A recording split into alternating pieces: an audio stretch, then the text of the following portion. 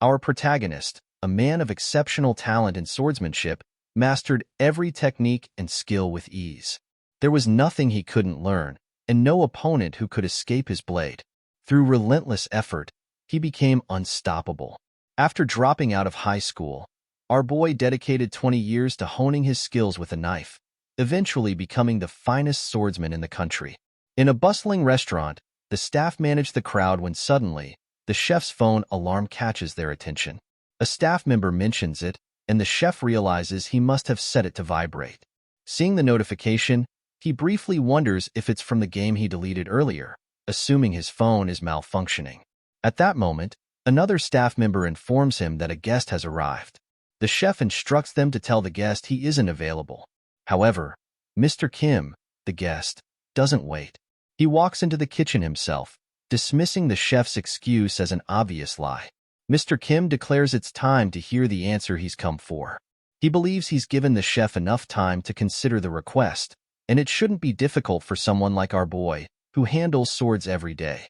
Realizing he might have come off as insensitive, Mr. Kim opens a suitcase full of cash as a show of sincerity.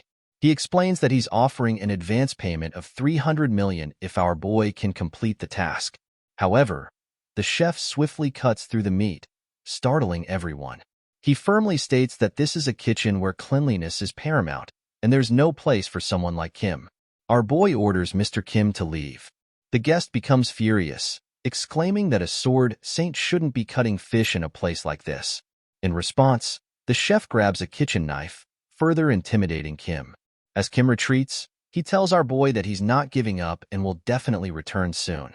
After Mr. Kim and his guards depart, one of the staff members remarks that the chef was being offered $300 million. He adds that if it were him, he would have accepted the offer immediately and asks why our boy turned it down.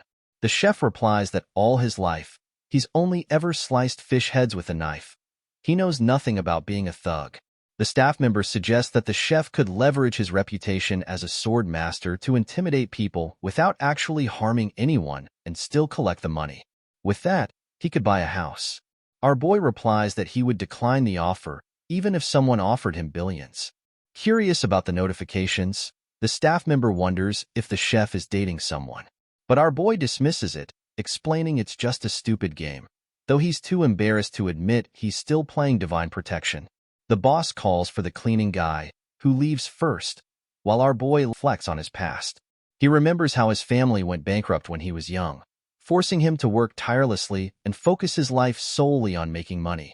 His phone keeps ringing, with the frequency becoming excessive. He decides to reinstall the game, realizing that the characters have been invading the academy for years. He taps the notifications, and a prompt to touch the screen appears. Hearing the nostalgic soundtrack and seeing the female characters still as beautiful as before, he feels a wave of familiarity. To our boy's surprise, the mobile screen froze, and then suddenly, a bright light emerged from the phone. The same staff member from earlier calls out to him, saying the boss is asking for him. The staff member notices that the chef is gone and wonders why he left his phone behind. The boss calls again, and the staff member speculates that the chef might have gone to the restroom. Meanwhile, the phone screen shows the completion of the transfer. Upon seeing the game, our boy immediately recognizes it as a typical pay-to-win model with a standard auto-hunting system, just like countless mass-produced mobile games. No further explanation is needed. He originally played the game because he was captivated by the appearance of the female characters and got drawn into it. Now, he finds it ironic that after spending a fortune and playing through multiple cycles, he's neither a playable character nor an NPC. He's become a background character, whose whereabouts are completely unknown. Our boy has possessed this character, and in this new world, his name is Kongjiyama. While walking, he accidentally bumps into a woman, and they both apologize. He notices that the setting of Divine Protection M resembles Korea. The names, locations, and geography are only slightly altered, with a few minor character variations. Thanks to this, Kong adapts quickly. A whole year passes, and now he's living as a teenager, unsure whether this is real or just part of the game. For him, it's a life he can't fully enjoy, much like his previous one, until that fateful day arrives. Returning from school, his parents proudly address him as the great sword master Kong, calling him their pride. They see his acceptance letter, and embarrassed, our boy asks them to put it away. His parents, beaming with pride, say they've raised him well and can't stop feeling proud every time they look at the letter. As he starts sweating, they remind him that the entrance ceremony is tomorrow and ask if he's packed everything. Pushed by their excitement, he begins packing, realizing that his modest dream of living a normal life has been shattered once again. Everyone's joy makes it impossible for him to refuse. He had tried to avoid the ceremony several times but couldn't, leaving him already exhausted. While packing, our boy stumbles upon a family photo and wonders how the Kong he possessed managed to get accepted into such a prestigious school. He recalls how things unfolded and remembers his parents telling him that last year he manifested divine powers and took the entrance exam immediately. Shocked, he realizes that before he possessed Kong, the boy had already unlocked divine powers and passed the entrance exam for Hawk Academy. It dawns on him that his character is a genius. He begins to understand that divine powers are special abilities, similar to skills in a game, but not everyone possesses them. These powers typically manifest through genetics, and based on whether one has divine power, society is divided into 3 classes: the privileged, the commoners, and the poor. Hawk Academy, where Kong was admitted, was originally founded to preserve the power of the elite, though it was established under the guise of a hero's civilization. Today, it serves as an exclusive school for upper-class families. Recently, however, a system known as special admission was introduced for non-hero families, and the character our boy possesses was admitted as one of these special students. He also understands that heroes are essential because of the threat posed by the Demon King. Yet, despite all this, he knows this isn't reality. It's just a training ground preparing students for war. Our boy speaks aloud, saying, "Divine power," and a status window appears, still unfamiliar to him. He sees the divine power he's unlocked and notices a skill called painlessness, which has a 12-hour cooldown. He scoffs, calling it nonsense. Then, his attention shifts to the divine power granted to him upon possessing Kong, the blessing of the sword god. With such power, he assumes no one will dare challenge him. It's a divine ability he's never encountered in the game before, and the name contrasts sharply with its overly simple effect. The power allows him to slash anything he cuts, but he finds it absurd to label such an obvious trait as a divine power. What feels even more out of place is the activation condition. His sword must be exactly 30 centimeters in length and less than 5 centimeters in width. He realizes it's the precise size of a sashimi knife, leaving him completely baffled. As the absurdity of it all sinks in, our boy concludes once again that life rarely goes the way he expects. He double-checks his packing and realizes he forgot his equipment. Our boy knows that even the lowest-grade E-rank equipment costs tens of millions, while average seating costs hundreds of millions. So, A and S-rank items must be treasures in themselves. He understands that the tuition alone is exorbitant, and he doesn't want to spend more money on something he's being forced into. However, since the academy requires equipment, he has to bring something or risk making a bad impression on his first day. With that in mind, he decides to head to Daixo to purchase a weapon. His thoughts are interrupted by a memory of his first master, who insisted on using a Japanese sashimi knife worth over 100 million. Suddenly, our boy finds himself thinking about that old man again, recalling his words, "A true master never blames their equipment." The next day, dressed in his uniform and entering the academy, someone questions whether the equipment he's carrying really belongs to him. During the entrance ceremony and the equipment inspection, he pulls out the sashimi knife as his weapon. Every year, the upper-class students play pranks to assert dominance from the start, and the student inspecting him asks if our boy thinks the academy is a joke, seriously questioning his decision to use a kitchen knife for the class placement test. Our boy simply replies that it's his weapon and clarifies that he's a special admission student from a modest family. He explains that the tuition alone was already a huge burden on his parents, so he couldn't justify adding the cost of an expensive weapon on top of that. The instructor glances at the color of his name tag and understands that, for a student not from an upper-class background, the academy's fees would indeed be overwhelming. He feels it would be wrong for an institution supposedly promoting equal education to push away such a sincere student. Our boy adds one more thing. Blaming equipment is something only amateurs do. A master never blames their tools. The instructor finds it odd for a teenage boy to say something so profound, yet it feels as though he's already reached some kind of pinnacle in life. The weight of his eloquent words and his unyielding spirit convince the instructor that this boy is the real deal. He approves Kong Jiama's weapon. Grateful, our boy thanks him, while the students behind him recognize him as a special admission student. They whisper among themselves, wondering how someone like him ended up in such a prestigious academy. The instructor from earlier quickly tells them to be quiet, warning that after the evaluation, depending on their actions, he can either be their angel or their devil. Hearing this, our boy decides to step outside for a break. He finds a bench and reflects on how, even though he expected this, experiencing it firsthand is still unsettling. Kong has completed the equipment inspection and survived the entrance ceremony. Now, all that's left is the class placement exam.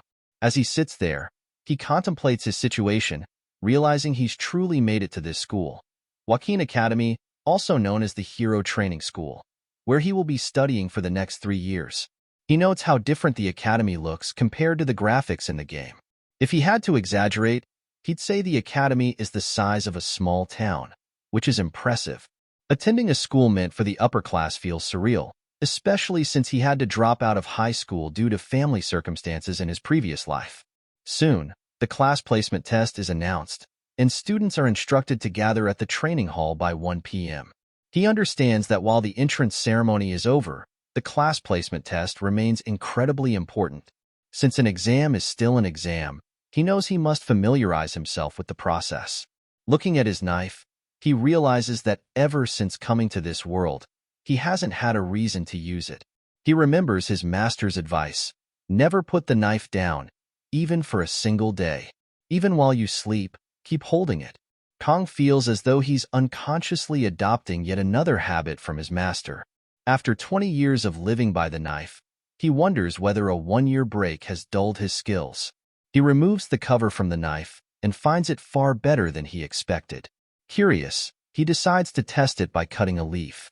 Suddenly, the system alerts him that the weapon has met the activation conditions, and the blessing of the sword god is activated. However, since both his physical body and the weapon are at too low a level, the system initiates suppression to synchronize with the user. Shocked, our boy can't believe that simply drawing the knife triggered the blessing to activate. As the synchronization completes, the system wishes him the blessing of the god. Before he can process this, extreme pain strikes his entire body, and he realizes that if this continues, he's going to die. Suddenly, he finds himself in a new space and, confused, questions where he is. Panicking, he throws the knife away, and instantly, the surroundings return to normal, bringing him back to reality. His body still throbs with pain, and while he understands the activation of divine power, he wonders if the chaos surrounding him is linked to the sword god's blessing. The backlash is unbearable, and although the divine power of painlessness offers some relief from mild soreness, it can't alleviate this kind of agony. Our boy realizes that using his skill in this manner is unsustainable if every activation brings such pain. At that moment, the system sends out a reminder for all students to gather at the hall immediately. He knows it's time for the test and, unwilling to leave the divine weapon lying on the ground, he reluctantly decides to pick it up, assuming the pain was only a consequence of the first activation. As soon as his fingers touch the blade, his body is racked with extreme pain once again. Meanwhile, at the training hall, all the students have gathered while parents chat about the exorbitant cost of admission. Suddenly, their attention shifts to Lord Clinge, the 7-star hero and descendant of Aaron Nibelung, as well as the direct disciple of the founding hero, Awakens. Known as the strongest human, Lord Clinge's presence commands the crowd, and everyone returns to their seats. The 7-star hero sage greets him and playfully remarks that it's been half a century since they last met. Despite the years, she hasn't begun dressing like an academy director, and turning 70 doesn't seem to have affected her much. She quips that every woman wants to remain beautiful until her last day and offers to use her blessings to make Siegfried look 10 years younger.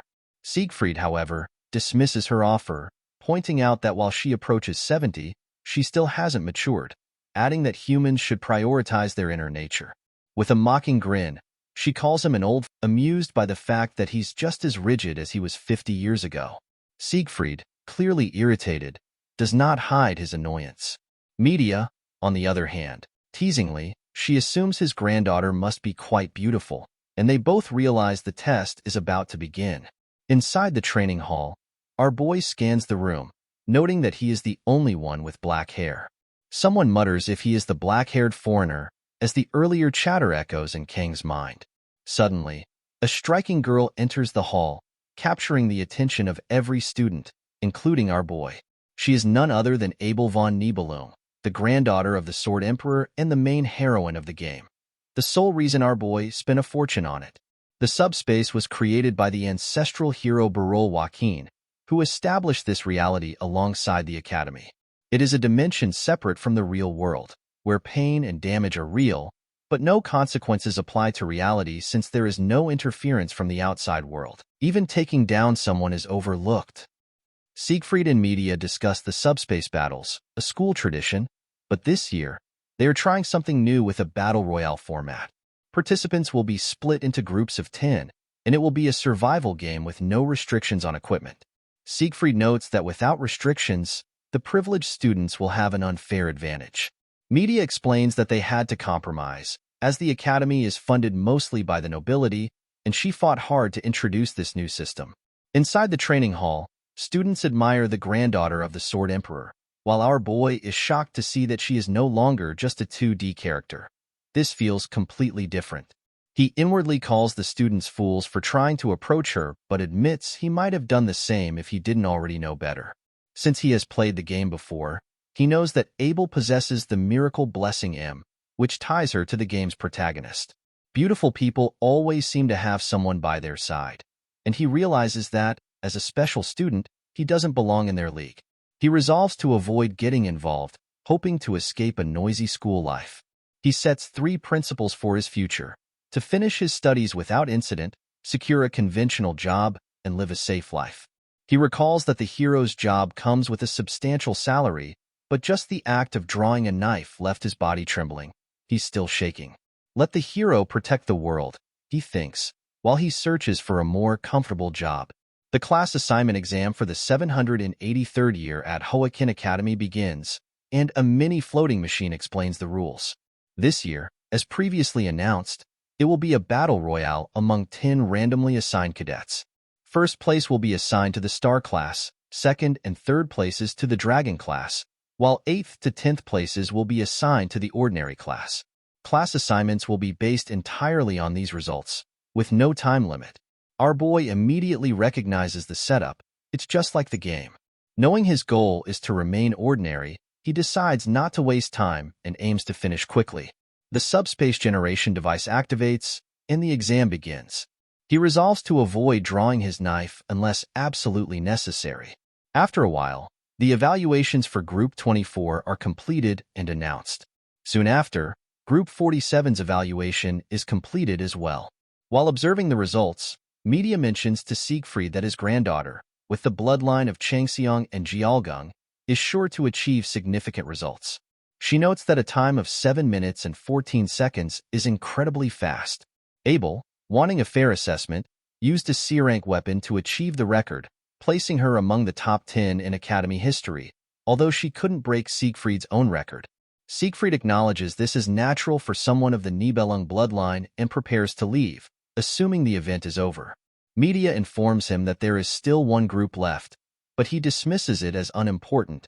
Just as he is about to leave, a sudden, strange sensation washes over everyone. Media questions whether Siegfried felt it as well, to which he responds that it is unbelievable. As they try to make sense of the situation, something suddenly falls from the sky. To their shock, they witness the sky itself break apart, and 2 students emerge from the subspace. The entire crowd is confused, but then another light shines, and a knife falls from the sky as well. Media quickly calls for medical staff to check the vitals of the cadets who have just appeared. One of the fallen students is our boy, and as he lies there, he accepts the results as inevitable, predetermined from the start. Earlier, the students in the last group began fighting each other, and our boy realizes with dread that he has been caught in a squad of death. He recognizes the infamous twins of malevolence, Mao Jun and Mao Shun, from the Iron King family. While these brothers possess immense talent and innate ability, they are also known for their brutal violence and boundless cruelty. Kong recalls that they deliberately toy with everyone for 30 minutes. Our boy is completely ignored by the twins, realizing he is so insignificant to them that he is not even worth their attention. Once the twins finish beating the other students, they ask each other how many remain. Jun states that it's all over, while Shun, surprised, notes that he took care of 4 students. Jun allows Shun to handle the last remaining girl, and Shun eagerly accepts.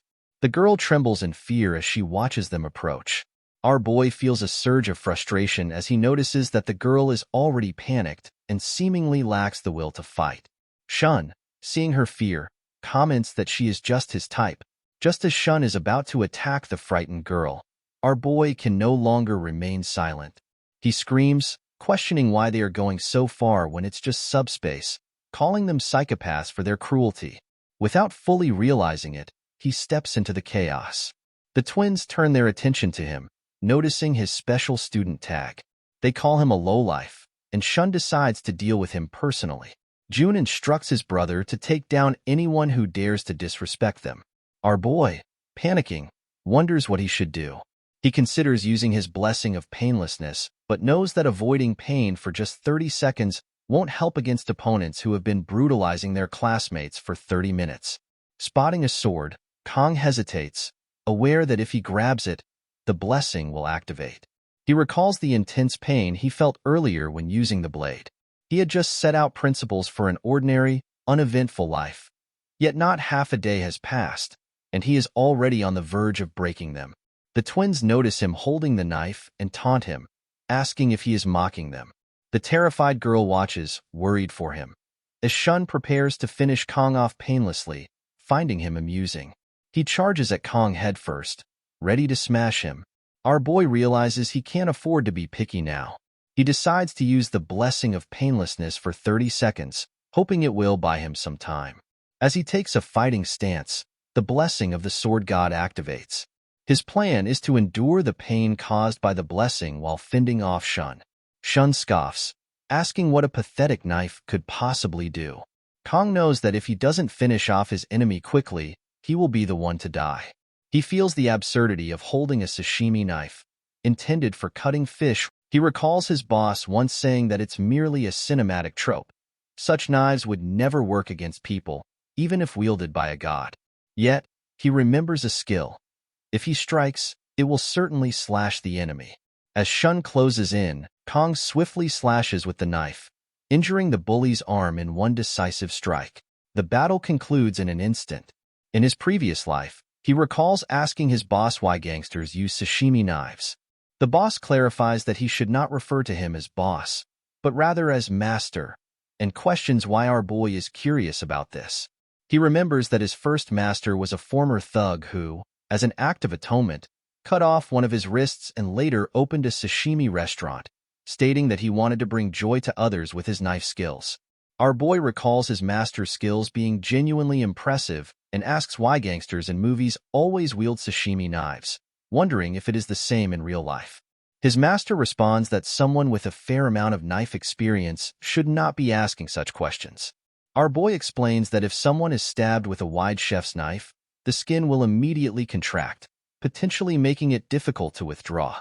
In contrast, a sashimi knife is too narrow, allowing it to stab multiple times and be easily retracted. However, there is no need for stabbing, as it is primarily used for slicing fish. He questions why he cannot do the same with people. His master, annoyed, explains that fish lie flat, and if they were standing, he wouldn't even be able to slice a piece of bread in one go. Our boy is disappointed because in manga, it always looks like a clean slice every time. He assumes his boss simply lacks the skill, but his boss, angered, insists on being called master, and makes it clear that even if the god of knives appeared, it still wouldn't work. In the present moment, our boy instantly takes down Shun, surprising everyone. The bully screams in extreme pain, telling Kong to stay away as he tries to run, begging his brother for help. He cries out in agony, demanding his older brother save him. However, our boy shows no mercy and finishes him off with a single decisive strike. Shocked by what he's seeing, Jun tries to calm himself, reminding himself that it's just a void space and his brother isn't truly dead. Even though this is true, he can't help but wonder what's wrong with Kong. It seems as though our boy has used the knife to take down someone for the first time. Jun's breathing becomes ragged as he questions whether his brother's defeat was just a coincidence. Growing more cautious, especially because of that knife, he decides his brother had been too reckless. Gripping his weapon with both hands, Jun amplifies both his defense and jumping power. He prepares to face our boy, activating all three of his blessings simultaneously. Confident in his rank blessings, privileges that commoners could only dream of, Jun believes his victory is certain, unlike his careless little brother. Meanwhile, Kong calmly counts down the 30 seconds of his blessing. As Jun leaps forward to attack, he realizes that Kong is just standing still. Determined to take him down, Jun closes in, but in an instant, our boy uses his blessing, defeating Jun before he can even land a blow. Jun falls to the floor, defeated in the subspace.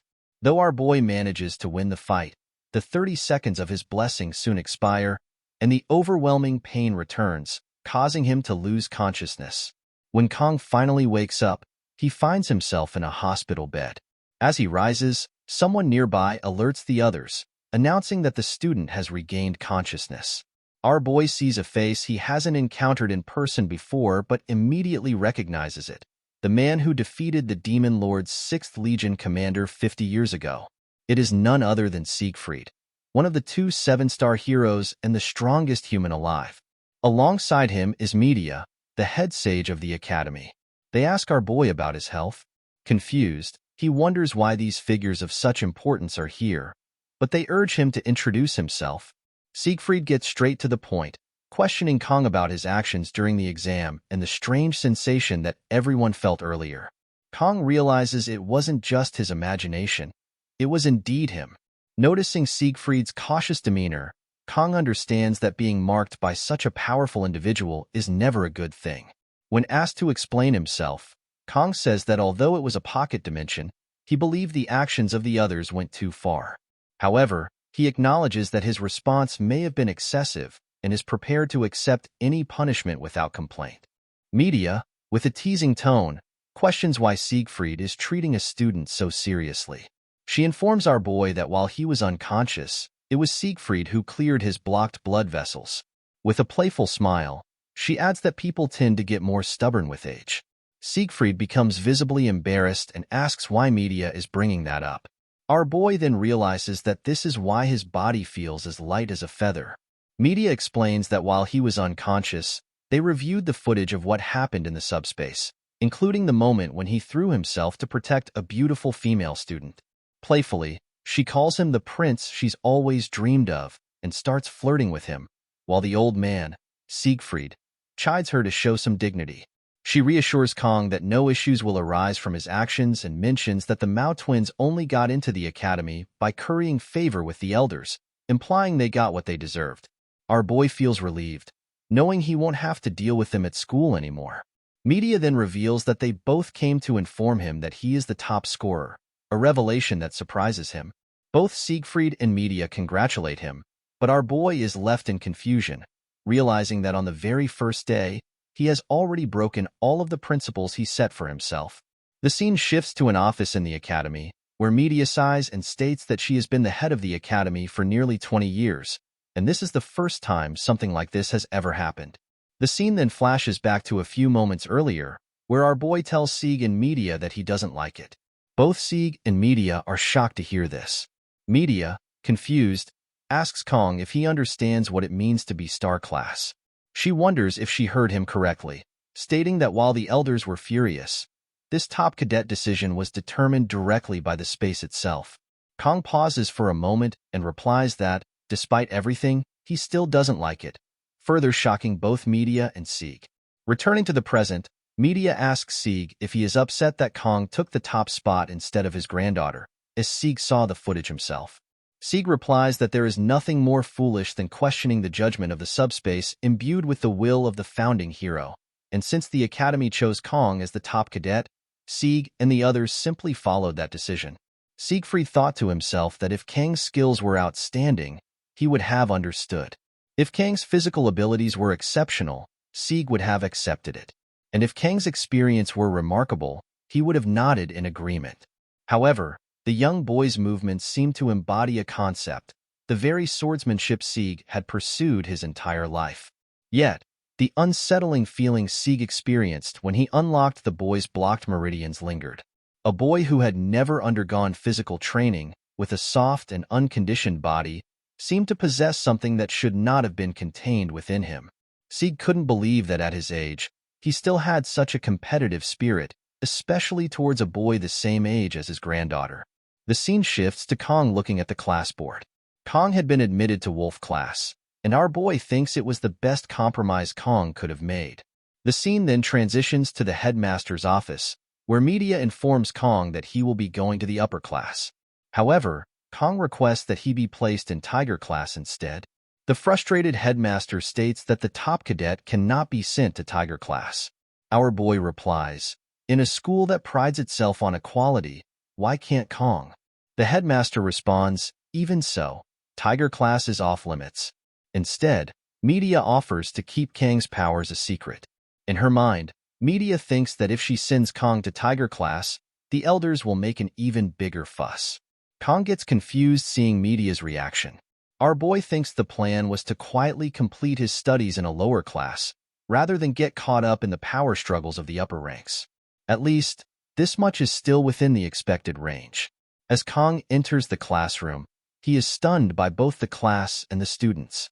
The students glance at our boy as he enters, but when they see Kang's green name tag, they start to ignore him and return to chatting. As our boy takes his seat, Kong is surprised that he was completely ignored, meaning the headmaster managed to keep everything under wraps. Kong thinks that this might actually be a good thing. At that moment, a red-haired girl approaches Kong. She thanks him for saving her back then, leaving Kong speechless. The red-haired girl then reminds Kong about the subspace incident. Hearing this, Kong wonders why she is using formal language when they are the same age. Our boy tells the girl that there is no need to thank him, as anyone would have done the same in that situation. The red-haired girl replies, "That's not true." In his mind, our boy thinks it seemed like Kong saved her, but in reality, Kong was just trying to survive. Our boy points out that they haven't introduced themselves yet, so Kong introduces himself first. The red-haired girl then states her name is Chloe. Our boy responds by saying, "It's nice to meet you, Chloe." Kong hadn't expected them to be in the same class. Internally, our boy wonders who Chloe is, as he had played through most of the game but doesn't recognize this character. As far as our boy knows, the main story in the later stages focuses on the battle with the demon tribe, so it's unexpected to see a new character appearing at this time. Finally, our boy realizes that Chloe, like him, might just be a background character. Kong asks Chloe if she can keep what happened during the exam a secret. Chloe replies, "Of course." Just as Chloe was about to say something else to our boy, the teacher enters the classroom and instructs the students to take their seats. Our boy tells Chloe they can talk later after class, and she agrees. The teacher's name is Lee Wonbin, and he introduces himself as the instructor of Wolf class. First, Lee congratulates all the students on their admission to the academy, adding that each of them was chosen to be here, inheriting the will of the founding hero, Valor Joaquin. He encourages the students to be proud of this. Since it's the first day, Lee announces they will begin with some simple physical training. He instructs the students to change into their training clothes and gather at the training ground within 30 minutes. One of the students asks about the training course.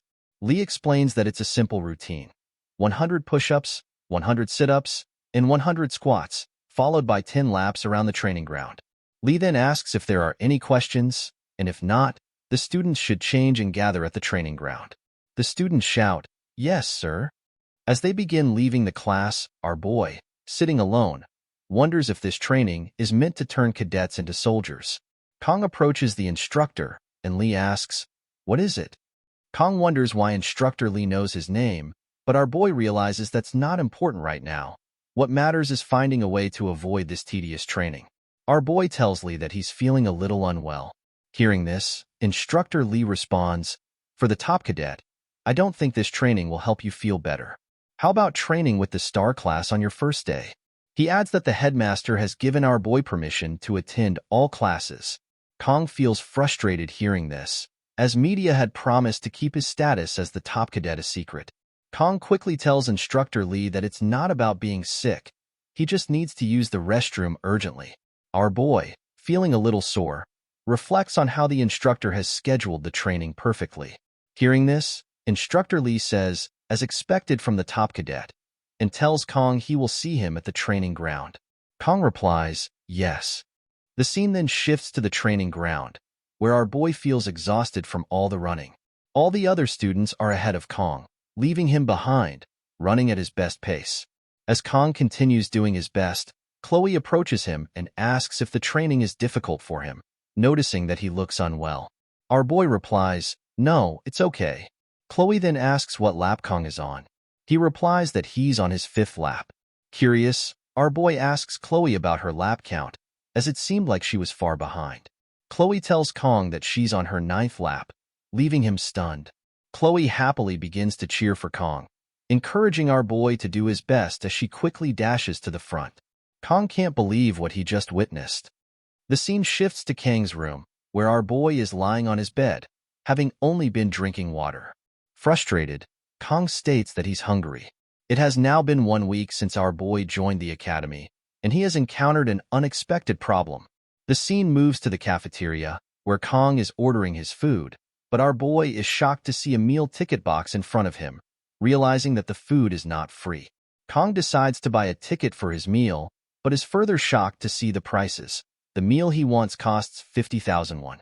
Kong is stunned by how expensive the academy's cafeteria is. Back in his room, our boy finishes the last bottle of water. In frustration, Kong throws the empty bottle at the wall, angry and hungry, unable to believe how high the prices are in the academy's cafeteria. Nearly out of the living expenses his parents gave him, Kong thinks to himself that he's really an idiot for not taking advantage of the situation when he had the chance. For days now, our boy has been surviving on the cheapest water from the campus store. A status window appears in front of Kong, stating that our boy's physical stats have increased to 12, and that the blessing is activated only for swords of specific lengths and widths. Just thinking about it makes the blessing window pop up again for Kong. Our boy stands up and looks at himself in the mirror, stating that it wasn't a waste of time, as Kong has gained a lot of muscle. Our boy wonders if the blessing of the sword god cleared Kang's blood vessels. At this rate, Kong thinks it's almost like an evolution. However, the blessing of the sword god still hasn't fully expanded. If Kong continues improving step by step, our boy might be able to handle short swords soon. Looking at the Sashimi sword, our boy recalls being terrified of even holding a sword during the entrance ceremony. But now, if Kong isn't holding one, his hands itch. Perhaps it's the influence of the blessing. Our boy wonders why he feels so proud. Suddenly, Kong hears a knock on his door. He asks, "Who is it?" And upon opening the door, is surprised to see Chloe. He wonders why she is here. Chloe, shyly, asks if she has perhaps disturbed Kang's rest. Our boy replies that he was just lying down and asks Chloe what's the matter. Chloe shyly tells Kong that she hasn't seen him in the campus cafeteria all week, so she was worried that our boy might not be feeling well. Our boy explains that he usually doesn't eat food made by others, though in his mind, Kong admits that he absolutely loves food made by others. Kong reassures Chloe not to worry. Chloe then suggests that if Kong is okay with it, she was thinking of buying some ingredients from the campus store so they could cook dinner together. Without hesitation, Kong tells Chloe, "Let's go," surprising her. Our boy quickly adds that he's good at cooking and will handle it. Chloe calls after Kong, but he doesn't stop, stating that her dorm is across the street, right? Chloe agrees and says, "Let's go together." The scene then shifts to Chloe's dorm, where she absolutely loves Kang's cooking. Our boy is glad that Chloe enjoys his food. Chloe is impressed, noting that she only boiled fish and never expected to taste cooking like this. Kong then says he'll check the fridge to see if he can make something else as well. As our boy opens the fridge, he finds it filled with fish. Kong comments that Chloe must really like fish. She replies that she does, as she is from a seaside area. Kong responds that's great because our boy specializes in fish dishes. He thinks to himself that this is fortunate, as he really wanted to cook anyway. However, the only problem is the blessing of the sword god. Kong then asks Chloe if she has a longer knife. Chloe asks if he means a long sword. Our boy replies affirmatively, but Chloe knows that his weapon is the sashimi sword, which makes it feel a bit awkward to use a knife like that. Chloe quickly goes to retrieve a white sword and asks Kong if it's suitable. Shocked and confused, Kong tells Chloe that it's fine and that he will just use the kitchen knife instead. Kong thinks that it can't be helped. As he touches the kitchen knife, the blessing of the sword god activates, and our boy intends to finish the dish in under 30 seconds, which is the limit for the blessing of painlessness. Remarkably, in just 21 seconds, our boy completes the dish. Chloe is impressed by Kang's skills, while our boy thinks to himself that it felt like a masterpiece. Chloe asks our boy how he cooks so well. Kong replies that he used to work part-time at a Japanese restaurant. This is the first time Chloe has heard about a part-time job. Noticing her expression, our boy asks if she doesn't know about part-time work. Chloe apologizes to Kong, but he assures her that there is no need to apologize. In his mind, our boy reflects on the disparity in their backgrounds. Nevertheless, Kong states that he is glad Chloe enjoyed the meal. Chloe then tells our boy that since he prepared the meal, she will handle the dishes. Kong thanks her and says he will leave the dishes to her. He then goes to look at the moon, feeling full and satisfied. However, Kong notices that Chloe has gotten water all over her uniform. Observing her, our boy wonders if Chloe has ever washed dishes before. At that moment, Kong notices a diary on Chloe's desk. Inside, he sees that it's written that someone helped her during the class placement test today, and she feels she must repay him. Kong finds Chloe's handwriting and the stickers she used to be cute, but as the wind blows, the diary pages turn to another entry. Inside the diary, it is written that the person who saved Chloe turns out to be in her class as well, but she can't bring herself to talk to him. Reading this, our boy finds Chloe to be really cute, and now he understands the reason why she couldn't approach him. Curious, Kong goes to read more, but as he turns to the next page, he is shocked to see, "I love him," written on every page. At that moment, Chloe sees Kong with her diary, and a plate drops from her hand, causing our boy to turn around and notice her. With a serious tone, Chloe asks Kong if he saw what was written in the diary. Heroic families gain honor by defeating monsters, receiving the admiration of society, and solidifying their positions. However, within these stagnant institutions, there are always vested interests that exploit the weak under the guise of authority. When even public authorities are powerless to condemn them, one heroic family steps forward to take on the role of shadows. The name of that family is Auditora de Sicilia, a family that operates in the shadows while aiming for the light, combining order maintenance with assassination. Those born into the Auditora family undergo mental conditioning before puberty, suppressing their emotions and enduring harsh training to become assassins. The age at which Chloe first saw blood was 15. We then see an old man telling Chloe not to deny her talents as an assassin, something she had heard even before reaching adulthood. Chloe accepted this. The constant training distorted her mentality, casting a dark shadow deep within her heart.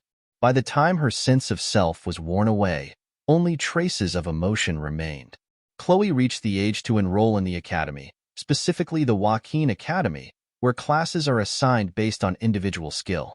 Although each member of the Auditora family, aiming for the shadows, clearly possessed abilities above the dragon class, they were assigned to the common class due to family tradition and the agreement between the family and the academy. We see the old man telling Chloe to stay out of sight. However, even the 3 years of Chloe's youth were stripped away by the family, taking away all personal freedom as she faced the fate of becoming an assassin. Chloe did not utter a word. She merely accepted her circumstances, thinking that nothing would change either way. She thought so until she met a certain male student during the subspace battle royale. Even though death within the space isn't real, it would be Chloe's first time experiencing death. She didn't cower in fear. Rather, she faced death calmly, confronting her predetermined fate. She had long since ceased her futile struggles. That was how Chloe learned to live, and that was how she had always lived, believing that nothing would change either way, or so it had been. but it felt as though the sun had broken through the dark clouds in the midst of a storm of frost. Chloe felt something, a sword wielded by one's own will, a sword wielded to protect someone. Chloe was the reason why that male student wielded his knife. During her childhood, she remembered the fairy tale she had secretly hidden by her bedside. It was about a princess trapped in a castle and a prince's love, a story that revolved around a prince appearing and saving people. Chloe's face turned red as an unknown, hazy feeling arose within her. She had only one thought, that this was love. We return to the present, where Kong is completely shocked to see Chloe surrounded by her aura. Kong wonders what went wrong. He thinks to himself about when he first glimpsed Chloe's innocence, or was it when he foolishly followed along just for a meal? He then tries to change the topic by asking Chloe if the moon isn't beautiful. Chloe doesn't say anything. Kong thanks Chloe for the delicious dinner and states that he will leave for today, promising to see her tomorrow. Then Chloe asked our boy if he had seen what was written in the diary. Hearing Chloe's tone, our boy was surprised. In his mind, Kong wondered if Chloe had eyes in the back of her head. How had she seen him? On top of that, the informal language that Kong insisted Chloe should change made her seem like a completely different person at that moment. Our boy told Chloe that he hadn't seen anything. Chloe insisted that he was lying, prompting Kong to admit that, yes, he had seen it. Chloe fell silent again and then began to take out her sword, which shocked our boy. He didn't understand what was happening. Looking out the window, he realized they were on the 4th floor, and if he jumped from there, he would get injured. Moreover, there was only one exit. Frustrated, our boy thought that he was trapped here. Then Kong sensed something and noticed that Chloe looked like a completely different person. Her sword was filled with aura as well. Our boy thought that Chloe was really coming at him. He wondered if she was unconscious. He seemed to have a rough idea about such things, noting her motionless pupils and dull red eyes that felt lifeless. Now our boy is sure that Chloe is a Yandere. Furthermore, the fierce, energetic attitude that can change in an instant leads Kong to believe that Chloe might have a split personality.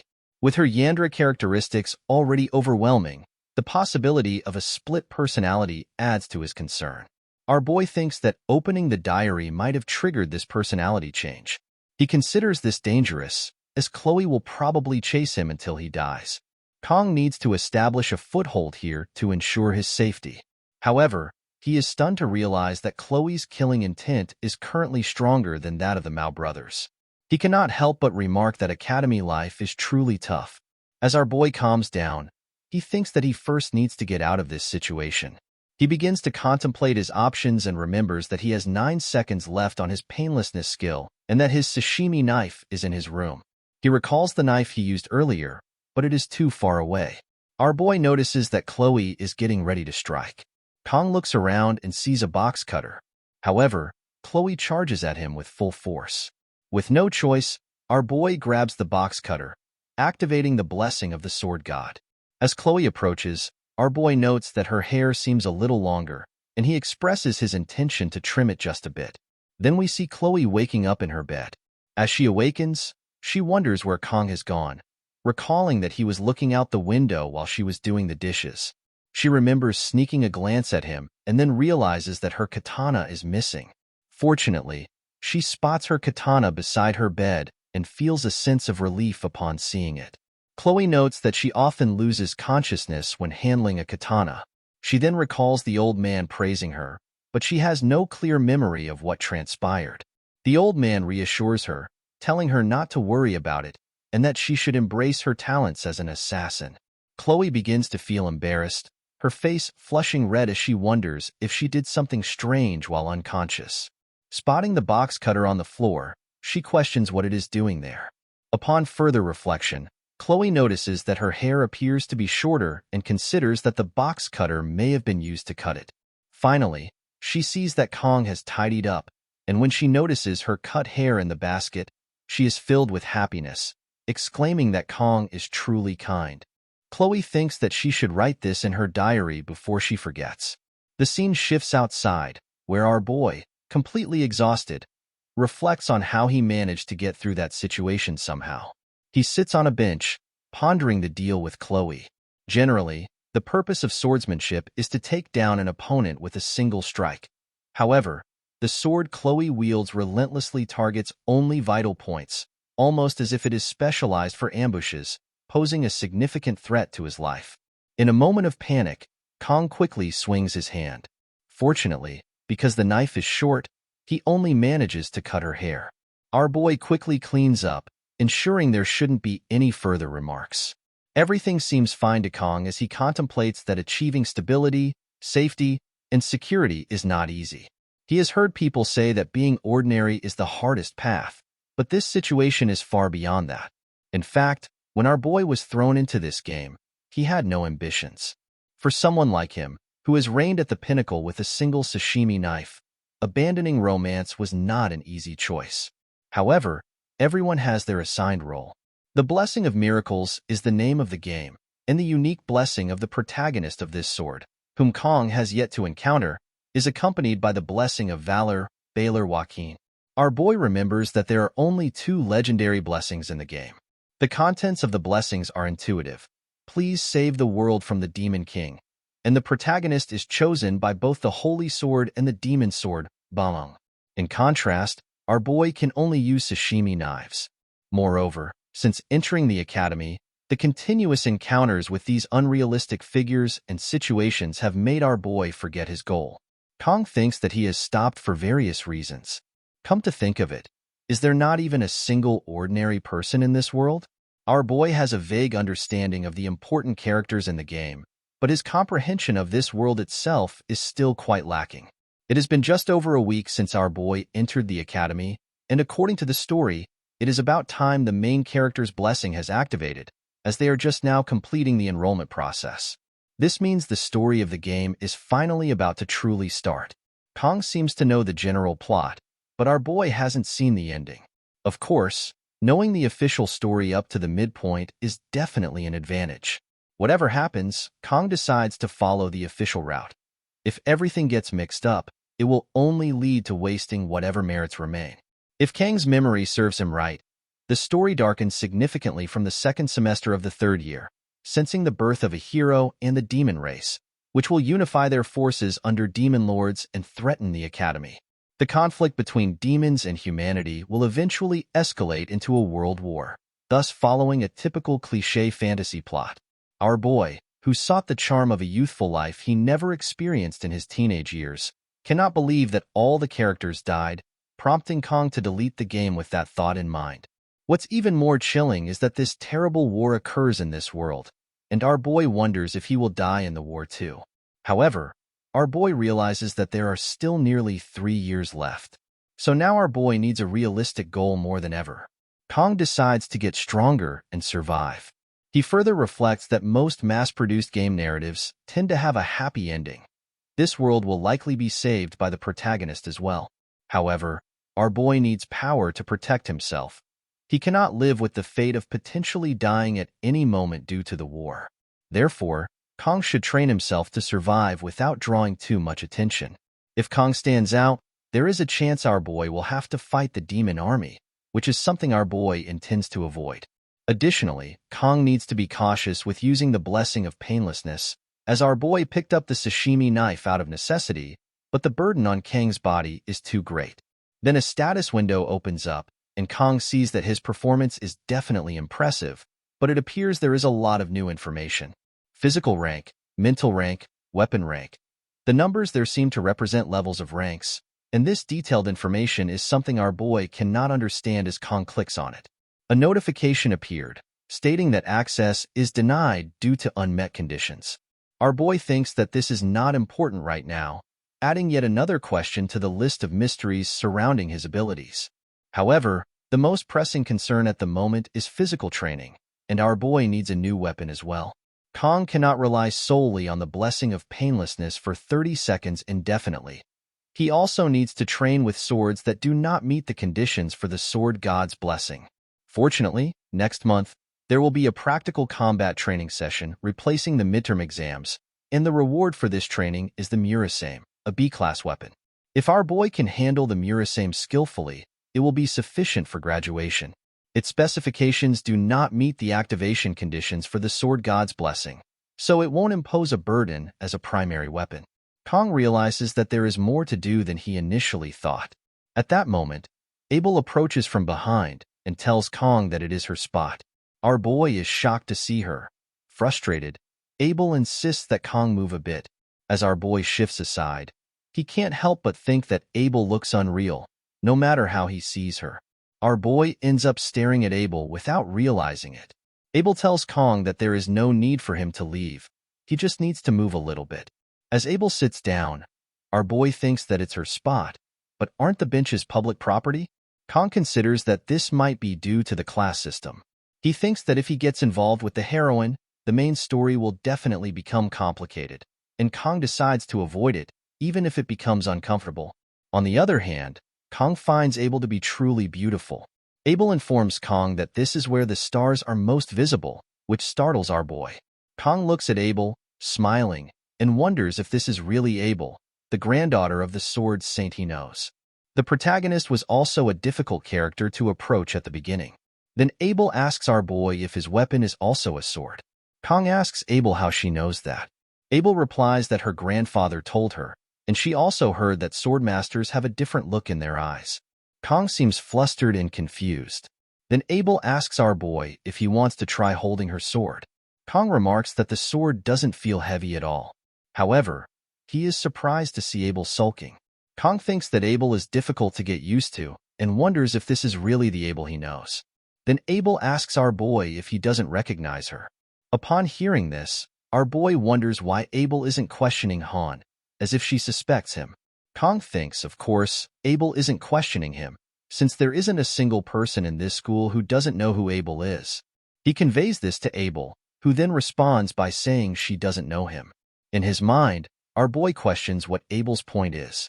Abel continues, remarking that it's rather cliché for Kong to know her name while she doesn't know his. Our boy asks if he really needs to introduce himself to someone he just met. Abel replies that one can never be too sure. He could be a spy for the Demon King, infiltrating the academy as a student, for all she knows. Abel also suggests there's no good reason for Kong to be out alone this late at night. Both of them exchange serious looks, and Kong thinks there's no rhyme or reason to the situation. Then, our boy asks Abel why she's out here. Abel responds, "Isn't it obvious? I'm here to exercise and train." Kong tells her that he's been exercising too. Abel asks him what kind of exercise, and with a straight face, our boy replies, "Breathing." Abel finds Kang's answer absurd, but as our boy looks at her hands, he notices that Abel has indeed been training. Seeing Kong, Abel quickly hides her hand. Our boy then tells her that she is very diligent. Abel responds, "Of course I am. People don't understand what it means to be part of the nibbling family. One must be perfect at all times. If even a sliver of weakness is shown, others will seize upon it." Abel states that his camp knows that Abel isn't the top student this year. To be honest, this is the first time Abel has ever lost to someone. Our boy remains silent. Abel then asks Kong if he knew, smiling as she states that on one hand, she felt relieved, but she was still curious about the person who defeated her. She wanted to find out who they were so she could crush them next time. Our boy is stunned to hear this. Kong asks if she really has to go that far. Abel replies, "It's a matter of pride." She goes on to explain that she kept asking her grandfather for details, but he told her that the top student wasn't even in her class. To make matters worse, the top student had the nerve to skip the oath ceremony.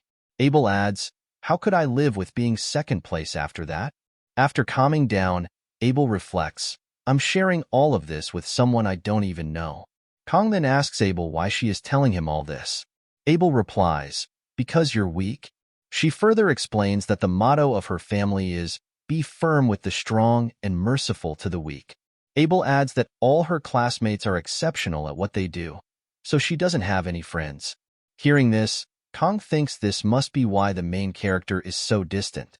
Abel then tells our boy that she's going to turn in for the night. Hearing this, Kong says his goodbye. Abel sits quietly for a moment before asking, "Are you really not going to tell me your name?" Our boy responds that he doesn't want to.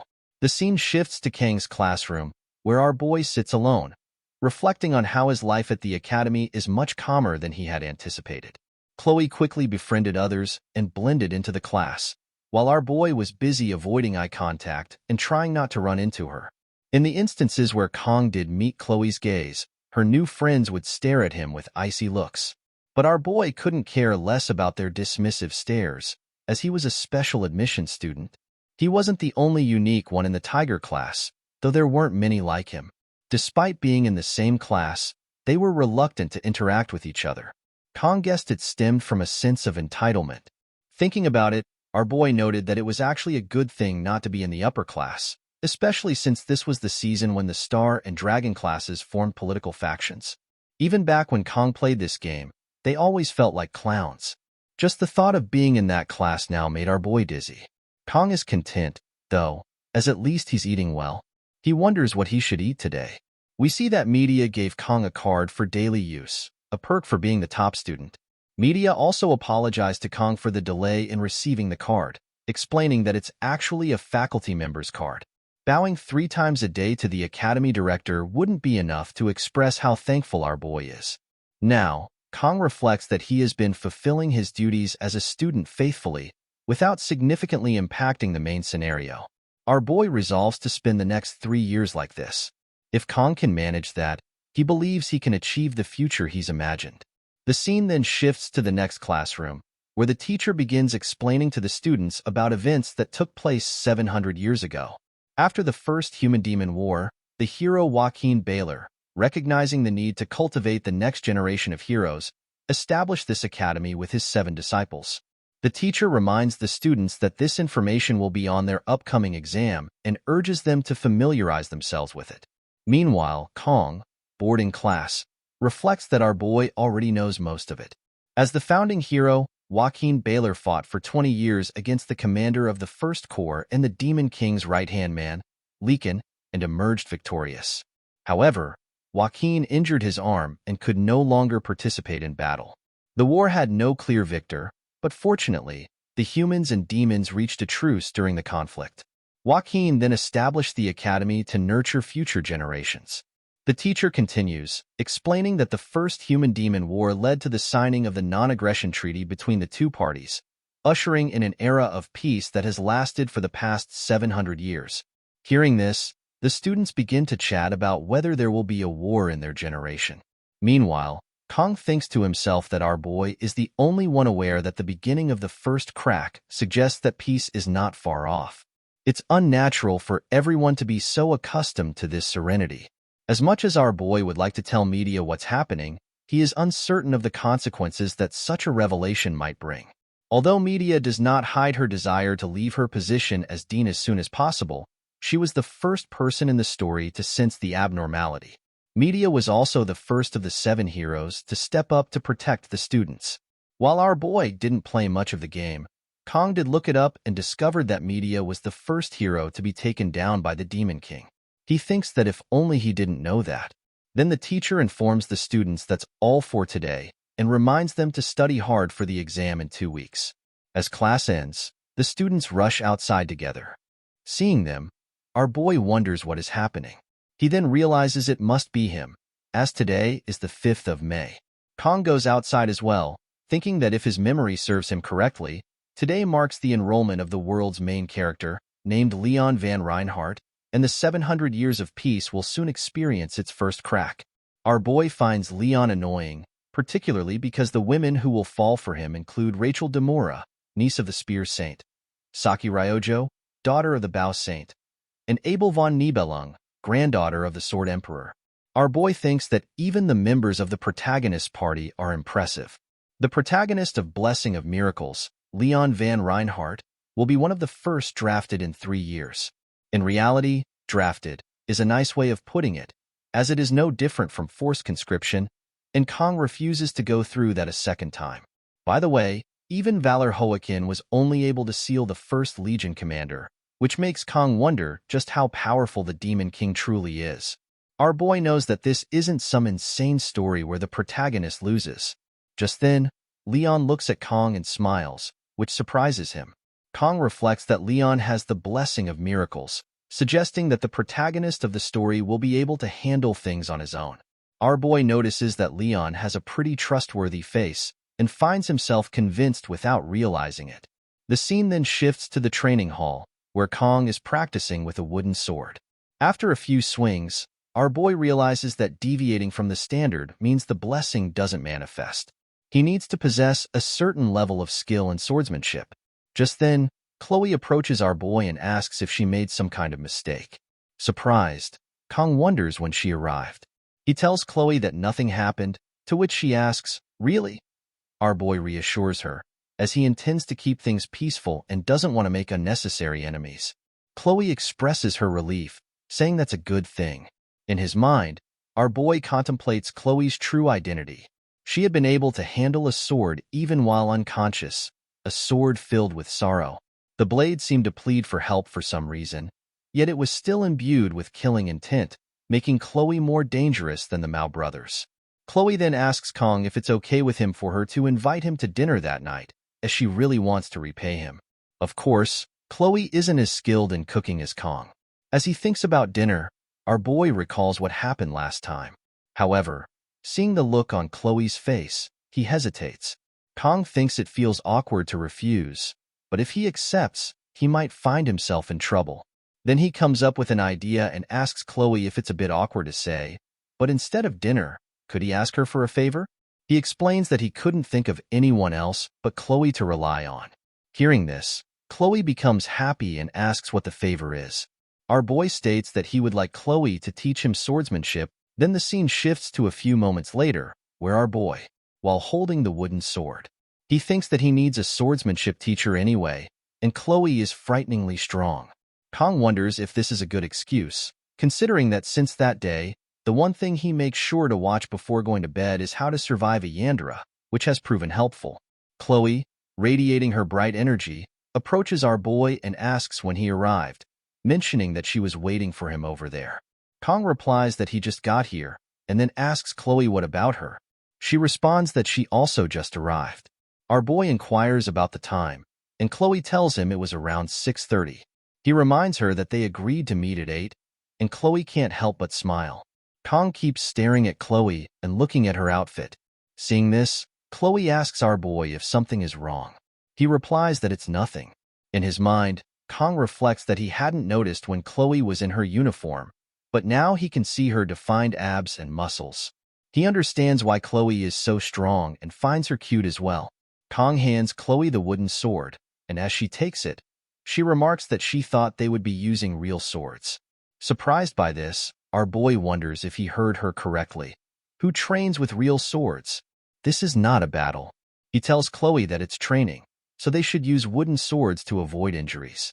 Chloe states that Kong is really kind. As Chloe swings the wooden sword, Kong is stunned to see her aura power manifesting even through the wooden weapon. He wonders just how strong Chloe's aura is. As Kong grabs his wooden sword, he decides to be careful. Suddenly, a status window opens up, and our boy confirms whether he can use the wooden sword without activating the blessing. He sees that the sword's specifications are fine and that his physical growth is steady, but he wonders if the blessing is usually like this. While it's common for a blessing to upgrade with skill level, Kong wonders if it usually comes with additional effects, as he doesn't recall it being like this. He considers how much growth is needed to see this.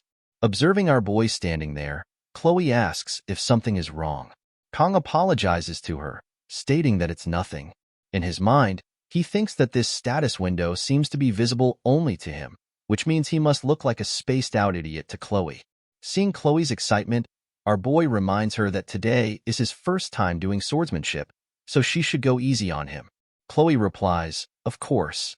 Our boy gets ready and states that they should begin.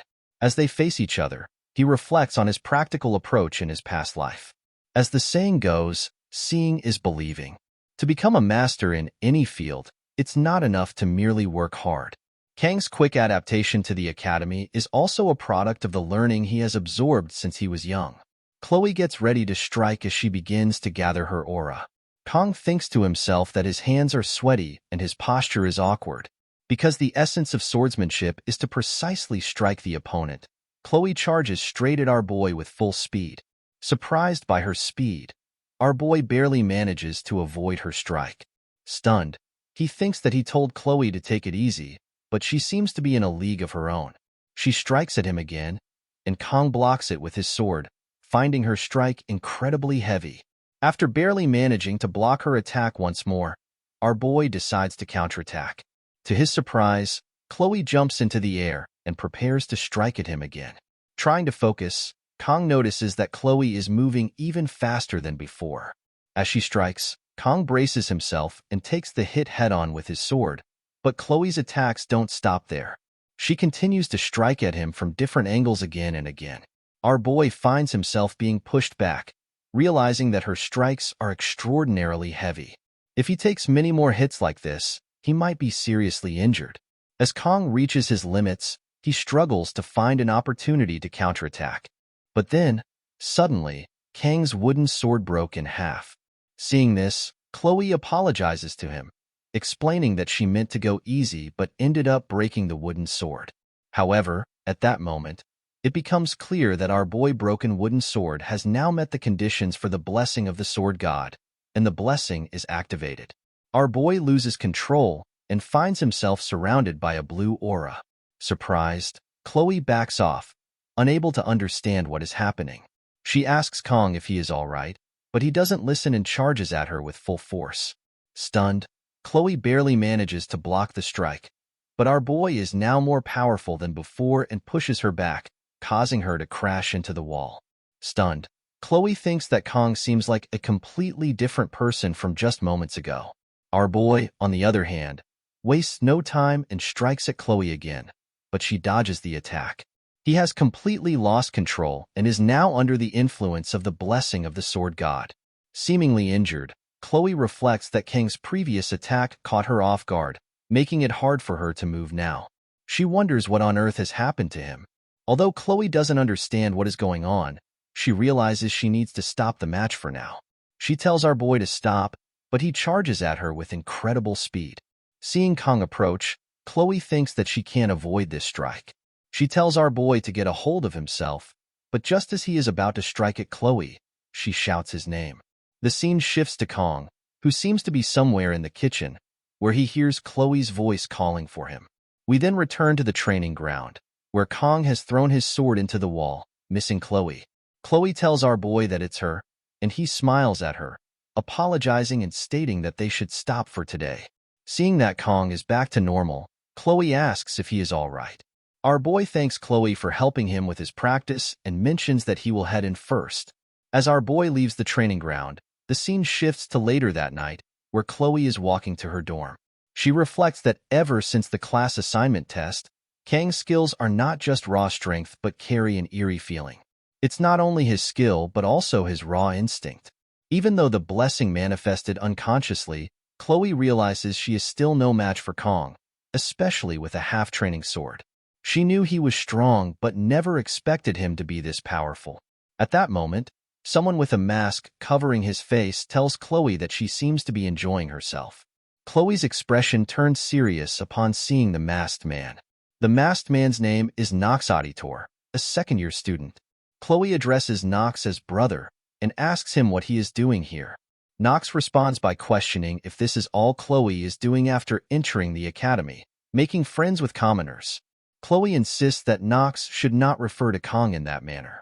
Hearing this, Nox acknowledges that the guy's name is Kong and warns Chloe that if she continues to associate with him, the Auditor family will eliminate him. Chloe walks past Nox, telling him that even if the entire Auditor family comes, they will not be able to handle Kong. Nox, taken aback, wonders who this Kong is. The scene then shifts to our boy, who reflects that he needs to clarify something. The power he has been granted is not a divine blessing or favor. Rather, it seems more like a curse. To avoid relying on the blessing of the sword god, our boy sets out to find new equipment, but that power seems to mock his efforts, following him and taking control of his body. While Kong feels no pain, he also experiences a debilitating sensation that seems to go on endlessly. That curse manipulates our boy like a marionette bound by threads. Kong surrendered completely to the voice that whispered sweet words to him. Cut more, destroy more. Chloe's scream, filled with desperation, called out the name that our boy had come to recognize as his own, Kong Jiama. In that cry, the fragments of the worlds were brought together. Our boy threw away the training sword that had clung to him like his own skin, realizing that if he did not detach it now, he would lose himself forever. Until recently, Chloe was merely a Yandra who wanted to kill Kong, but now she had become the girl who revived his fading consciousness. Although Chloe was the one who originally broke the sword and caused this issue, our boy felt a mix of irritation and gratitude. Therefore, he decided to let it go without dwelling on it further. Even so, Kong left in a hurry to avoid the possibility of the sword god's blessing manifesting again. But could he truly evade this problem for the rest of his life? The sword god's blessing was a talent that felt close to a curse, manifested by trading one's lifespan. It was a burden that Kong had to bear. As an outsider cast into this world, our boy didn't wish for much. He simply wanted to live a normal life. He believed he could handle a few incidents as they arose, but only now did he realize there was something within his body, something trying to consume his reason. This was not a blessing. Rather, it was a curse solely intended to devour Kong. The art of the reverse heavens. The scene shifts to 3 days later in the classroom, where all the students have gathered. We see Chloe chatting with her friend, but ever since the day she trained with Kong, our boy hasn't been seen. It has now been 3 days. Chloe realizes that she doesn't even have Kang's contact information and wonders why she didn't ask for it earlier. She had gone to his dorm room and even knocked on the door, but all she could hear were groans of pain. Chloe wanted to break in but was afraid Kong would resent her for it, so she turned away. Chloe reflects on how she enjoys watching Kong when he's deep in thought, resting his chin on his hand during class. She's lost count of how many times she's glanced at him every morning. Afraid that Kong might think she's weird, Chloe is always careful when she talks to him. Initially, she thought she had fallen for Kong because he saved her life, but maybe that was just an excuse. She truly misses him. The scene then shifts to the next day in the classroom, where Teacher Lee instructs everyone to keep quiet. Since the weather forecast predicted rain today, the training has been replaced with self-study. However, in his mind, Instructor Lee thinks once again that Kong Jiama hasn't shown up. Lee assumes Kong must have his reasons, and he trusts our boy, believing that trusting and waiting is the true duty of an educator. Lee then instructs the students to begin their self-study. At that moment, a student enters the class late, and Lee goes to see who it is. He is shocked to see that it's our boy, Kong. As Kong walks down the stairs to his seat, Chloe, too, is surprised to see him. With a serious expression, Kong apologizes to Instructor Lee for his tardiness. Still surprised, Lee responds that it's fine and tells Kong to take his seat. Seeing Kong, the students in the class begin to talk and murmur, wondering if he has always looked like that. Some remark that Kong has become more handsome than before. The scene then shifts to after class, where the students are heading to the cafeteria. Chloe approaches Kong and asks him if something happened. Kong replies that nothing is wrong. Chloe then tells our boy that he has been absent for a few days, so she thought something might be wrong, and asks if it's because of the battle training. Kong remains silent for a moment, then, with a smile, informs Chloe that he had a severe fever over the past few days and thanks her for worrying about him. Chloe says she's glad to hear that, but she still doesn't seem entirely convinced. Seeing her doubt, Kong thinks it's only natural for her to be suspicious. Over the past few days, our boy has been tormented to the point where his mental state nearly collapsed, as if going through severe withdrawal. He couldn't eat and locked himself in his room, burying himself in bed, praying for the pain to stop. It was the price of using a damaged weapon. The pain was worse than anything our boy had ever experienced. But that wasn't the only strange thing. The face Kong saw in the mirror had the same bone structure, but his expression had become colder, and even parts of his hair had turned white. Our boy realizes that the changes he's experiencing are the penalty of the divine power, the blessing of the sword god. In the present, Kong thinks that Chloe seems to feel guilty, which is understandable since she was the last person he fought and met. Kong knows he needs to explain everything to her. Kong then suggests to Chloe that they have dinner together, as he promised, tonight. Chloe is both surprised and happy to hear this. However, Kong adds that this time, our boy wants to eat Chloe's cooking. Chloe happily agrees, saying, "Of course," and promises to do her best, excitedly mentioning that she can't wait. Seeing her enthusiasm, Kong thinks Chloe is really looking forward to the dinner. Chloe then tells Kong she will cook whatever he wants and asks what he'd like to eat. Kong replies that he hasn't had fish in a while and recalls that the last time he had fish was at Chloe's dorm. However, he couldn't eat it because it was too expensive. At that moment, our boy senses something behind him. He looks around to see what he was sensing, and it turns out to be Chloe's brother, Knox. Chloe is shocked to see Knox there. Noticing her reaction, Kong asks if she knows him, but Chloe remains silent. Our boy then walks straight toward Knox. As they come face to face, Kong asks Knox if he has something to say and tells him to speak up instead of just staring. Kong also warns him not to keep glaring at him, but Knox continues to stare, his eyes filled with a strange aura. Chloe intervenes, telling Kong that he doesn't need to pay attention to Knox, though our boy is puzzled by the look in Chloe's brother's eyes. She then calls Knox brother, and Chloe states that she specifically told Knox not to come and asks him why he has shown up. Hearing this, Kong realizes that Knox is Chloe's brother. He notices that, though Chloe's voice is sharp, it's trembling, which means she must be scared. Knox responds by telling Chloe that Kong doesn't seem strong and questions whether she's sure she wants to be with someone like him, even if it means breaking the Auditoria family's rules. Frustrated, Chloe replies that whether it's about the Auditoria or anything else, it's no longer her concern. Knox replies that once someone is born into the Auditoria family, they are bound to it forever. Meanwhile, Kong thinks that younger sister is speaking as she is a rebel. On the other hand, older brother is speaking as he is in a historical drama. Knox then tells Chloe to leave this poor man and return to the Auditoria. Frustrated, Chloe shouts, telling Knox not to dare call Kong that. Shocked, Kong thinks Chloe should lower her killing intent, thankful that all the students have already gone to eat. Kong begins to understand the situation, as he remembers everything now.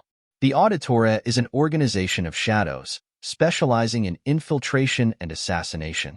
They appear later in the game, and though people say that, on the battlefield, the Auditoria members are not as powerful as other hero families, when it comes to stealth attacks, they are unmatched. From a young age, their children undergo intense training, raised to become instruments of killing. It's said that every member of the Auditoria family is incredibly strong. Now, Kong realizes that Chloe comes from the Auditoria family. Looking at Knox, our boy recognizes the face of someone accustomed to killing. Now, Kong thinks it all makes sense. The Auditoria family likely eliminates anyone who threatens their order to maintain control. Our boy also considers that, even here, he wouldn't hesitate to kill if necessary, and he could probably justify it. Kong then looks at Chloe, who is trembling. He thinks that all Chloe wants is to live a normal life, but like his own connection to the blessing of the sword god, Chloe was born into a family of killers, a place that won't allow her to live a peaceful life. A life where she constantly has to kill, like a machine. It must be unbearable. Kong reflects that he is not a hero. Our boy can't be and doesn't want to be. But even though Kong can't save the world, he can at least help change one girl's life. Kong tells Chloe not to worry, assuring her that he will talk to Knox. He admits to himself that, despite everything, he hopes the blessing of good intentions stays with him, as it's more than just a curse. This power won't allow Kong to lose. In the end, Kong realizes he has come full circle. Despite his efforts to escape the sword god's blessing, he can't run from it. Kong recalls a line from a comic that said, "There is no comfort in the place someone runs to," which Kong finds to be profoundly true. He realizes that if he can't escape, he might as well push forward. After all, our boy's name is Kongjiyama, geometry meaning sword, and ma meaning demon. Kong moves forward and tells Knox to follow him, as he intends to take him down. The scene then shifts to the faculty office, where Instructor Lee is sitting, deep in thought. He senses something strange about Kong, noticing that his face seemed devoid of all emotion. Suddenly, Instructor Lee receives a call informing him that a student has requested access to the subspace. Shocked, Lee asks for the student's identity and their opponent. He falls silent when he hears that the student requesting to enter the subspace is Kongjiyama, and his opponent is Knox Auditoria. The scene shifts to a room where our boy sits alone. Kong reflects that there are still 15 minutes before the subspace duel begins. He thought the process would be more complicated, but everything went smoothly. Kong then remembers the media's warning to be cautious if he's serious about this duel. Even though subspace doesn't affect reality and no physical damage carries over, the mental toll remains. Still, Kong thinks that as long as our boy wins, that's all that matters. Kong can hear the noise from the waiting room and understands that watching a fight is exciting, but he didn't expect the atmosphere to be this lively. He also reflects on how, in the past, he used to try to remain unassuming, but now it feels like all of that effort was pointless. Next to him, Chloe sits worried and crying. Seeing her, Kong thinks that she must be blaming herself. He gently tells Chloe not to worry, reassuring her that it's not her fault. Chloe even lent Kong her weapon, so she shouldn't be concerned. Everything will be fine. Despite his words, Chloe still looks worried. Chloe tells Kong that her brother is strong, to which our boy replies that she is strong as well. Chloe then explains that her brother, Nox, is a genius with unparalleled talent in the history of the Auditora family. When it comes to throwing weapons, Nox is the best, and by the age of 14, he was already known as the greatest master of night techniques. Hearing this, Kong wonders who came up with such a title, Greatest Master of Night Techniques. Our boy realizes that it has always been this way. No matter how hard he tries to avoid it, in the end, he has no choice but to face this decision. Kong then recalls his master from his previous life, who told him he was destined to wield a blade for the rest of his days. Kong reflects that even his master wouldn't have expected that in Kang's second life, he would still be using a sashimi knife like this. Just then, an announcement calls for the selected student to enter the training arena. Kong simply states that he's heading out. Before leaving, Kong tells Chloe that there are many geniuses in this world, but in the end, our boy will be the one to win this duel.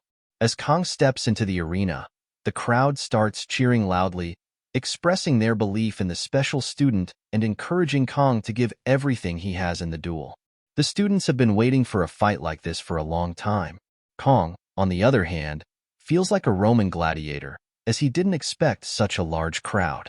He notices that several star-class students are present, including Abel, Leon, and others. Kong wonders if they don't have anything better to do, as their presence only adds unnecessary pressure.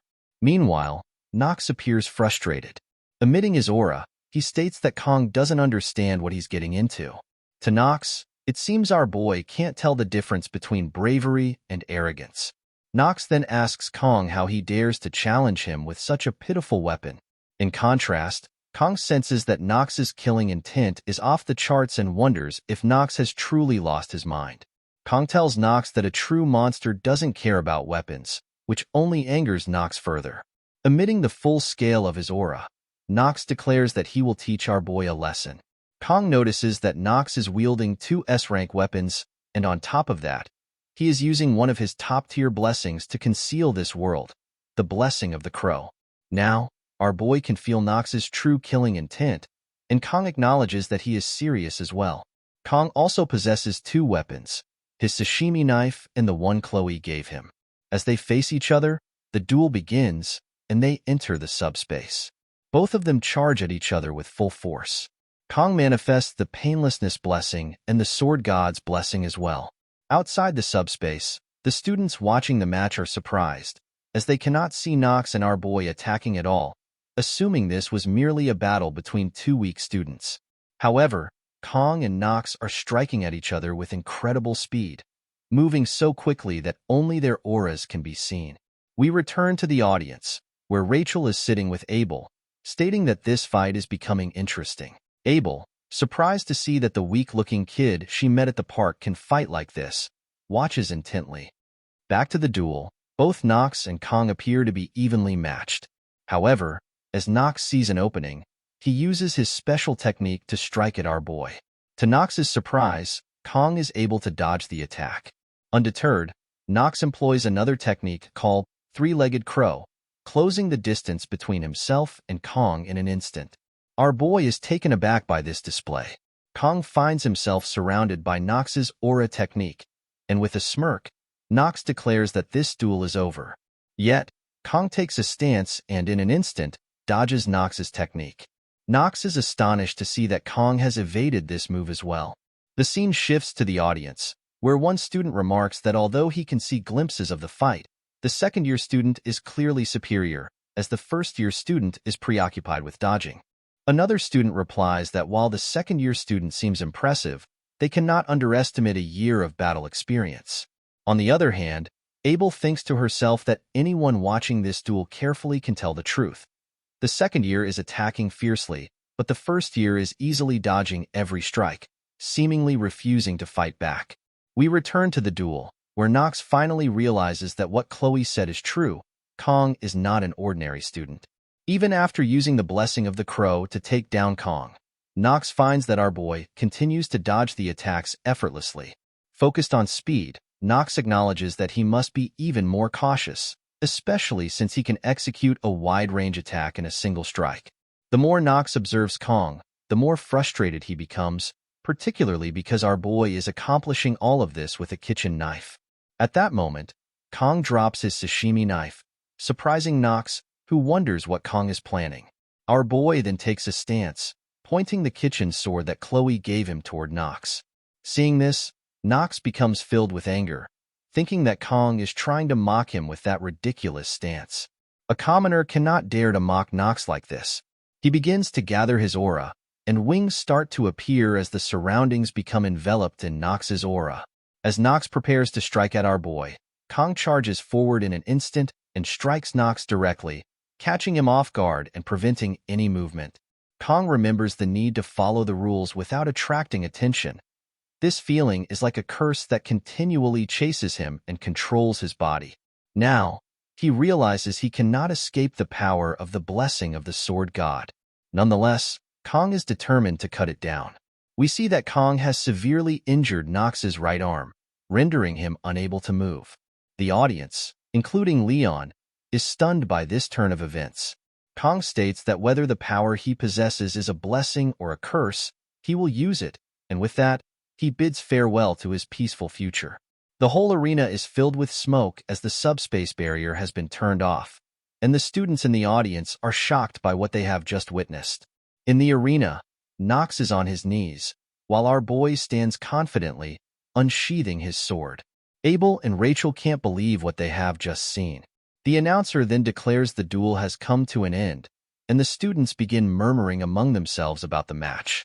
Kong wonders if he should have expected such a reaction, but realizes there's no turning back now.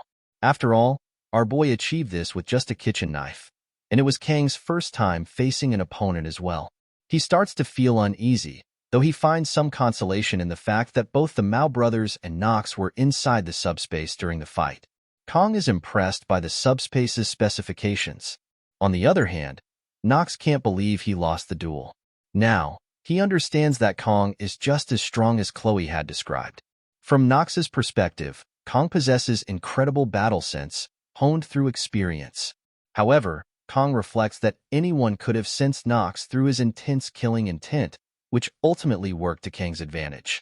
The duel's results are displayed on the screen, and the announcer declares the winner. The freshman from Tiger Class, Kong. The duel ended in just 25 seconds. The students are stunned to see that a first-year special admission student defeated a senior so easily. Kong, realizing the impact of his victory, thinks to himself that there's no turning back now from the peaceful life he once imagined. This is the path our boy has chosen, and Kong resolves to endure it with sheer will and determination. The scene shifts to the following day, where students are still buzzing about the duel. They've learned that the senior whom the special admission student faced was from the auditor family. Yet even someone that powerful was taken down by freshman Kong. Meanwhile, Abel sits alone, lost in thought, contemplating our boy. She reflects that Kong Jiama is always on her mind, as he's the only person everyone in the academy seems to be talking about. Yesterday's duel was shocking for Abel, to say the least. She couldn't believe what she had witnessed. Kong displayed remarkable swordsmanship, using only 2 kitchen knives.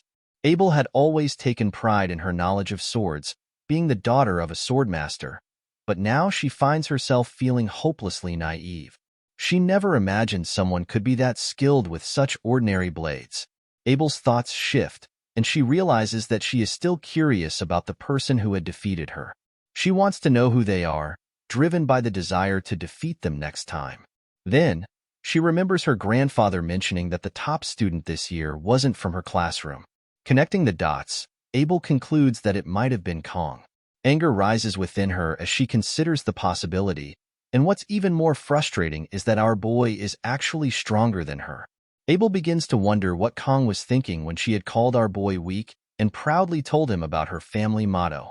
Frustrated, she stands up abruptly, slamming her hands on the table. Hearing the noise, Rachel wakes up and asks Abel what's going on. Abel quickly calms down and apologizes, assuring her that it's nothing. Rachel, unconvinced, asks if Abel is sure. Abel explains that she hasn't been able to train recently, so she's feeling a bit sluggish. As a true friend, Rachel probes further, asking what's really going on and pointing out that something seems off about Abel's expression. Abel pretends not to understand, but Rachel presses her, teasing that maybe Abel is just hungry. Abel denies this, so Rachel jokes, asking if she left her equipment at home. Abel replies no. Then, Rachel playfully asks if Abel is having boy trouble, catching Abel off guard. Abel blushes, shocked by the question. Seeing her reaction, Rachel laughs, commenting that she didn't think Lady Abel would be interested in romance. Abel, still blushing, insists that's not the case. Rachel then playfully asks about the lucky boy Abel seems to be thinking about, suggesting it might be Leon. With a straight face, Abel replies no. Rachel, noticing Abel's unusual response, finds it odd that she's still apprehensive about Leon. Then Rachel asks if it could be that special student from yesterday. Abel's expression quickly changes, and seeing this, Rachel feels proud of her intuition. She grabs Abel's hand and says, "Let's go." Abel asks where they are headed, and Rachel replies, "To the Tiger class, of course." The scene shifts to the Tiger class, where Rachel confidently enters. All the Tiger class students are shocked to see them. As they walk forward, Abel tells Rachel they should go back, but Rachel reassures her not to worry. At that moment, Rachel climbs onto a desk to look for our boy.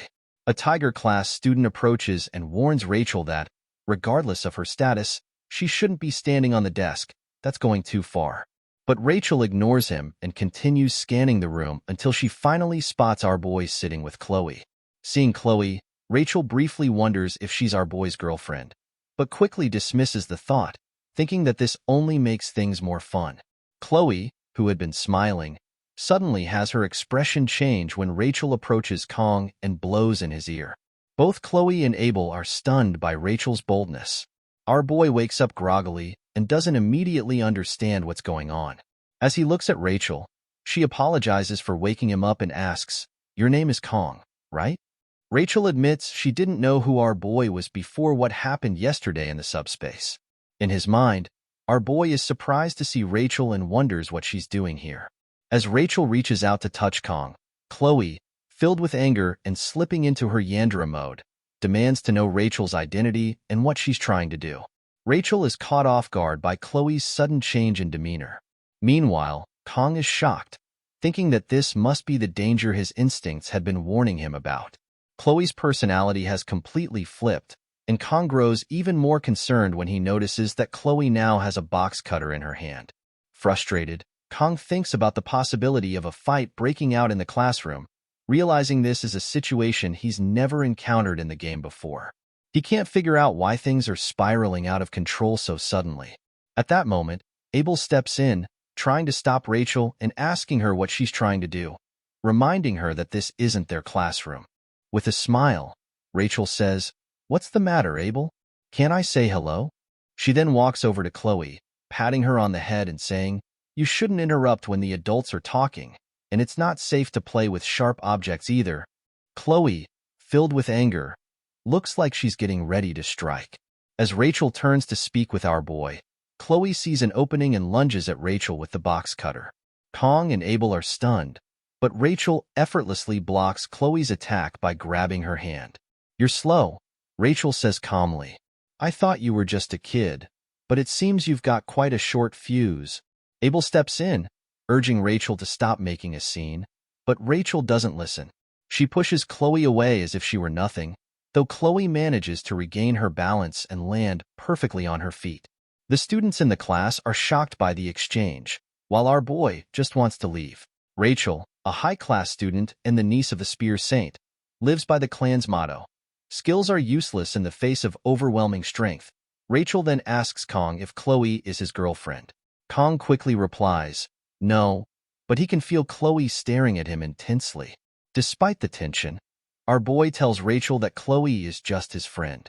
In his mind, Kong wonders what kind of situation he's gotten into. As he looks around, he notices that Abel is there too, something he didn't realize at first because he was so frazzled. Kong, still trying to make sense of everything, asks, why did you and Abel come looking for me? Rachel, with a teasing grin, replies, well, it seems like Abel was interested in you and wanted to see your face. Flustered, Abel immediately denies it. When did I ever say that? She exclaims. Rachel responds with a playful smirk. Isn't that why you came here? Abel quickly corrects her. You're the one who practically dragged me here. Rachel shrugs. I just thought you wanted to see Kong. That's why you followed me. Abel, clearly embarrassed, retorts, that's not true. Meanwhile, the students in the class start whispering among themselves, wondering what's going on and why Abel and Rachel are arguing. Abel, now shyly and with a hint of frustration, says, I think there's been a misunderstanding. I didn't ask to come here to see Kong. Hearing this, our boy thinks to himself that Abel should just leave. He then states, if Abel and Rachel don't have anything else to do, then they should just go. Both Rachel and Abel are surprised by his bluntness. Rachel moves closer to Kong and says, you're really an interesting guy, and I like guys like you. Our boy replies, that's a relief to hear, but I'm far from interesting. Rachel playfully responds, don't be like that. How about we meet up after class and spend some time together? Angered, Chloe suddenly shouts, get away from my Kong right now. Hearing this, Rachel starts laughing, but Abel, equally frustrated, begins to emit a powerful aura. Sensing Abel's rising anger, Rachel smirks and says to Kong, it was fun meeting you. I'll see you later. Kong, trying to put an end to it, tells Rachel, don't come back. Rachel waves him off with a grin and replies, don't be so cold. As Abel and Rachel leave, Rachel lovingly says her goodbye to Kong, which only frustrates Chloe even more. Meanwhile, our boy just wishes he never has to see Rachel again. As Rachel leaves, Abel can't help but glance back at Kong before exiting. The scene then shifts to the corridor outside, where Rachel reflects to herself. It's one thing to have a cold attitude, but seeing Kong face to face, there was something there, she thinks. Kang's gaze had been unsettling, and Rachel realizes that he far exceeded her expectations. Kong is definitely a step above all the students I've seen since the school started, she muses. Initially, Rachel had gone to the Tiger class just to tease, but now she believes she might have gained something unexpected. My clan pulls no stops when it comes to recognizing only the most outstanding warriors, she thinks. In that sense, Kong might be a valuable resource. It's only natural that he's caught the eye of the invincible Empress, she concludes with a cheerful smile. Rachel then turns to Abel and apologizes. Confused, Abel tells her, you should apologize to the Tiger class students for causing that ruckus, not me. But Rachel replies, it's not about that. It's about Kong Jiama. She then adds, and I'm not going to yield. Abel is shocked to hear this, realizing that Rachel might be more serious about Kong than she had thought. The scene shifts to Knox, who is in the hospital recovering from his injuries. Anger courses through him as he contemplates killing Kong, having lived his entire life without experiencing defeat. As the genius of the Auditor family, Knox thinks to himself about taking care of Kong at night. The mere thought of Kong only fuels his rage, prompting him to rush toward his room.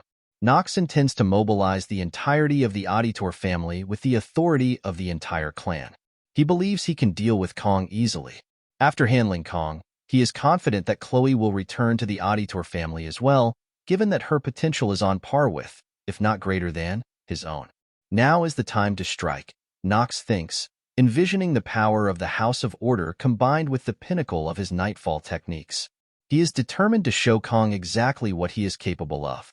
However, as Knox opens the door to his room, he is stunned to see our boy already sitting there, casually eating an apple.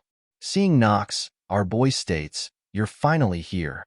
The scene shifts to the classroom where, frustrated, Chloe sits alone after seeing Kong talking with other girls. Observing her expression, Kong senses that Chloe seems upset, but he recalls that Chloe was the one who had the box cutter earlier.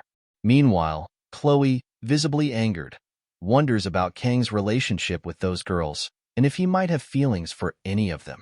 Suddenly, Kong calls out to Chloe, surprising her and prompting her to brighten up with a sweet smile. She asks if he needs anything.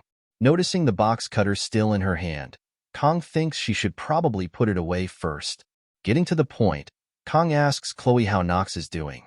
Caught off guard, Chloe pauses before informing him that Nox is currently in the Academy's medical ward. Kong remarks that it's unusual for someone to get injured in the subspace.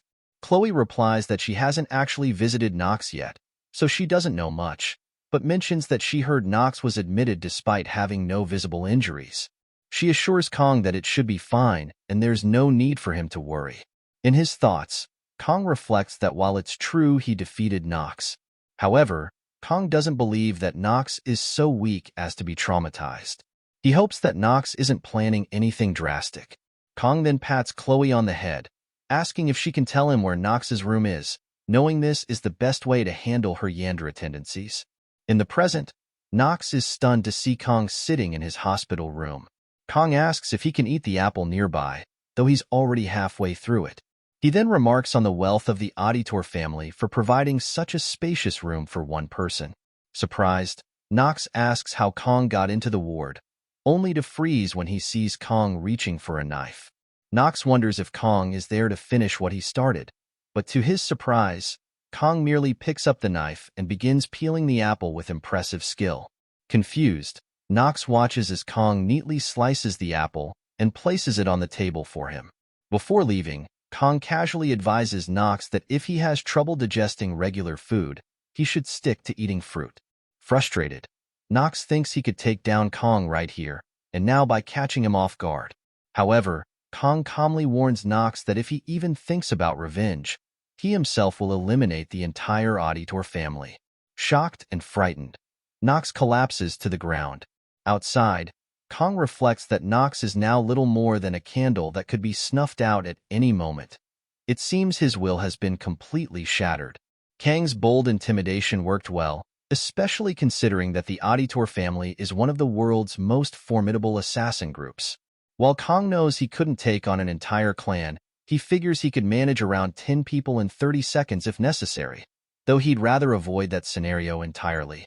Looking up at the sky, Kong feels as though he's standing in the eye of a strange storm. He thinks that he's slowly getting accustomed to life in this world. As long as Nox doesn't stir up any more trouble, Kong no longer needs to worry about him.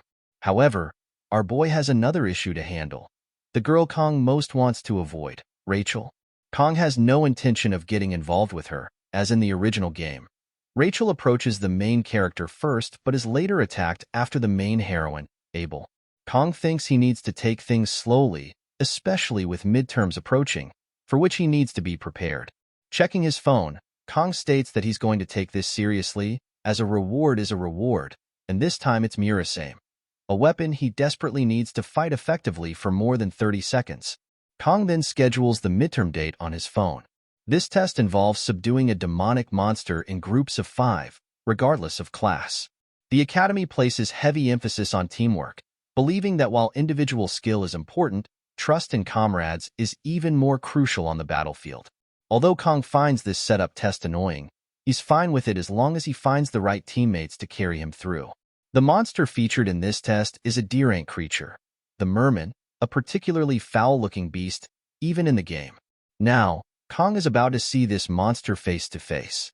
Although our boy has worked with fish all his life, he feels uneasy about encountering this creature in real life. Kong muses that if these monsters were mermaids, at least they'd be easier on the eyes. Sitting on a bench, then he recalls that mermaids are considered demonic humans in this world and are part of the demon forces. Demonic humans are far more dangerous than demonic monsters, but thankfully, students only have to deal with the merman, sparing them from facing demonic humans. Kong reflects that it has already been a month since he arrived here, and he finds the nights in this world surprisingly peaceful. Speaking of peace, it has been 700 years since humans and demons swore a truce. However, just as human history isn't free from war, this world has also seen many conflicts, both large and small. For example, Yasmin, the commander of the 6th Legion, once claimed he would revive the commander of the 1st Legion, crossing the line of the armistice. After a week of battle, humanity emerged victorious, and the 7 heroes were born. Although 3 heroes fell, neither faction wished to escalate the conflict further, and peace has continued to this very day. Looking up at the sky, our boy reflects, so this is peace. The more Kong thinks about it, he wonders if Awakens, the one who sealed the 1st Legion commander alone, was even human. Checking his phone calendar, Kong notes that humanity has only 3 years left until the 2nd Human-Demon War, where even the Demon King will be a fighter. Our boy realizes that worrying about this won't change anything. Instead, he should focus on his midterms. However, he finds it irritating since he still needs to find teammates, and he has no friends at all. Just then, Kong realizes he's now the most famous student at the academy. If I can use this to my advantage, he thinks, won't that solve the problem? Living quietly for 3 years seems impossible anyway, so Kong intends to form a strong group and ace his midterms. Kong shifts his goals from living comfortably and quietly to living comfortably, even if it means not staying under the radar.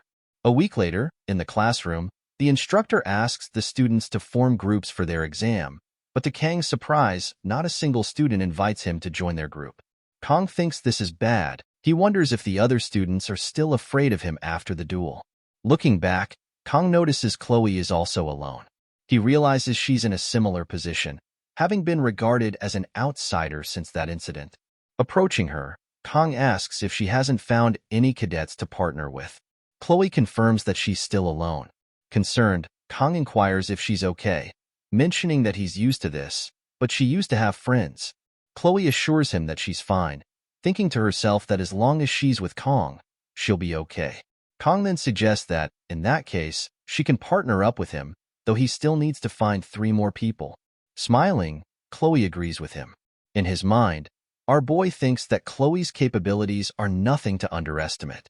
The goal of the test is to capture as many mermen as possible within the 1-hour time limit, and given that Kong only has about 30 seconds, Chloe is like 1,000 soldiers to him. Smiling, Chloe says she's excited, and Kong notes that she seems genuinely happy. Suddenly, to Kang's shock, Rachel comes running in, telling him, "Let's play." Frustrated, Kong asks Rachel why she's here again. Rachel replies that she just told him. Meanwhile, Chloe's expression shifts as she goes into Yandere mode, ready to confront Rachel. Kong quickly realizes he can't let this situation spiral out of control. He tells Rachel to leave, just for today, as he has other things to take care of. Rachel responds, asking why her Kong is being so cold to her, to which Kong firmly tells her to stop calling him her Kong and to leave the classroom. Ignoring him, Rachel then asks if Kong has a group for the test. In his mind, Kong sighs, thinking that Rachel never listens to what people tell her. Frustrated, he replies that he hasn't found a group yet. Excited by this, Rachel invites Kong to join her group. Frustrated, Kong asks Rachel why she chose him as her partner, noting that there would have been a long line of students eager to team up with her if she'd asked for someone else. Rachel responds, explaining that those students aren't fun, while Kong, on the other hand, seems like he'd make the test enjoyable. Kong then tells Rachel that he's already teamed up with Chloe, but Rachel assures him that it's fine. Her group has 2 open spots. Hearing this, Kong thinks to himself that, beyond the reward, Rachel must not realize that teaming up with him could risk her grades. He recalls the saying, "Hate the game, not the player." Looking over at Chloe's expression, Kong finally tells Rachel they'll join her team.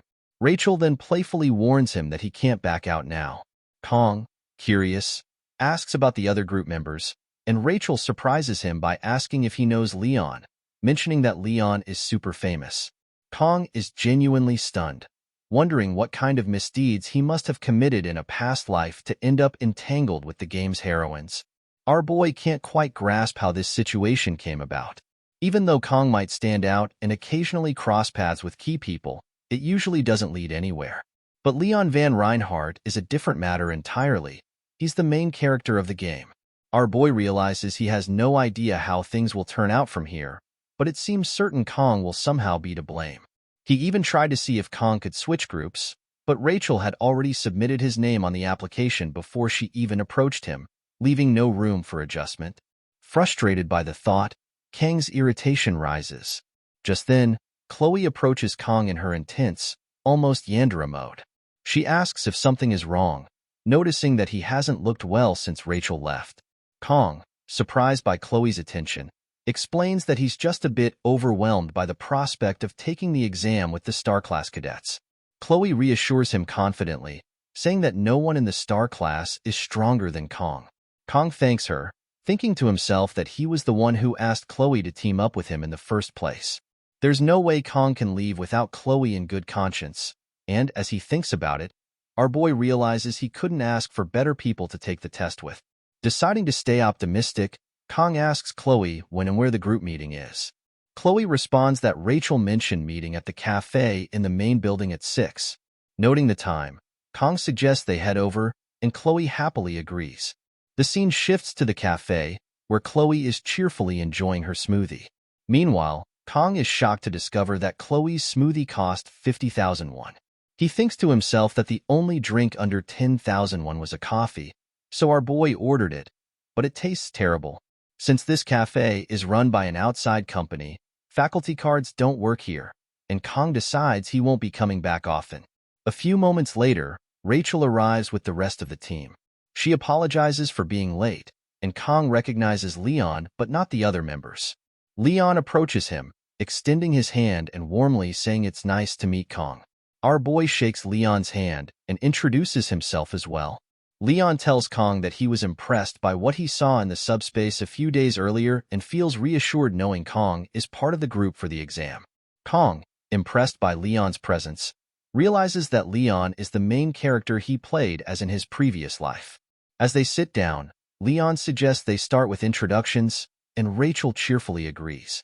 Leon introduces himself first, stating that he's the group leader and a student of the Star Class.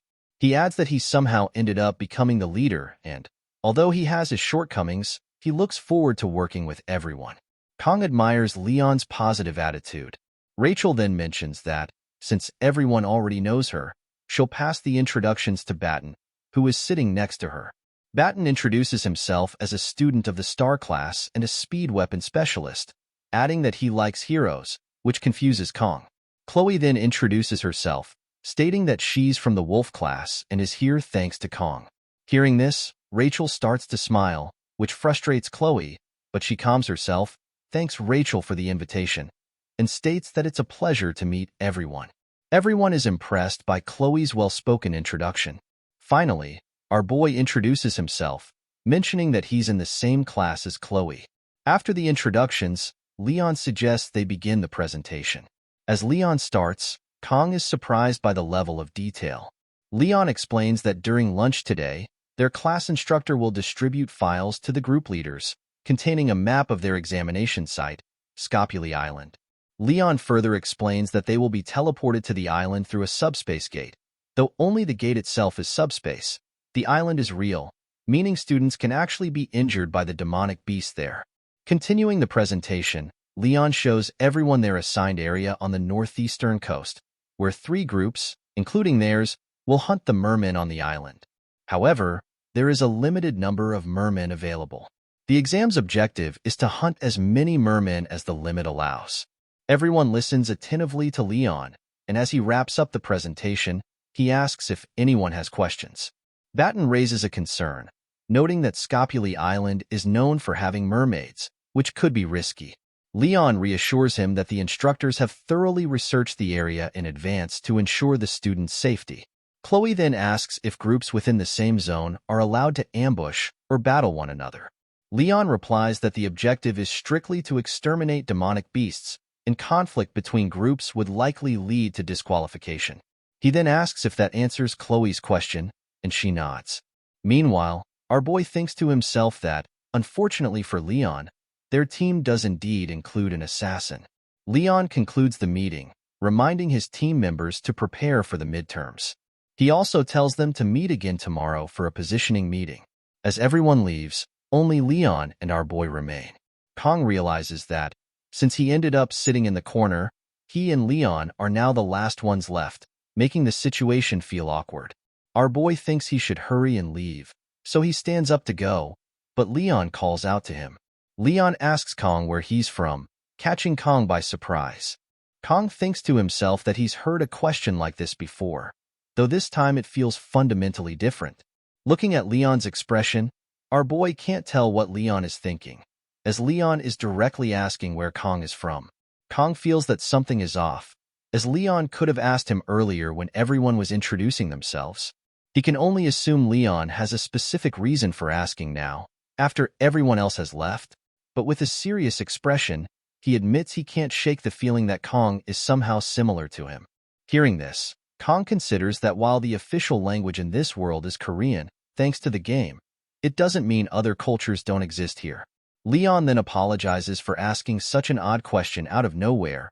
Leon then tells Kong to pretend he didn't hear anything and starts to leave the room. Kong stops him and asks where Leon himself is from. Kong realizes he acted impulsively by grabbing Leon, but he knows he wouldn't be able to sleep if he let the question go unanswered. Smiling, Leon responds that he's from Germany, then leaves the room. Kong is left stunned and confused by the revelation. Kong still can't figure out what Leon is thinking. Later that day, Kong reflects on what Leon said to our boy, as a curious thought crosses his mind. Could Leon have come from another world too? As outlandish as it sounds, Kong can't help but wonder. After all, there's no rule stating that only one person could enter this game setting. When the blessing of the word God was active, Kang's senses felt strangely heightened, so our boy decides to test it. Unsheathing his knife, he activates the blessing of the sword God, and immediately hears a voice telling him that Leon's existence is indeed of this world. Shocked, our boy realizes he's felt this sensation before. When he activates the blessing of the sword God and concentrates, he can faintly hear a voice. Yet thinking about it gives him a headache, one that even surpasses the blessing's usual protection from pain. Nevertheless, Kong is certain that the Leon he encountered today is unmistakably the same Leon he played in the game. No actor in this world could replicate Leon so perfectly. He wonders if Leon really only intended to ask which country our boy came from. However, that doesn't explain why Leon told Kong that he couldn't help but feel our boy was similar to him. Kong then decides this will be the only time he gets involved with Leon. If anything like this happens again, Kong can always go to the media. He thinks it's best to keep his thoughts straightforward. Our boy also finds it strange how calm Kong remained in a situation he wanted to avoid, perhaps another effect of the blessing. Just then, a window pops up displaying Kang's stats, showing he's made quite a bit of progress.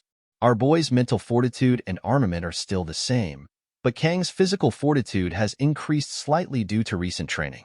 Kong believes his armament will increase once he acquires Murasame. He also notices that his assimilation level has risen significantly and appears close to unlocking, making him wonder if it's related to his recent actions.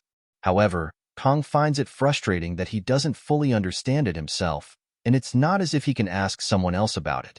Finally, Kong is shocked to see that the duration of the blessing of painlessness has increased by 10 seconds. Additionally, its cooldown time has decreased, making Kong feel happy and proud of the progress he's made through training. Our boy feels great too. Time passes quickly, bringing us to the arena on the day of the midterm exams. Kong reflects on the subspace, noting how it has a completely different vibe compared to the training ground subspace. The rest of the team calls out to Kong, with the roles set. Rachel and Chloe will be at the front. Leon and Batten will provide support, and Kong will be at the rear guard. Our boy is both impressed and surprised by everyone's equipment. Rachel wields the S-rank gear, the Vermilion Phoenix halberd, while Leon doesn't seem to have Bamong yet. Kong is puzzled to see that Batten's gear is a recorder, and Batten becomes frustrated when he catches Kong staring. Rachel explains to Kong that Batten's gear is actually one of the few S-rank pieces specialized in healing. Kong is surprised to hear this. After all, a healing S-rank armament is incredibly rare, with only a 1 in a million chance of winning it in the game. Its appearance also contributes to its specs, and Kong steps closer to Batten for a better look. Flustered, Batten tells Kong not to come any closer.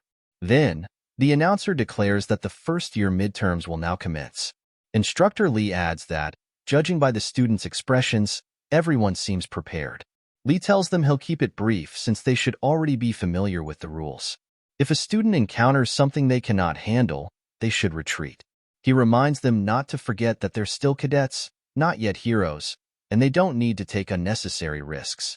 Lee also mentions that if any student becomes injured or wishes to surrender at any time, they should contact the supervising instructor. Leon then turns to his team, saying that it's almost time and that they should start preparing.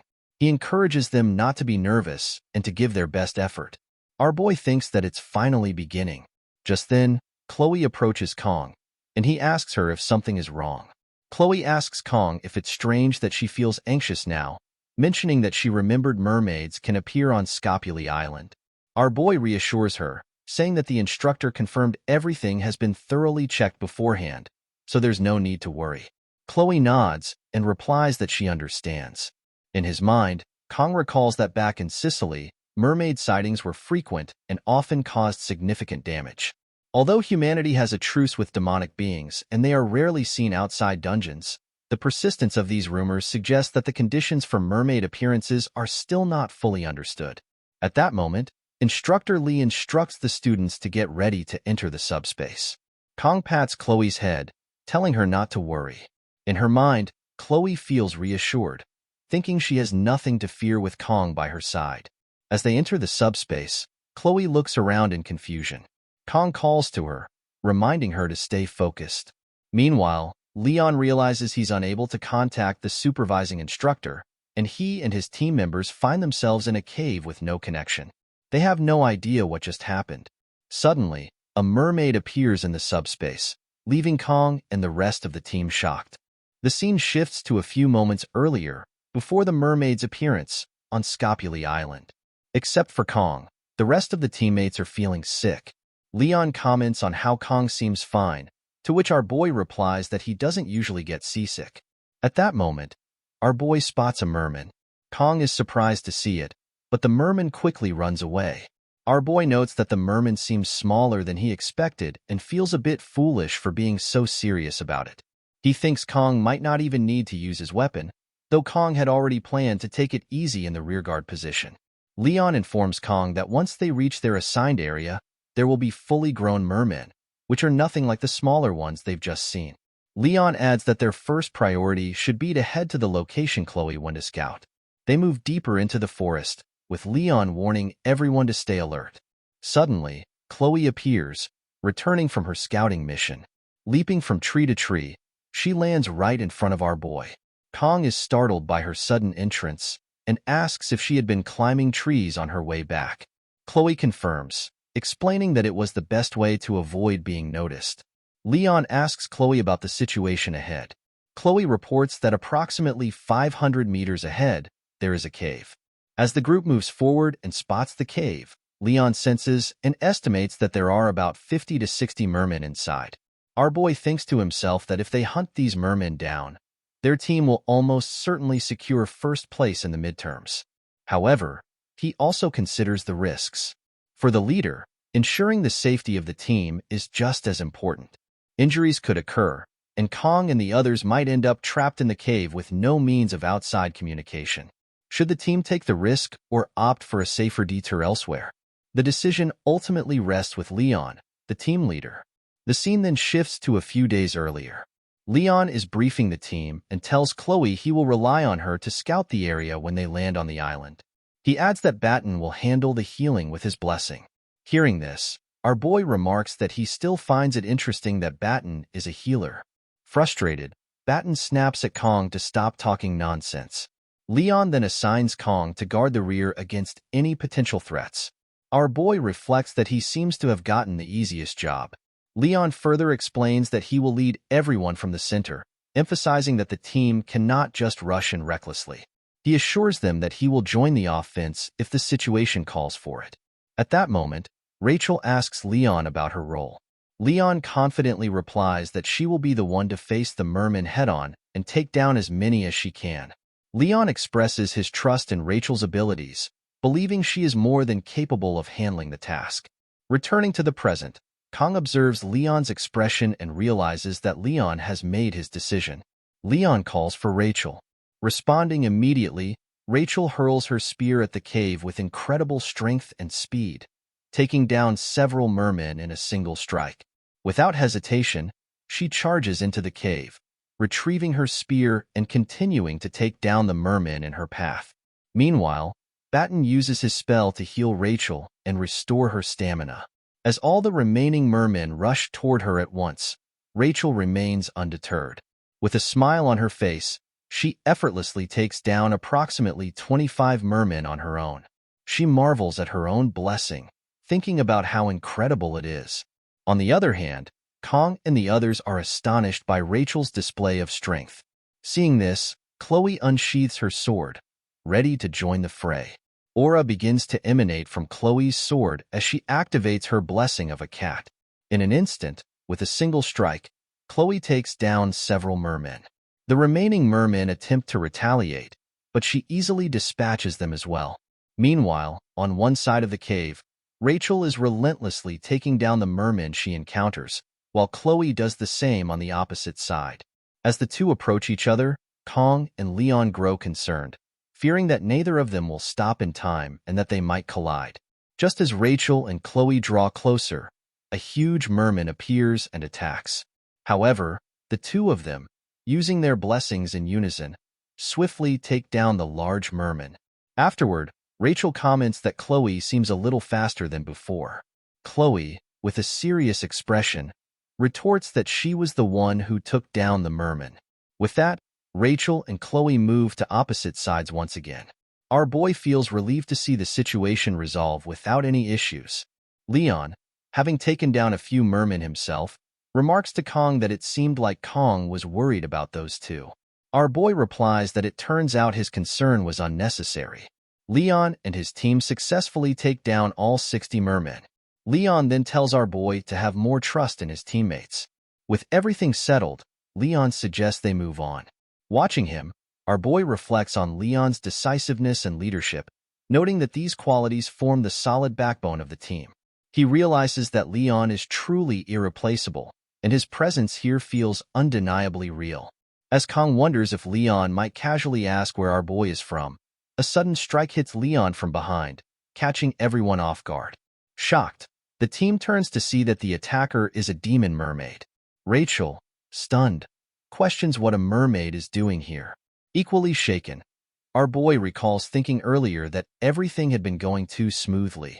Now, faced with the dire situation, Kong must decide whether the team should run or fight. He knows that attempting to flee with an injured Leon could result in the entire team being taken down.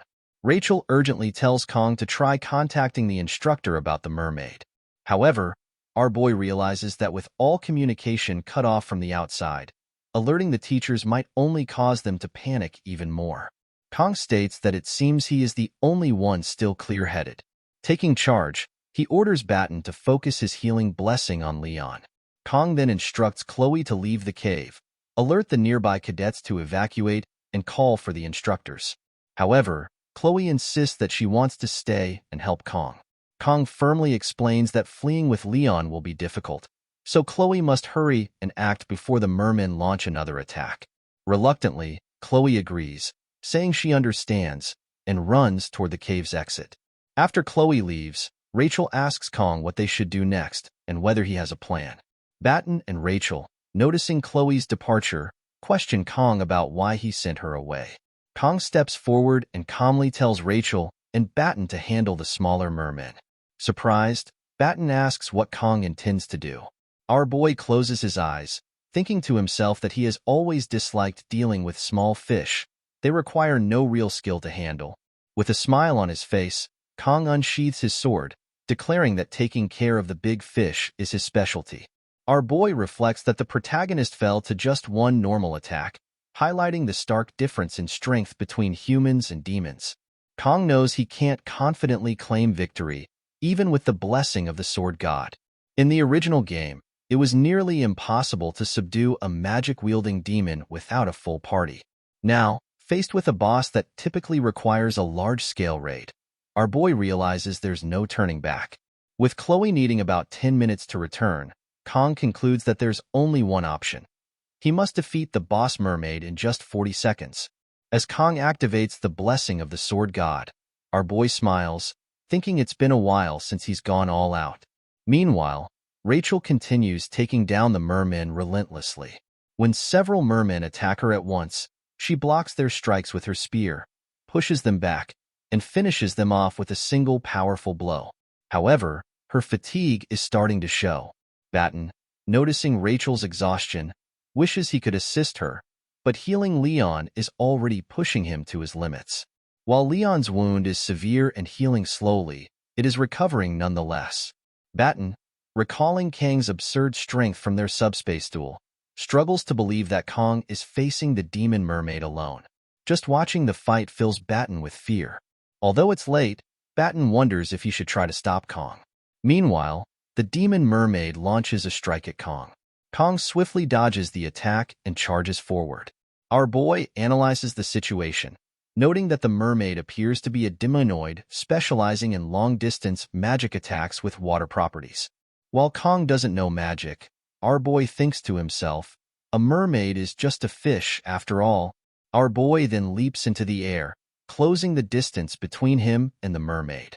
As Kong strikes, the mermaid manages to dodge his attack and head straight for Batten. Batten is stunned as he sees the mermaid charging toward him. At the last moment, our boy steps in, striking the mermaid with his knife. The attack lands, but the strike is too shallow to inflict any real damage. Wasting no time, Kong charges forward again, but the mermaid dives into the nearby pond, disappearing beneath the surface. Frustrated, Kong thinks to himself that this demon is truly a mermaid, and predicting a mermaid's movements is no easy task. Our boy observes that the mermaid is deliberately targeting those who are injured. Regardless, Kong resolves to keep his team members safe. Kong turns to Batten and asks if he's all right. Batten, both relieved and surprised, replies that he is fine. Before leaving, Kong tells Batten he's relying on him to take care of Leon and calls him a hero. Batten is taken aback, watching Kong face the mermaid alone. Hearing Kong call him a hero triggers a memory for Batten. He recalls telling Kong that justice and bravery, when sacrificed for the sake of others, and the ability to turn despair into hope are what define a hero. Yet, despite enrolling in the world's best hero training school, Batten hasn't encountered anyone who embodies these qualities, not even among the elite dragon class. Batten reflects that this is why he joined this group with Rachel. He was certain he would find the hero he was looking for in Leon. Hearing this, our boy smiles to himself, thinking that Batten might just be right. With a smile, Batten informs Kong that, sorry to say, Kong is far from being a hero in his eyes. Kong responds that even if he were one, he'd refuse the title. Returning to the present, Batten watches as Kong faces the demon mermaid alone. Despite the odds, Batten starts to believe Kong might actually have a chance of winning.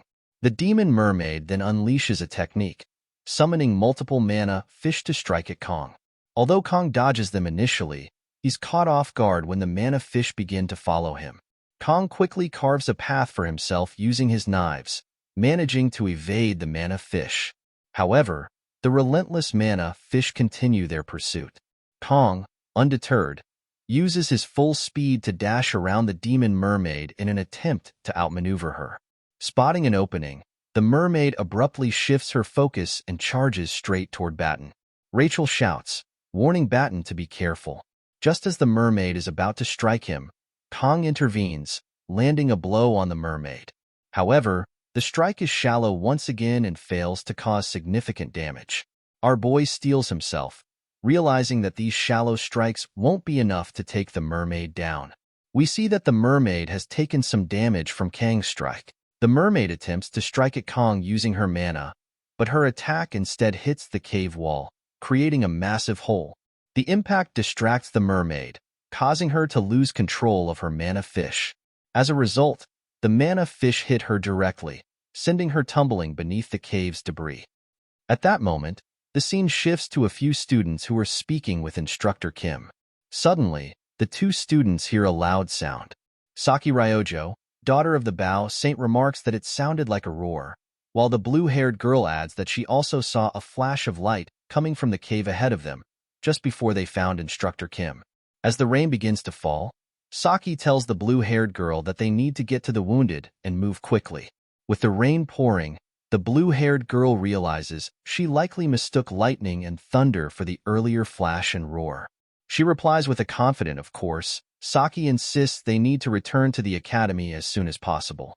The scene then shifts back to the cave. Inside, Batten continues to protect Leon, while Rachel remains locked in battle with the remaining mermen. They all start to retreat, leaving Rachel surprised by the sudden shift. Our boy thinks to himself that he couldn't have landed a fatal blow on the mermaid earlier because he was mindful of Leon. He recalls the mermaid being crushed under the debris when the cave collapsed, but Kong believes the mermaid is probably not dead. Just as he expected, the demon mermaid emerges from the rubble. Seeing this, Kong thinks, "I knew it. A demon mermaid wouldn't die from something like that." Filled with rage, the mermaid charges toward Kong. Standing firm, our boy calmly removes his coat, positioning himself right in front of the advancing mermaid. Kong tells Rachel that since the mermen have been more or less dealt with, he's leaving Batten and Leon in her care. Rachel nods and replies, "Got it." On the other hand, Batten is in disbelief, struggling to comprehend that Kong is actually facing the demon mermaid head-on. Batten reflects that he once thought Kong was just a madman, but now he wonders if he's witnessing the birth of a legend. Smiling, our boy thinks to himself that now, finally, he can focus. With 10 seconds to spare, Kong resolves to make up for lost time. As the mermaid closes in, Kong releases his maximum power, charging forward with the intent to destroy everything in his path. The scene shifts to Chloe, running as fast as she can. She appears exhausted but refuses to stop, pushing herself forward with unwavering determination. Using her blessing, Chloe overcomes the obstacles in her path. However, after relying on her blessing for an extended period, she begins to feel intense pain in her legs. Exhaustion sets in as her power is nearly depleted. Yet Chloe remains resolute, determined to provide even the slightest help. Despite the growing pain, Chloe continues running, recalling how our boy instructed her to contact the instructors. She thinks of Kong, whom she considers the strongest person she has ever met. Yet, Kong always found fighting burdensome, unsheathing his blade only when absolutely necessary. Chloe admired his choices, believing Kong always made the best decisions. However, the mermaid is an immensely powerful demon, and Chloe feels a surge of frustration. If only she had been stronger, she could have helped our boy. At that moment, a sudden explosion echoes from the cave. Chloe freezes, shocked at what she sees. Still, Chloe kept running, desperately searching for help and hoping that when she found someone, Kong would still be alive. Suddenly, her blessing wore off, and she nearly stumbled, but she managed to regain her balance.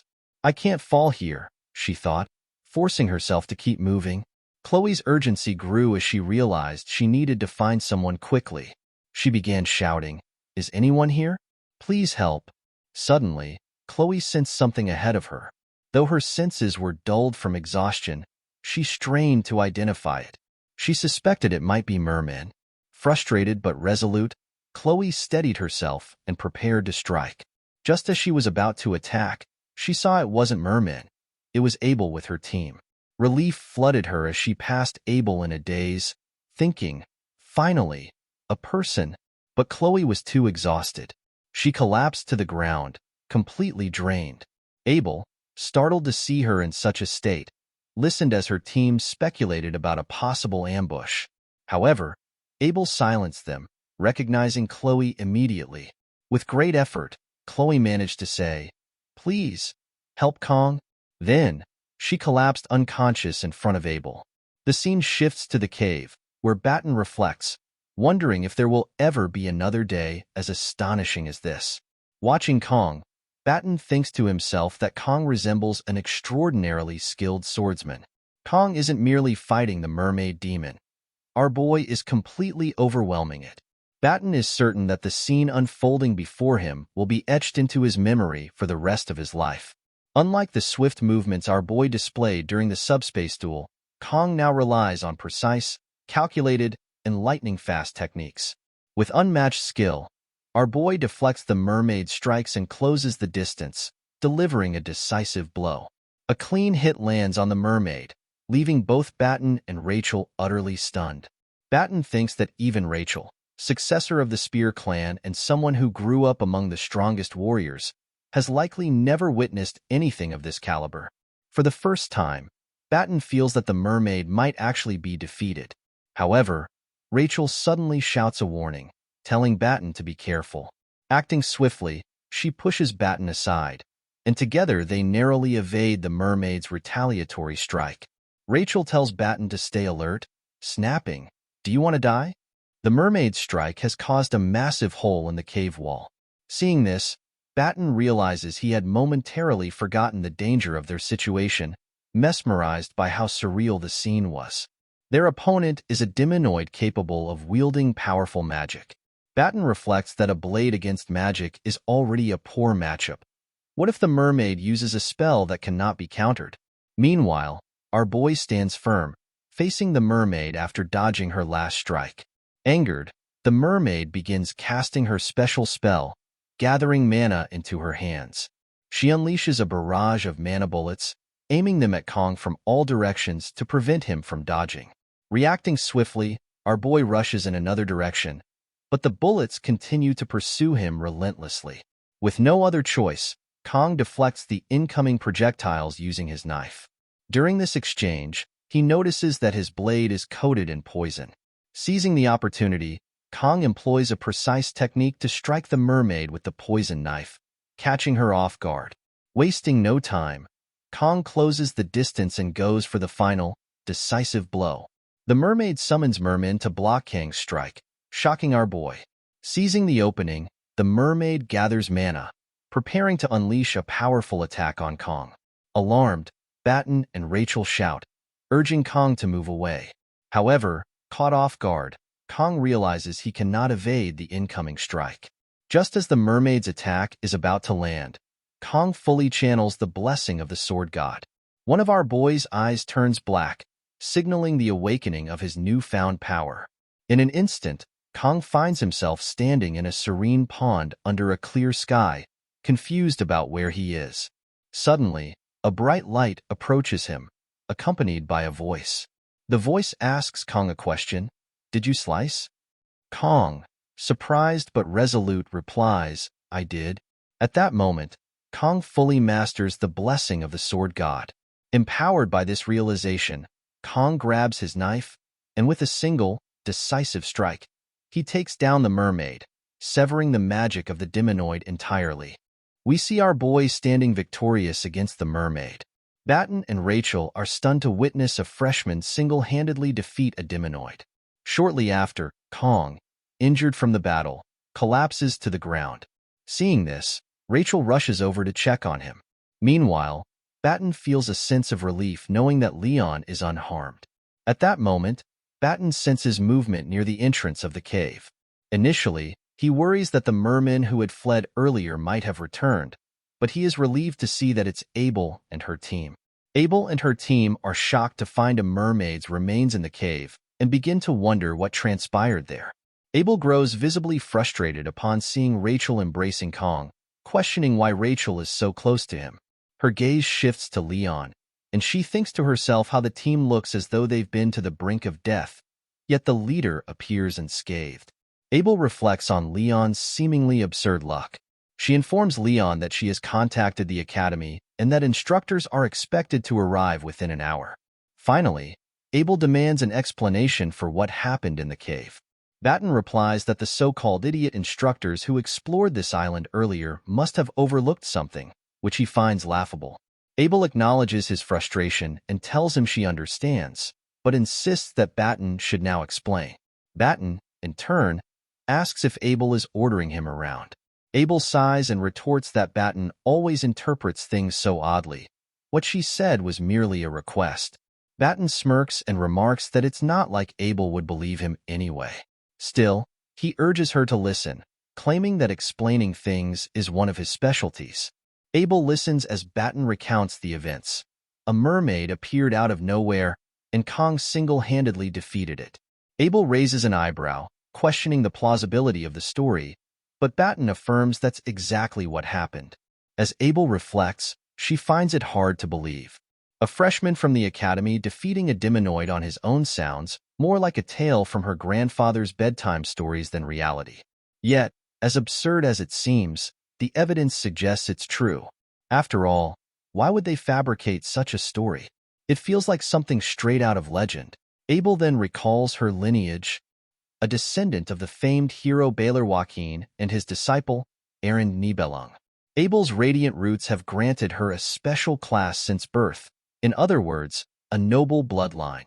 Nevertheless, Abel has worked tirelessly to ensure she isn't overshadowed by her heritage. Through her relentless effort, her talents have flourished, propelling her to where she stands today. However, when it comes to Kongjioma, Abel can't help but find the disparity between their skills almost absurd. At first, she experienced a swirl of emotions: fear, dread, and admiration. Perhaps, Abel thinks, she has been just an ordinary person all along. Shaking off these thoughts, she instructs her teammate to use her healing blessing on Kong. As her teammate channels the blessing into our boy, Abel observes him. Despite being battered and on the brink of death, Kong, someone her own age, fought a demonoid alone and emerged victorious. The thought frustrates her deeply. Batten, breaking the silence, reminds Abel that she mentioned contacting the academy earlier. Abel confirms this. Batten then suggests that, for now, it might be wiser not to disclose the full details of what happened to the instructors. Abel, surprised, asks why he would suggest such a thing. Batten remarks, "Didn't the instructors say they scouted this island beforehand?" Abel nods, confirming, "That's right." Batten finds it strange that despite Scopuli Island's size, a demonoid emerged from a cave so conspicuous that even cadets could easily notice it. Something doesn't add up, Batten adds, his tone skeptical. Abel grows serious as she listens. Batten continues, "It's just a guess, but..." At that moment, Leon, wearing a grave expression, interjects, "Are you suggesting there's someone from the demon faction within the academy?" Batten quickly clarifies, "That's not exactly what I'm saying, but I can't completely rule out the possibility." Abel reflects on the situation. It's undeniable that the cave is far too noticeable for cadets to have missed, just as Batten pointed out. If it weren't for Kong, Leon's group would have been wiped out by the demonoid. Still, Abel wonders how such a thing could have happened. While there have been conflicts, both major and minor, during the 700-year truce, never once had the demons dared to target cadets of Joaquin Academy. Moreover, the truce explicitly states that such an act could serve as grounds for war. The weight of this realization shocks Abel as she processes the implications. Noticing Abel's expression, Batten comments, "I know what you're thinking, but you're blowing things out of proportion." He adds, of course, it's not a bad idea to be cautious about the possibility of a spy within the academy, but it's far too early to jump to conclusions. Leon then speaks up, "If that's the case, we need to get our stories straight. If there really is a spy, Kong will undoubtedly become a target once they hear he defeated a demonoid alone." Batten nods in agreement. "That's true, but I don't think it's right to keep this a secret, considering everything Kong has done for us." Hearing this, Abel suggests, "If that's how everyone feels, why don't we try speaking to my grandfather first?" Her words leave everyone momentarily stunned. The scene shifts to the Academy's hospital, where Kong regains consciousness in his bed. Raising a hand into the air, he mutters, "I'm alive." However, the memory of the mermaid's final attack flashes through his mind. Before it died, the mermaid had struck Kong with a magic sphere, an attack he hadn't been able to avoid. But our boy had seen it. Kong had managed to sever the mermaid's magic in two before it could burst, using his weapon with precision. He recalls the sensation vividly. It was definitely water. Kong wonders what that strange feeling was, as after activating the sword god's blessing, he experienced sensations he can't quite put into words. Opening his status window, Kong notices that his mental fortitude has increased by 1. Reflecting on the battle, he realizes he didn't feel fear when facing the mermaid and assumes it must be due to this improvement. Additionally, Kang's assimilation rate has also increased. The status window indicates that the next unlock condition will be met once his assimilation rate reaches 15%. Kong ponders whether this skill unlocked when he sliced through the mermaid's magic. At that moment, Media bursts into the room and hugs Kong tightly. She exclaims how worried she had been, swearing that she'll hold every single instructor who explored that area accountable. Kong, struggling to breathe, gently protests, "Media, please don't hug me so tightly." Media quickly apologizes, explaining that she's just relieved to see him awake. As Media rummages through her bag, Kong notices it and wonders, is that a dimensional pocket? Media then pulls out Kang's reward for the midterm exams, the legendary Murasame. Our boy is surprised to see the sword Murasame. Then Kong notices an information window indicating that Murasame is a B-rank weapon at level 25. Murasame is a Japanese sword meaning rain shower, and it is said to possess an edge that glistens. As Kong examines Murasame, Media states that she hopes Kong likes the sword. She apologizes for giving Kong this sword in such a place, saying that he should have received it more officially. Suddenly, Media notices someone at the door. She calls out to Siegfried, an old man, asking why he is waiting outside and telling him to come in. Siegfried complains that he has asked Media many times not to call him that, and as he steps inside and stands in front of our boy, Media continues to argue with him. Seeing their behavior, our boy thinks that both of them are acting like children. Kong then inquires why the Sword Emperor, Siegfried, is here. Media tells Kong that Siegfried has heard everything from Kang's teammates. On behalf of Awakens Academy, Media bows and apologizes from the bottom of her heart. She states that the Academy is to blame for what happened during the midterm exams. Because of this incident, Kong, his teammates, and all the other students nearly lost their lives. Media swears on her honor as the director of Awakens Academy to uncover the truth behind the incident. Siegfried tells our boy that Kong saved the cadets. Hearing this, Kong replies that he only did what he could. Media explains that while Kang's actions were nothing short of remarkable, they need to keep this incident a secret until the full truth comes to light. She confesses her shame as the director, admitting that the mastermind behind the event is within the academy. Media apologizes again for placing this burden on Kong. Our boy replies that it's okay. He understands. Hearing this, Media smiles and comments that Kong should act like a kid and throw a tantrum or two sometimes.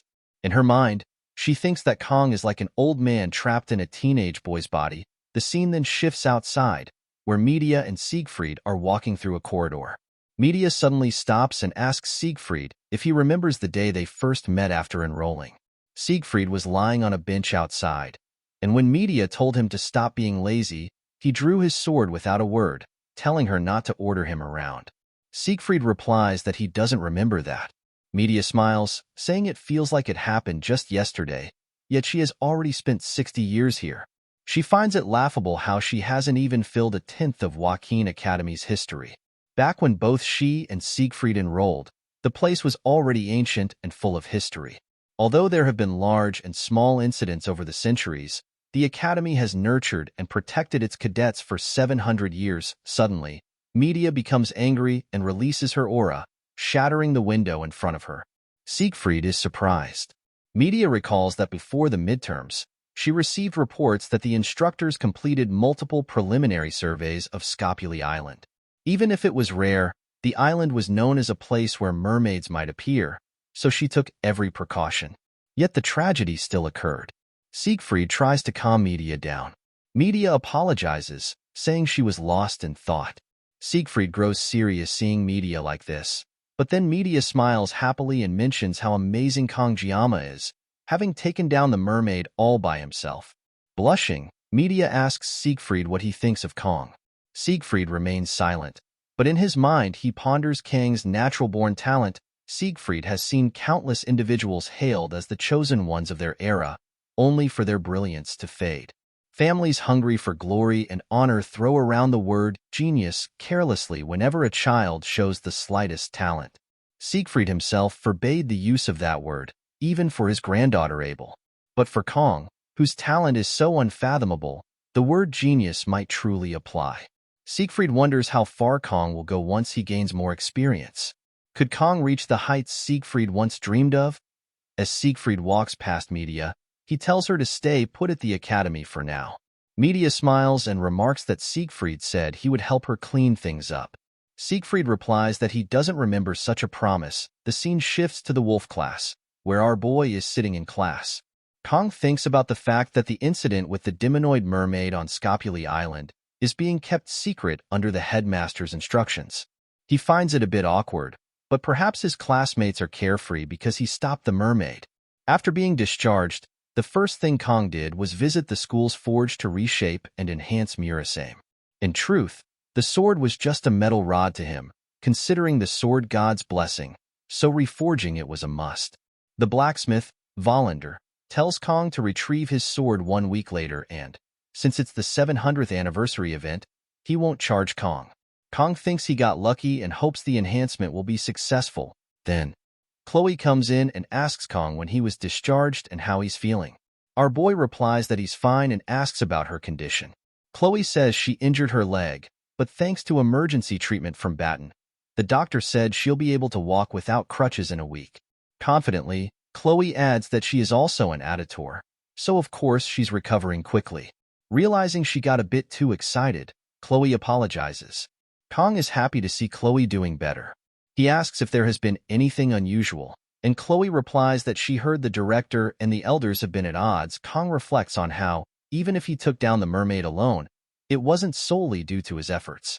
Everyone played their part. Chloe's rescue call, Rachel's clearing of the merman, and Batten's healing and blessings. Kong then wonders what Leon even did. Command? Kong doubts that Leon will defeat the Demon King that way. Could it be that Leon didn't do anything because he got injured first? At that moment, the instructor enters and tells the students to stop what they're doing. He has a few announcements before the training assembly. Standing in front of the class, the instructor says that this might be sudden, but for the time being, there will be someone co-instructing with Instructor Lee in Wolf class. The students are surprised and wonder who this new instructor might be. They are all shocked when they see that it's the Sword Emperor, Siegfried. As Siegfried stands in front of the classroom, the students wonder why the Sword Emperor would be their instructor. Kong, on the other hand, is shocked and thinks, "What is that old man doing here?" The scene then shifts to an underground location, where we see someone fighting a cloaked figure. The cloaked figure apologizes to a girl, who is revealed to be Saki Ryoso, the daughter of the Bow Master. Saki Ryoso is enraged because of the cloaked figure's actions, which have angered the 5th Unit Commander. We discover that Saki Ryoso is actually a demonoid. Saki inquires of the man whether it was truly that difficult to bring Leon back, even though Leon was only half injured. She questions how, despite Leon being a hero candidate, the man failed to complete the task even with the help of a mermaid. Because of his actions, Leon is now comfortably settled at the academy. The man apologizes profusely, but Saki, angered, kicks him, accusing him of not taking her, Saki Ryoko, seriously. She expresses disbelief that a mermaid could be taken down by a group of first-year students. However, upon considering the exceptional talent among this year's new students, she admits she wouldn't be surprised if they were capable of such a feat at that moment. The man reveals to Saki that the mermaid was defeated by just one cadet. Surprised, Saki demands clarification, asking if he means Leon defeated the mermaid alone. The man responds with a firm no. Frustrated by the suspense, Saki orders him to explain himself already. The man then reveals that the one who defeated the mermaid was this year's top student, Kongjiyama. Hearing this, Saki notes with interest that Kongjiyama is a special admission student. With a sly smile, she remarks that things are starting to get interesting. The scene then transitions to the training grounds. Instructor Lee is seen running alongside the students, urging them to count louder as they run, stating that he can't hear them. In unison, the students reply, "Yes, sir," and continue running behind him. Meanwhile, Chloe is sitting on a bench, waving at Kong with a smile. Seeing Chloe, our boy feels a pang of jealousy. Just then, Siegfried approaches Kong from behind and greets him warmly, commenting, "You are running really slow." He inquires if Kong is still recovering from the midterms, to which Kong replies, "No, sir." However, in his mind, Kong wonders what is happening and why the Sword Emperor himself is running alongside him. Kong reflects on Siegfried's remarkable identity, a descendant of the first Sword Saint, and the right hand of Baylor Joaquin, the Sword Saint. Siegfried is Aaron Nibelung, the man destined to inherit the title of Sword Saint, a name as unique and significant as his title. Siegfried is a figure who will later become one of humanity's greatest forces. During the Second Demon War, he will also serve as Leon's swordsmanship master. Siegfried's importance increases dramatically in the latter half of the story, leaving Kong puzzled as to why such a pivotal character is here, running beside him. Our boy wishes Siegfried would go back to Leon, as the main story, which was gradually veering off track, is now completely falling apart. Come to think of it, Kong recalls that Leon never actually ended up receiving the Sword Saint title. It was a significant issue back then, but since Leon can't inherit the Sword Saint title anyway, Kong guesses it doesn't matter. Yet, despite this reasoning, Kong still feels uncomfortable about the situation. Siegfried then tells Kong that the foundation of any warrior lies in physical strength and endurance. No matter how outstanding one's talent may be, it is useless if the body cannot support it. Conditioning, he explains, is the bedrock that enables further growth. Siegfried warns our boy not to cut corners and urges him to keep up. Kong replies with a "yes, sir," but Siegfried retorts that he can't hear him. Kong shouts louder, affirming, "Yes, sir, I understand." Seeing Kang's determination, Siegfried smiles. Then, without warning, Siegfried dashes forward at incredible speed, challenging Kong to keep up with him. Kong is shocked by Siegfried's speed, but despite his best efforts, he still finds himself lagging behind. Frustrated, Kong wonders aloud if the Sword Emperor Siegfried is somehow aging backward. After that, Siegfried gathers the students and announces that, from now on, the use of personal weapons is strictly prohibited unless it is for field training. To the students' surprise, Siegfried then unveils a large assortment of weapons in front of them. He instructs the students to choose one of the weapons and master it, emphasizing that the weapon they pick will become their training focus. The students are shocked by this directive, and our boy notices that among the displayed weapons, there is even a sashimi knife. At that moment, one of the students raises his hand and tells the Sword Emperor that he has a question. Siegfried acknowledges him and asks what it is. The student expresses that, in the long term, it would be better to become proficient with the weapon passed down through their families, so why is its use being prohibited? Hearing this, Siegfried commends the student for asking a good question and explains his reasoning. He states that the basics are more important than anything else.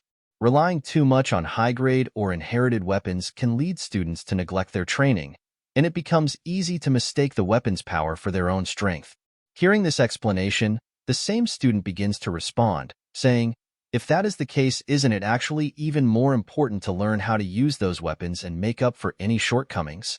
Observing this, other students begin to think that this guy is asking all these questions just to get attention. Siegfried, however, calmly responds, telling the students that no matter how well-armed someone is, if their skills are lacking, their weapon will ultimately fail them. He adds, "A master never blames his equipment." Hearing this, Kong nods in agreement, thinking to himself that this is 100% true. Siegfried goes on to explain that once the students master the basics, they will naturally become comfortable with any weapon. Furthermore, he mentions that cadets who can skillfully handle ordinary weapons are more likely to receive higher scores in the class promotion evaluation at the end of the year. Hearing this, all the students become excited and rush to grab the weapons they prefer.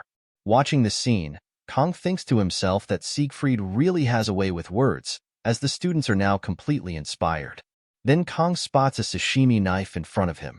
With a resigned sigh, he thinks, "I knew this would happen," as he reaches out and grabs the knife. Siegfried looks at our boy, and Kong, meeting his gaze, immediately suspects that Siegfried is up to something. His instincts prove correct when Siegfried addresses the students, announcing that today's task is to get accustomed to their chosen weapons. Following this, they will engage in 1-versus-1 sparring sessions between cadets. The students are surprised to hear that the training will take place without the use of the subspace. Some voice concerns, asking whether they might get hurt. Siegfried responds firmly, reminding them that they joined this academy to grow into warriors worthy of carrying on the legacy of the ancestral hero. He explains that true growth as a warrior comes through combat, even when facing the risk of defeat. However, Siegfried cautions that if students swing their swords at each other without proper thought, they can easily cause unnecessary injuries. To prevent this, he announces that he will personally demonstrate proper sparring techniques before the pairing begins. Hearing this, the students become visibly excited, thrilled at the opportunity to witness the legendary sword emperor Siegfried's swordsmanship in action. At that moment, Instructor Lee steps in and reminds the students to keep quiet, emphasizing that there is no talking aloud during lessons. Meanwhile, Instructor Lee is lost in thought, reflecting that, as an instructor at the world's top academy, this moment might be the biggest and worst crisis he has ever faced. Even though it's just a demonstration, the idea of facing off against the Sword Emperor fills him with dread. Instructor Lee grimly concludes that this might truly be the end for him. Just as Lee is about to say something to Siegfried, Siegfried interrupts him and unexpectedly calls for Kong Jiama to step forward and be his sparring partner. Kong is completely stunned upon hearing this. The students were shocked to see Siegfried, the Sword Emperor, standing before them. More importantly, they were thrilled at the prospect of witnessing a demonstration from the legendary Sword Emperor himself. However, confusion spread among the students as they wondered why Siegfried had personally called upon this unknown student. Amidst the murmurs, our boy could hear the students talking about him. Siegfried then turned to Kong and inquired if his injuries had fully healed. Kong replied that he was fine now. Without hesitation, Siegfried instructed Kong to pick up his sword. Our boy couldn't help but think that, even though this was just a sparring match, it seemed excessive. While his condition had improved after a long rest, Kong knew his opponent was none other than Siegfried, the Sword Emperor. Crossing swords with someone of Siegfried's caliber wouldn't end easily. One of them was bound to get hurt. Kong pondered whether this was due to the influence of divine power, as he could sense an unusual craving for a fight within himself. This was far different from the norm, and Kong couldn't ignore the potential consequences of this encounter. Despite the tension, Kong stepped forward and told Siegfried that he was no match for the Sword Emperor and requested that he lower his sword. The students burst into laughter, mocking Kang's audacity, and questioned what he was trying to accomplish. Siegfried then tells our boy, "Does Kong have no pride as a swordsman? How long does Kong think he can live while hiding his power? What is the use of Kang's extraordinary talent if our boy remains a cowardly person like this?" Kong reflects on the word pride, a value he had engraved in his heart ever since our boy claimed the title of the greatest swordsman in the country. That pride, along with his determination, has been the driving force behind why Kong never put down his sword. Our boy realizes that Siegfried's words are a deliberate provocation, a test to measure Kang's resolve. Kong knows that if he succumbs to the provocation in this moment, he will regret it for a long time. Yet, even as he weighs his choices, a professor intervenes, attempting to stop the duel. Siegfried, however, halts the professor, his eyes fixed on Kong. In that moment, Siegfried sees the determination in Kang's expression and understands that Kong has made up his mind. Siegfried acknowledges that he will learn something from this duel. As the scene intensifies, we see our boy holding his sword, activating the blessing of the sword god. The two stand face to face, their swords drawn, ready for combat. Observing Kong, Siegfried is reminded of a vivid memory from his own past, a moment that lingers in his mind even at the age of 70. The enlightenment Siegfried gained through the sword, the time when he was not yet mature, remains etched in his memory. He recalls the one-armed wandering knight and the unparalleled swordsmanship that knight displayed, a mastery undoubtedly within the realm of legend. The person Siegfried has been keeping an eye on since the allocation test is none other than our boy, Kong Jiama. Siegfried believes that Kong holds the clue that could guide him to that legendary realm. As the duel begins, Siegfried strikes decisively. In an instant, our boy appears behind him, effortlessly dodging the attack. But as the Sword Emperor, Siegfried immediately senses Kang's position and swings his sword in retaliation. Kong evades the strike by leaping into the air. From above, he focuses and charges directly at Siegfried with precision. Siegfried manages to block Kang's bold attack with his sword, though he is momentarily shocked by Kang's audacity to charge head-on without hesitation. Siegfried notes Kang's unique sword technique, reminiscent of a swallow in graceful flight.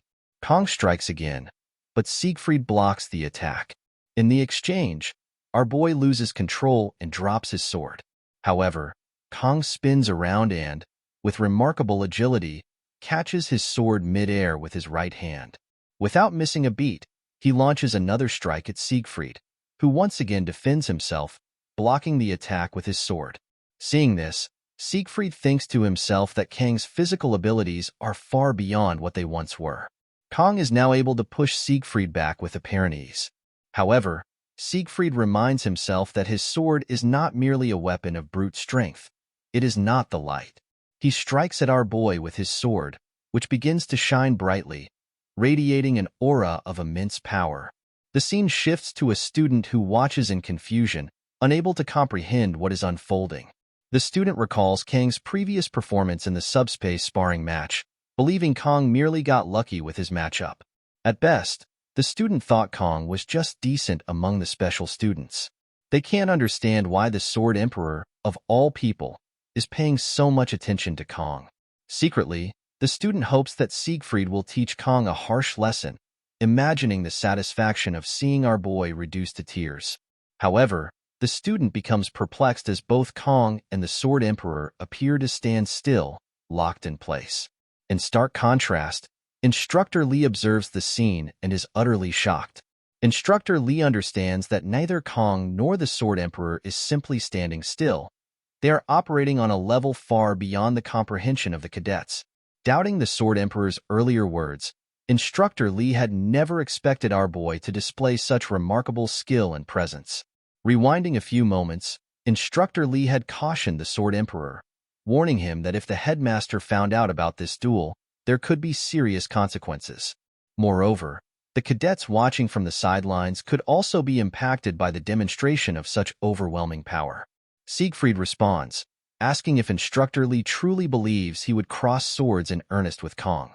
He reassures Instructor Lee not to worry, adding that if his assumptions are correct, Kong will be able to step into that place, the mental realm. Instructor Lee is stunned upon hearing this revelation. Returning to the present, Siegfried reflects on Kang's progress. For Kong to enter the mental realm and withstand Siegfried's strikes, Siegfried cannot help but feel astonished. A duel in the mental realm is an intense battle of wits and willpower, something that becomes evident simply by crossing swords. Yet, in such a short span of time, Kong is already growing, a feat Siegfried finds truly impressive. Recognizing Kang's potential, Siegfried activates his sword spirit protection. His aura flares to life, surrounding him with an intense glow. Siegfried channels this power into a strike aimed at our boy. The students, observing from outside, are awestruck as they witness the Sword Emperor's aura radiating beyond the battlefield. Both the students and Instructor Lee are shocked by the display of power. Instructor Lee begins to wonder if the duel has broken through the mental realm and returned to reality. The scene shifts back to Siegfried and our boy, standing face to face with their swords drawn, poised for the next move. On the other hand, Instructor Lee, deeply worried, thinks to himself that this is nothing like what the Sword Emperor had described.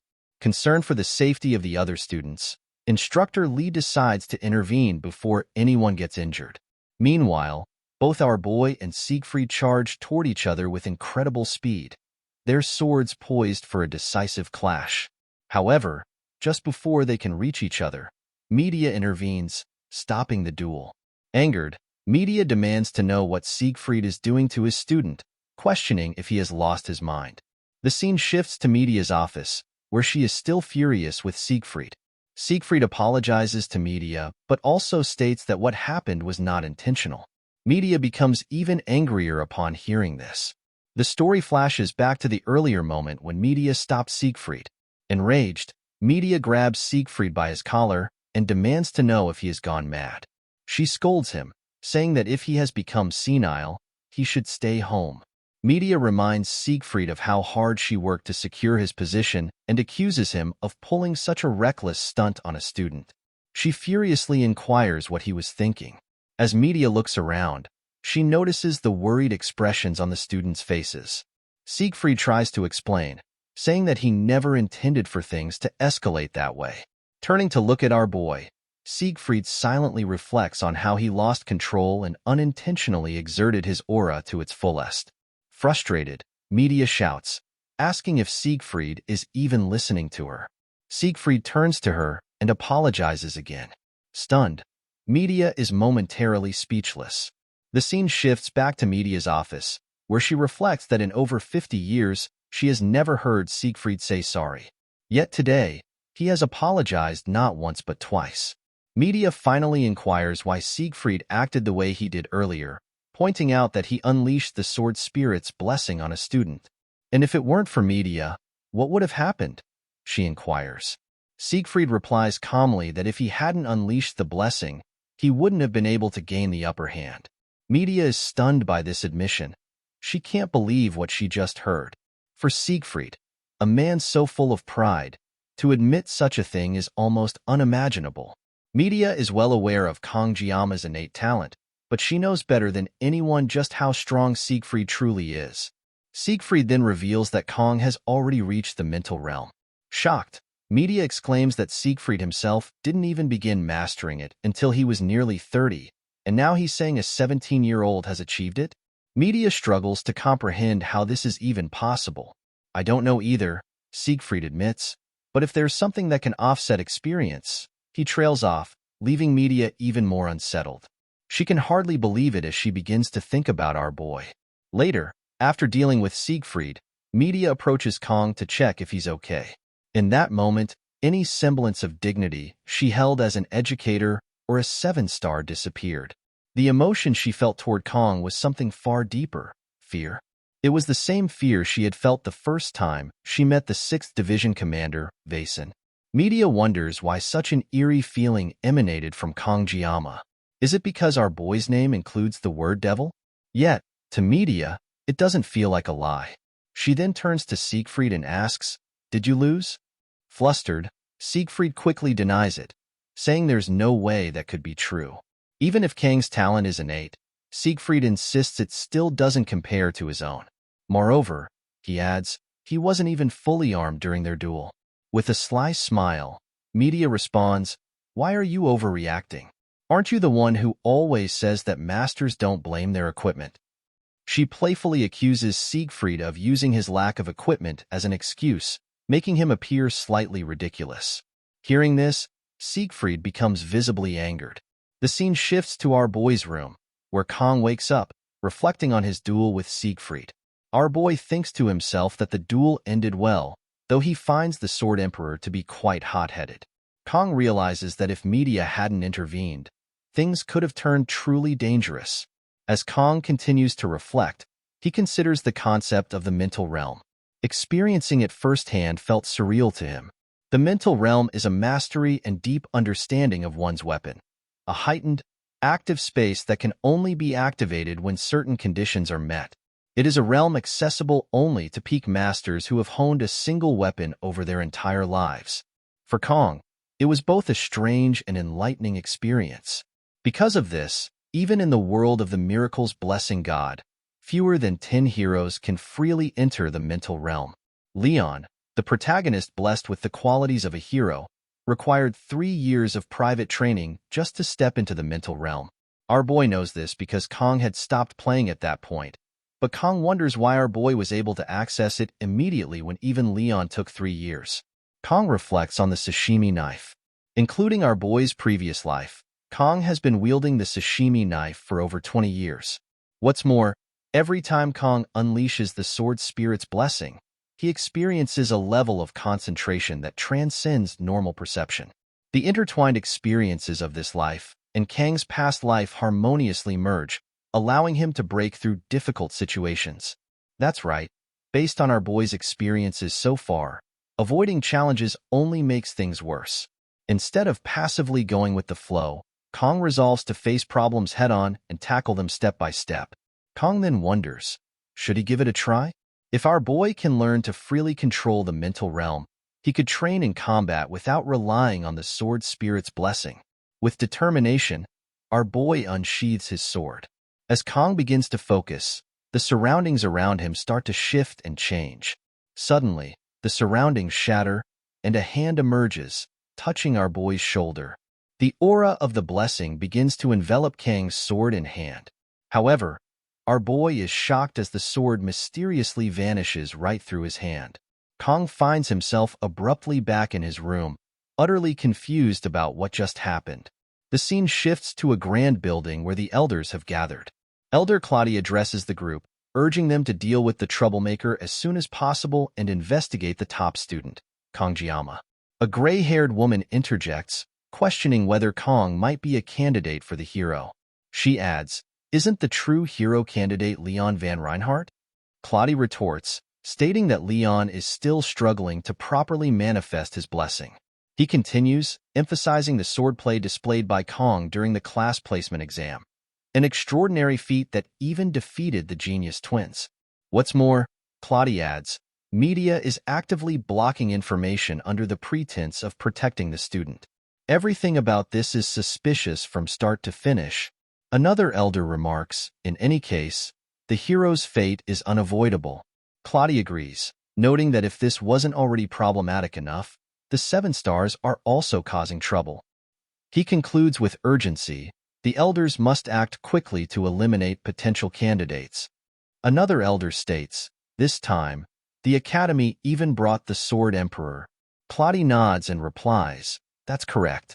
Ever since media, one of the 7 stars, became the academy director, the standing of the elders has been severely weakened. After Basman's defeat, the public only reveres the 7 stars, while the elders are dismissed as outdated relics. Yet, it is the elders who guide the foolish masses and maintain balance. Even now, if a hero were to emerge, the very existence of the elders would be threatened. Another elder agrees. Indeed, for the elders to maintain their power, they need a public enemy. The hero who threatens the Demon King must be eliminated. Claudia reflects silently, acknowledging that he is one of the Academy's elders, but he feels the weight of Saki Ryoso's warnings. Because of Saki, Claudia is exerting all his effort to persuade the elders through sheer force. Saki had informed him that the 5th Division Commander is furious and warned that if Claudia fails to act, the 5th Demon King Division Commander, Air Acre, will take him down. The higher elder finally speaks. Understood, they say, instructing Claudia to issue orders to the Auditor family. The scene then shifts to our boy, who is visibly angered over the disappearance of his sword. Nearby, the blacksmith Vollinger is on the floor, pleading with Kang for forgiveness. We then see the sword, Murasame, with a current rank of E. Its specifications now include a length of 35 centimeters, destructive power of C rank, range of E rank, hardness of E rank, and a growth potential of A rank. Our boy is visibly angered upon seeing this. Vollinger explains, I've been hammering steel for nearly 30 years, but even I have never encountered anything like this. To put it simply, it's as if the sword itself refused to be forged. I had to hastily melt the metal and reforge it, barely managing to give it a proper shape. If any ordinary blacksmith had attempted this, it would have ended up as nothing more than a useless piece of scrap metal. Believe me, I did everything I could. Kang thinks to himself that, despite his 20 years of experience with swords, he finds the craftsmanship impressive. The specifications align perfectly with the blessing, but the hardness remains at an E rank, a clear source of frustration. Vollinger continues, the potential of this weapon is good. If it's reinforced, it will definitely become useful. And while this isn't exactly an apology, if you bring the reinforcement materials, I won't charge you a fee. Angered, Kang asks, what if it breaks again? Vollinger replies earnestly, even at E rank, with a rank growth potential, it will eventually surpass its current limitations. Vollinger explains, this weapon could reach a rank or even higher. There's also the possibility of using the never-fail material, but that can only be obtained from A rank or higher demonic beasts. Hearing this, Kang thinks to himself that A rank demonic beasts are comparable to E rank demonoids, and our boy wonders if he'll have to take down another mermaid. However, Kang doesn't want to risk his life just to reinforce equipment. He also recalls that even lower-rank demons occasionally drop reinforcement materials, but his current funds are a bit tight. Kang then asks, do you promise? Vollinger replies, I swear on my honor as a blacksmith. Our boy shifts the conversation, saying, aside from that, you should refund me half the cost of the leftover scrap metal, plus 1,000 gold. Volander is shocked by this demand and argues, I made the weapon exactly as you ordered. I even said I wouldn't charge you for the enhancement costs. Unmoved, our boy retorts, the B-rank sword was reduced to scrap. Considering the market price, this is a fair deal. Frustrated, Volander replies, stop talking nonsense. But our boy calmly states, I was planning to test the sword's performance anyway. This works out perfectly. Scared by Kang's unwavering stance, Volander ultimately apologizes to our boy. Volander reluctantly offers our boy 500 gold, but Kang firmly replies, 1,000 gold. Volander tries to argue, explaining that even the scraps of a B-rank weapon have a different market value, and recovering the original amount is nearly impossible.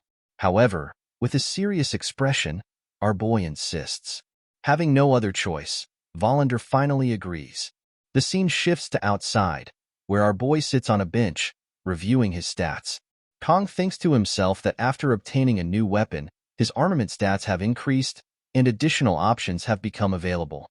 The biggest reason our boy hesitates to use the sword god's blessing is the excruciating pain it causes, but the pain has started to decrease. Kang realizes he needs to level up this skill no matter what. Our boy recalls testing the blessing earlier. While the pain was reduced, it was still unbearable. However, if just one level of improvement can lower the pain this much, consistent leveling might eventually allow Kang to use the sword god's blessing pain-free. Additionally, it seems that armament stats increase whenever Kang obtains a new weapon or enhances an existing one. Now that midterms are over, our boy resolves to make weapon enhancement his top priority. Kang believes that if he continues to grow at this rate, he might finally come to understand the true power he has been given. Perhaps our boy will even figure out how Kang ended up in this world. At that moment, Chloe approaches, inquiring what Kang is doing. Startled, our boy looks up and is surprised to see Chloe. Noticing Chloe's leg, our boy asks if she has taken off her cast and if her body is okay now. Chloe replies with a smile that she's fine but still needs crutches. She adds that she feels stronger than before. Broken bones heal stronger after breaking, she jokes. Hearing this, Kang thinks to himself, bones aren't muscles. Kang steps closer to Chloe and gently picks a grain of rice from her cheek. Shocked, Chloe stumbles and falls to the ground. Alarmed, Kang quickly kneels and asks if she's okay. Chloe reassures him that she is fine. Curious, Chloe then points to something on the bench and asks, what's that? Kang replies, it's my weapon. Chloe's face lights up with excitement as she examines it. Your first weapon? That's so cool, she exclaims. Despite learning that the sword is only E-rank, Chloe is impressed. It's hard to believe this is an E-rank weapon. It looks so good, she says. Our boy nods and confirms, yes, it's E-rank. Seeing Kang's expression, Chloe clarifies, that's not what I meant. I mean, for the lowest rank weapon, it looks amazing. She hesitates for a moment before adding, no, that's not it either. Our boy tells Chloe, it's fine. I already got some money back from the blacksmith, and he said he wouldn't charge for enhancements if I bring the materials. If I enhance this sword enough, it will become usable. Chloe nods and replies, that's right.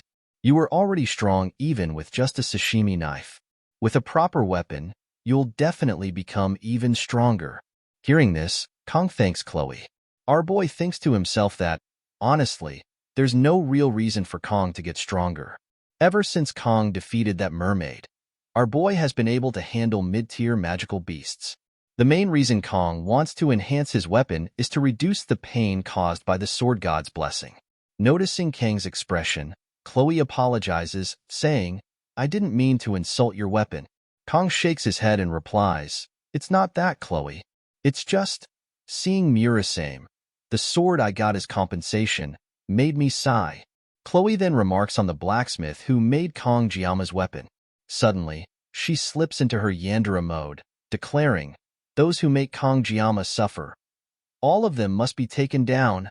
Startled, our boy calls out to Chloe, bringing her back to her usual self. At that moment, Kang senses something, though our boy notices that Chloe doesn't seem to sense it. Standing up, Kang walks toward a nearby tree. Seeing this, Chloe asks, "Where are you going?" Without replying, Kong kicks the tree and demands, "What are you doing here?" From behind the tree, Nox falls to the ground. Quickly gathering himself, Nox mutters, "I was careless."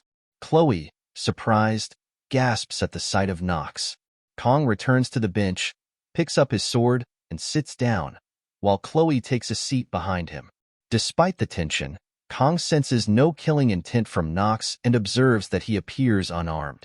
Kong then asks, "Is there something you need from me?" Nox remains silent, refusing to answer. Our boy calmly reminds him, "I explained this to you before in a way you could understand." Frustrated, Nox turns away and finally says, "I came looking for you, but not for that reason." "Then why are you here?" Kong inquires. Nox hesitates before answering. "The Academy's elders. They've requested your elimination." Hearing this, Kong is shocked. He thinks to himself that the Academy's elders have made their move. The realization that the elders are targeting him leaves Kong in disbelief. Chloe quickly asks, "Did you come here because of that?" Nox responds, "You've been away from home for too long, Chloe. You've lost your edge." At his words, Chloe immediately prepares for combat and steps in front of Kong. "Stay behind me," she tells our boy. "I'll handle this myself." Chloe distances herself from Nox, maintaining a defensive stance, all while repeatedly calling out to Kong. However, Kong remains seated on the bench, unfazed. Nox observes her movements and remarks, "It seems your instincts are still sharp, Chloe."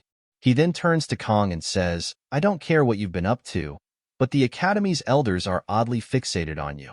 It's not just me. There's a growing sense of unease even within the Auditor family." Nox continues, explaining that the Auditor family has temporarily postponed the elders' request. The Academy elders made their request in secret, bypassing the Academy's head. A direct order to eliminate a mere student goes against the principles of the Auditor family. However, since it's a direct order from the elders, it's difficult to ignore. If the pressure continues, the Auditor family will have no choice but to investigate you. Finally, Nox adds, "Whatever the case may be, Chloe, you're a member of the Auditor family, and you needed to know." Chloe remains silent after hearing this. Observing her reaction, Kong thinks to himself that while Nox came under the pretext of upholding the family's principles, in the end, Nox was truly worried about Chloe. Nox then states, "That's all I have to say," and begins to walk away. Our boy calls out, "Nox." Stopping, Nox turns around as Kong inquires, "What is this? Last time, you said something different." Nox pauses before replying, "Chloe is happiest when she's by your side. Even I, her brother, have never seen her like this before." Kong is shocked by Nox's words. Finally, Nox adds, "Don't let Chloe get hurt anymore," before turning and leaving. Shocked by what he hears, our boy wonders to himself what Nox is talking about. It's not Kang's fault that Chloe hurt her leg. Then, Nox questions how Kong became so strong. Kong is taken aback by the idea that Nox considers him strong. To be regarded as strong, one must be able to withstand threats at all times, like the Sword Emperor. Someone like Kong, who can only maintain that level of strength for less than a minute a day, is far from a level where he can boast about his power. Kong himself can't even think of such a claim. Nox, using Chloe as an excuse, reveals secrets of the Auditor family to our boy, an outsider. There's no way Nox would let that slide. Our boy then tells Nox that he lacks desperation. Surprised, Nox asks what Kong means by that. Kong explains that, regardless of how much of an Auditor Nox is, there's a certain edge that comes from real-world experience. If Nox stays cooped up in the Academy, he will eventually hit his growth limit. To truly grow, Nox needs to venture out, gain real-life experience, and work hard. Only then will he achieve something remarkable. Nox is surprised by this advice.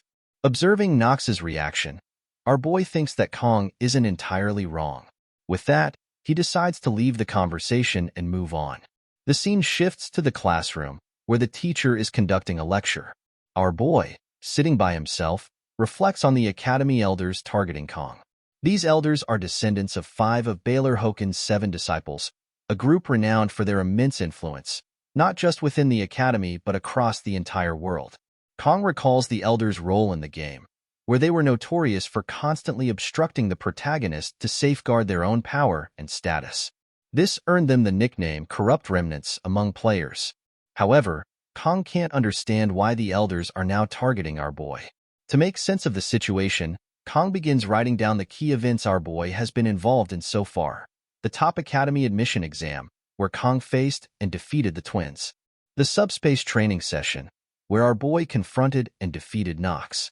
The midterm exams, where our boy saved Leon. As Kong reviews what he has written, our boy realizes that he has caused quite a stir. It seems Kong has been inadvertently drawing attention to himself.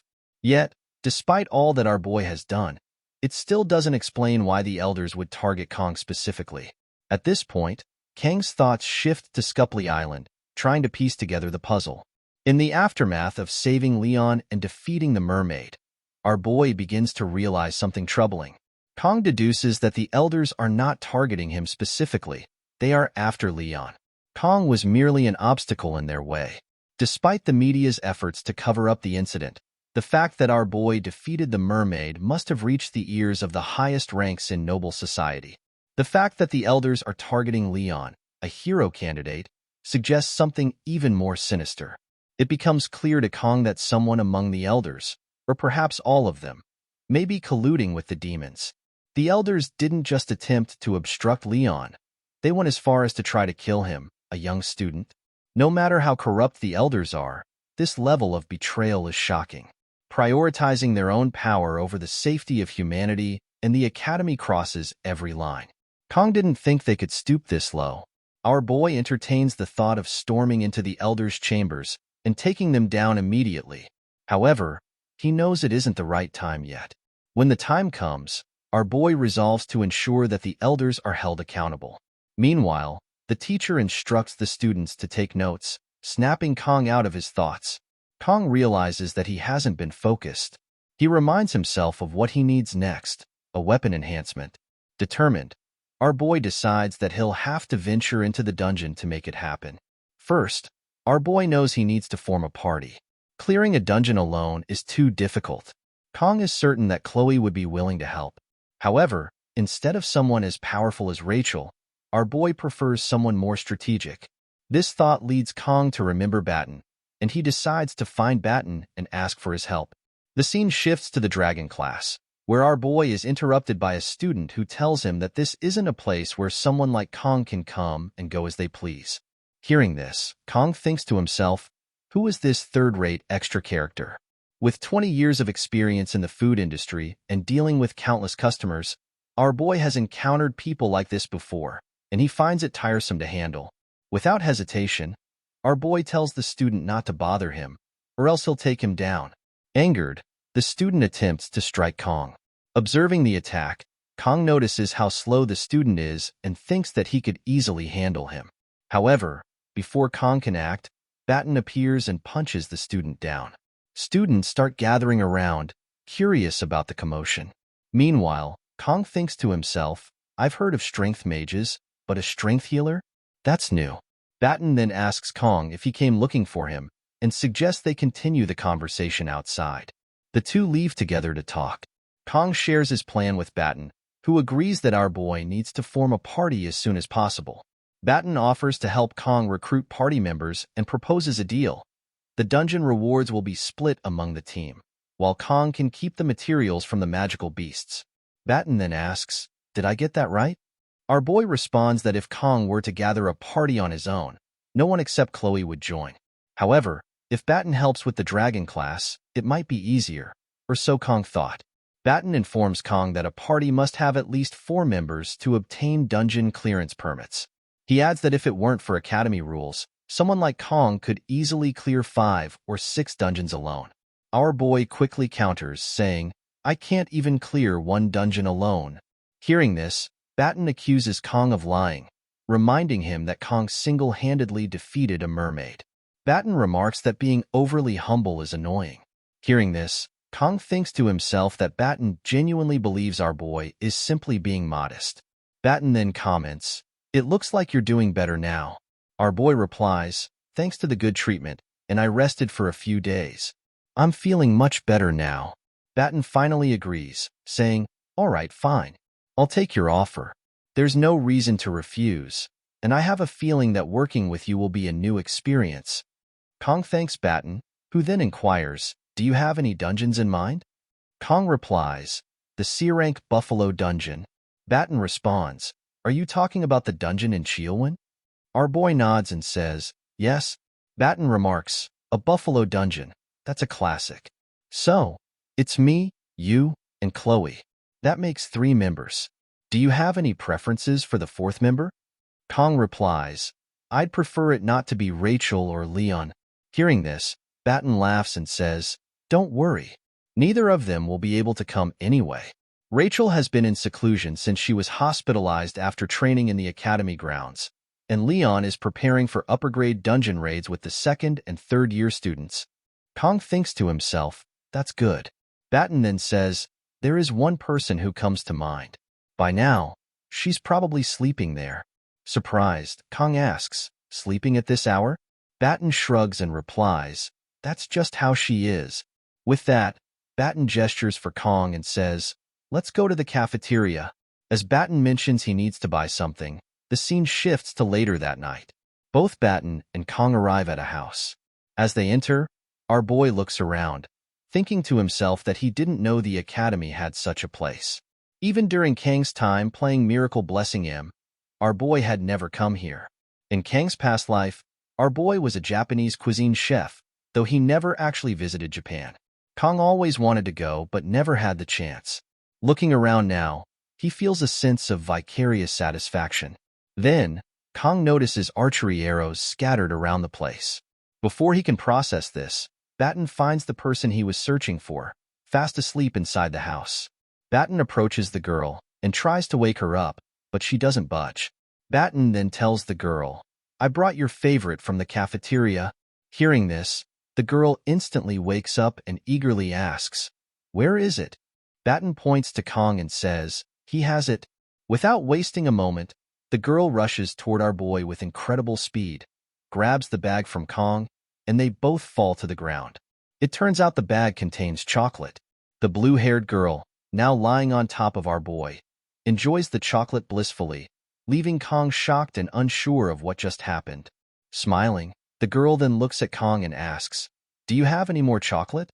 Our boy reflects on the narrative of Miracle's Blessing, a story centered around the protagonist, Leon, and featuring numerous heroines.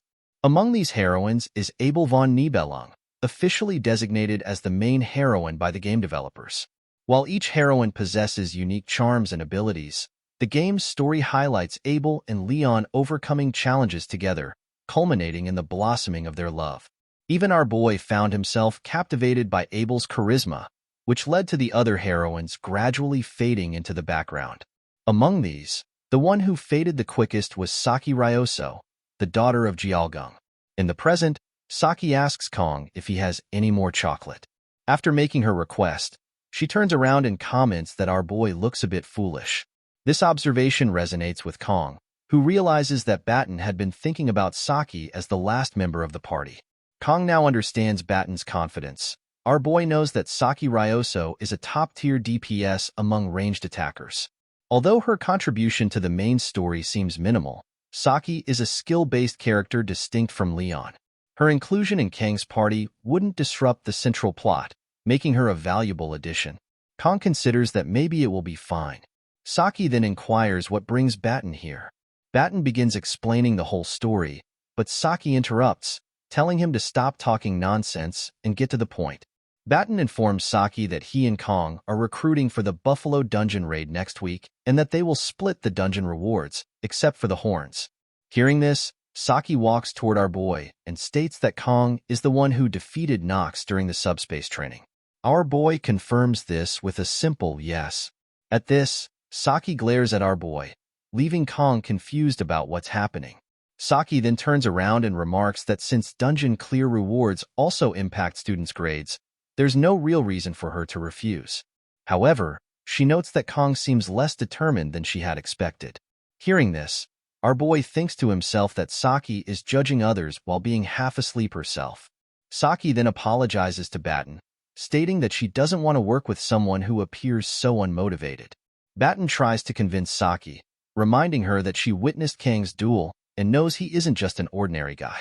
Saki replies that perhaps Kang's opponents were simply weak. Frustrated, Batten tells Saki to stop talking nonsense. As Kang's opponent was someone from the Auditor family, Batten was about to reveal that Kang had also defeated the mermaid during the midterms. However, Batten stopped himself before he could say more. Instead, he told Saki that he couldn't explain further but insisted she should trust him and join the team. Saki, unconvinced, asked why she should trust him. Frustrated, Batten retorted, demanding to know Saki's excuse for refusing. Watching the two argue, Kang wondered what he should do. Meanwhile, our boy thought to himself that a party member could be greedy or rude, but not both. Kang decided he wouldn't try to persuade Saki anymore. Turning to Batten, Kang said it was enough and suggested they leave, stating that Saki's attitude wasn't good for the party and that they should find someone better. Hearing this, Saki, with a serious gaze, remarked that the dungeon raid wasn't that urgent. Her words caught our boy's attention, and he turned to face her. Without hesitation, our boy reached under his coat and grabbed a sashimi knife, surprising both Batten and Saki. Kang then threw the sashimi knife at the arrow target board, and it landed squarely in the center. Without wasting a moment, our boy threw another sashimi knife at the other board, with equal precision. The knife passed right next to Saki and landed directly in the center of the board.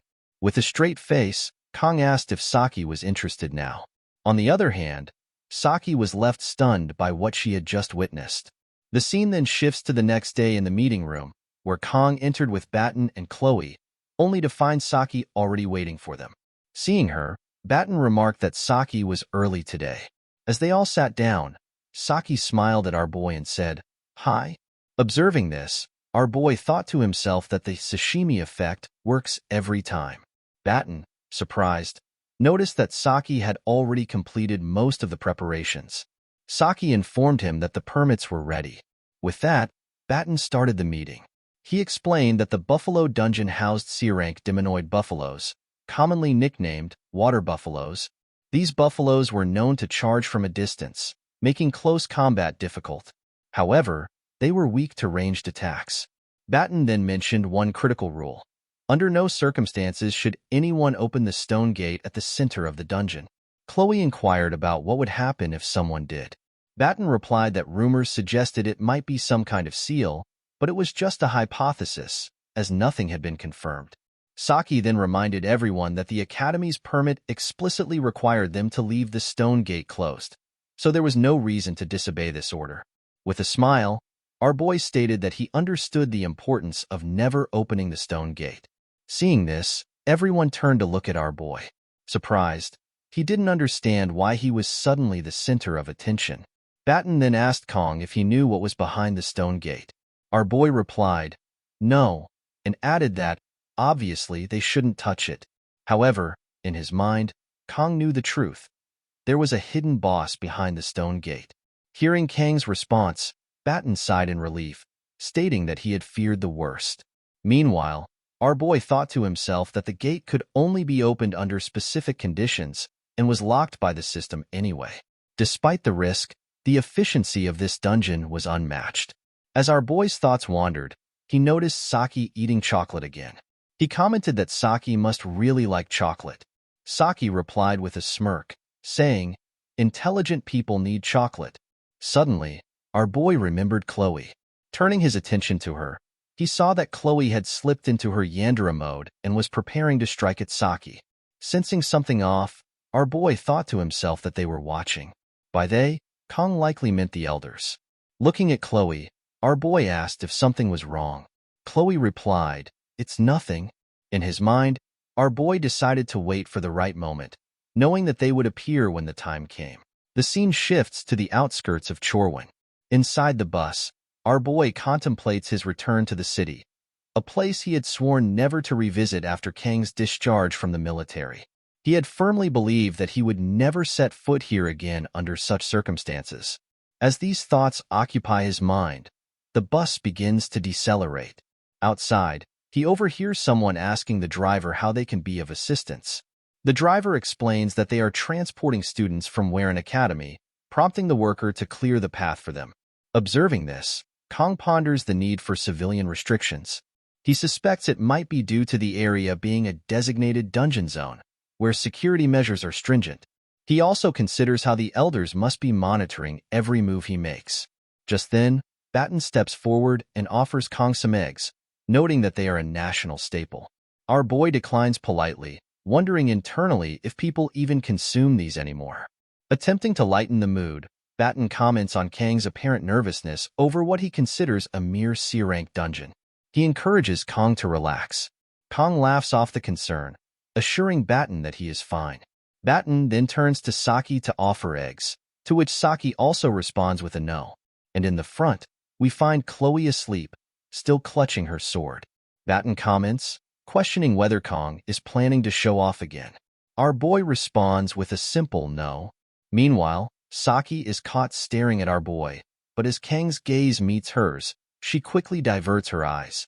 This makes Kong feel increasingly scrutinized, and he wonders why everyone seems to be watching him so intently. Upon arriving at their destination, Chloe wakes up, thrilled by the pleasant weather and the beautiful scenery. Our boy reflects silently that this very location was once a nest for an ancient demon, now transformed into a mere farming dungeon. Batten notices Kang's large bag and curiously asks why he's carrying so much luggage. Our boy teases if Batten wants to know what's inside, then proceeds to open the bag to reveal an assortment of sashimi knives. Batten, surprised, asks if Kong intends to sell the knives here.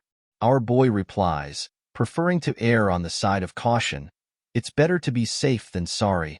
Batten chuckles, remarking that Kong sounds like an old man, but he acknowledges that Kong must have his reasons. Chloe then steps forward, stating she will take the lead as usual. Our boy expresses his reliance on her skills as their team advances. As they reach the dungeon's gate, they encounter two security guards stationed outside. Upon noticing the group, one of the guards asks if they are from Awakens Academy. Chloe confirms, and the guard instructs them to sign their names in the visitor log. While everyone completes this task, our boy notices a subtle change in the guard's expression as he writes his name. This leads Kong to suspect that the guard might be concealing something. As Kong ponders this, Batten calls out to him, urging him to hurry up so they can enter the dungeon together. Once inside, Batten cautions everyone to stay alert. However, our boy remains preoccupied with the guard's reaction. The uncertainty in the guard's eyes seemed evident when he saw our protagonist's name in the log. Despite the suspicion, Kong reassures himself that things will be fine. As they proceed, our boy observes graffiti on the walls, apparently left by tourists. He muses about when dungeons became tourist attractions and finds the behavior of nobles peculiar. At that moment, Saki takes Kang's hand, telling him she is tired. Our boy acknowledges her fatigue, and Saki suggests that something sweet might help her feel better. When Saki inquires if Kong has anything sweet, he rummages through his pockets and hands her a piece of candy. Upon seeing it, Saki admits that she isn't very fond of candy and asks if he has any chocolate instead. Frustrated by her pickiness, our boy suggests that Saki should have brought her own. Saki responds that she is saving her chocolate for later. As Saki reluctantly eats the candy, our boy thinks that she needs to focus more on the mission. At that moment, Chloe alerts the group that 3 to 4 monsters are approaching from 200 meters away. Batten quickly instructs everyone to stick to the plan, assuring them that the monsters won't pose a threat if they do so. He then directs Chloe and Saki to advance while he prepares to cast a spell to enhance their strength. As the action unfolds, Saki readies her bow, which Kong recognizes as an S-grade weapon, the Crimson Bow. He is confident that with such powerful equipment, clearing the dungeon will be straightforward. However, Saki suddenly remarks that something feels off about her weapon, pondering if it has been too long since she last used it. Our boy begins to question if he can truly rely on Saki at this critical moment. Just then, Saki realizes what she's missing. She retrieves her chocolate and eats it, declaring that now everything is perfect. Seeing this, Kong begins to question whether he can truly trust Saki. Meanwhile, as the monsters emerge, both Chloe and Saki charge forward. Batten casts a spell to increase their strength. Chloe leaps into the air, wielding her weapon to strike a monster, taking it down with a single blow. As she lands, with 3 more monsters remaining, she declares her intent to hold them off at the front. As Chloe advances, Batten yells for her to fall back according to their plan. At that moment, Saki draws her bow and launches 3 arrows, each striking true, and she successfully downs the remaining 3 monsters with impressive ease. Saki smirks, remarking on the ease of their victory, and then indulges in her chocolate. Observing this, Kong contemplates the potential repercussions if his teammates were to break the horns. Despite this concern, he acknowledges that having a skilled DPS like Saki, who proves her prowess repeatedly, is invaluable. Kong then considers whether he should start gathering his enhancement materials to further their advantage. Batten interrupts his thoughts, suggesting they delve deeper into the dungeon. Just then, a bull monster unexpectedly charges from behind, aiming a strike at Saki. Upon seeing the monster, Saki recognizes it as the one Chloe had previously engaged. Frustrated that Chloe didn't finish it off, Saki becomes distracted, and her foot slips unexpectedly, leaving her momentarily disoriented and unsure of how to react. Just as the bull monster is about to strike, our boy heroically intervenes, swiftly taking it down with a single strike of his sashimi knife. Saki is astonished by his quick action. Concerned, our boy asks Saki if she is all right, which causes her to blush. The scene then transitions to the outside, where a phone begins to ring. The guard answers it with a respectful, "Yes, sir," confirming Kang's suspicions that the guard is indeed collaborating with the elders. Then, we see our boy grab the horns of the bull monster. Kong states that these horns are the reason he came to this dungeon. Buffalo horns, a versatile C-rank reinforcement material used for weapon upgrades and various other purposes. Deciding to take as much as he can carry, Kong begins collecting them. At that moment, Saki approaches our boy and hands him chocolate as a token of gratitude for saving her earlier. Meanwhile, Kong senses Chloe slipping into her Yandere mode, staring intensely at them. Noticing this, our boy turns around and calls out to Chloe, startling her back into her usual self. Kong then leans in and whispers something in Chloe's ear regarding the guard they had encountered earlier. Upon hearing this, Chloe nods and responds, "Got it?" From the side, Batten observes Kong and Chloe talking and wonders aloud if they are dating, as it would make sense. Hearing this, Chloe immediately starts blushing. Our boy, however, responds by telling Batten that assuming all male-female relationships are romantic is a narrow-minded perspective. Chloe is visibly shocked by his statement. Batten, surprised, asks, "Really?" as he had always thought Kong and Chloe were inseparable. Saki, watching the exchange, smiles quietly. Meanwhile, our boy appears confused, not understanding why Chloe is staring at him. Then, Chloe inquires whether there are always so few buffalo monsters. Everyone turns their attention to the path ahead. Batten responds, stating that no matter how popular a dungeon is, it wouldn't be this empty. He then asks Saki for her thoughts on the situation. Saki pauses for a moment before remarking, "Didn't those buffaloes seem off?" Curious, Batten asks what she means. Saki elaborates, explaining that it looked as if the buffaloes were running away from something. Since buffaloes don't typically behave that way, it doesn't make sense. Batten agrees, pointing out that buffaloes are usually docile and that locals even use them for farming. Hearing this, Kong is momentarily taken aback, thinking to himself, using demonic buffaloes for farming? What is wrong with these people? Batten then mentions that there are multiple suspicious elements at play, but it's probably nothing to be overly concerned about. He reassures the group that they've received signals ahead, so everything should be fine. At this point, Kong asks how Batten and Saki know each other. With confidence, Saki proudly states that she topped the written exam, while Batten came in second. She further adds that Batten bragged about it for weeks. Frustrated, Batten tells Saki to stop talking nonsense, but Saki ignores him and continues, informing Kong that she also ranked third in the placement tests. Hearing this, our boy is surprised to learn that Batten ranked second, as Kong had assumed Batten was just a loudmouth. Noticing Kang's reaction, Batten tells him not to compare him with Rachel, as Rachel is his cousin. This revelation surprises our boy even more, and he finally understands why Kong, as a player, didn't know about Batten's connection to the main characters. It's because they are relatives. Batten further explains that his family is a branch of the Changxian clan, whereas Rachel's family belongs to the main line. That's why there's a distinction between them. However, Batten quickly dismisses the topic, telling Kong to move on, questioning why they are even talking about this in the first place. Kong then starts staring at Batten, prompting Batten to step forward and tell him to stop. With a grin, Batten declares that he is living the dream here. After all, our boy is the most impressive one. He jokingly tells Kong not to forget about him when he becomes famous. Kong, smiling, reassures Batten that it won't happen.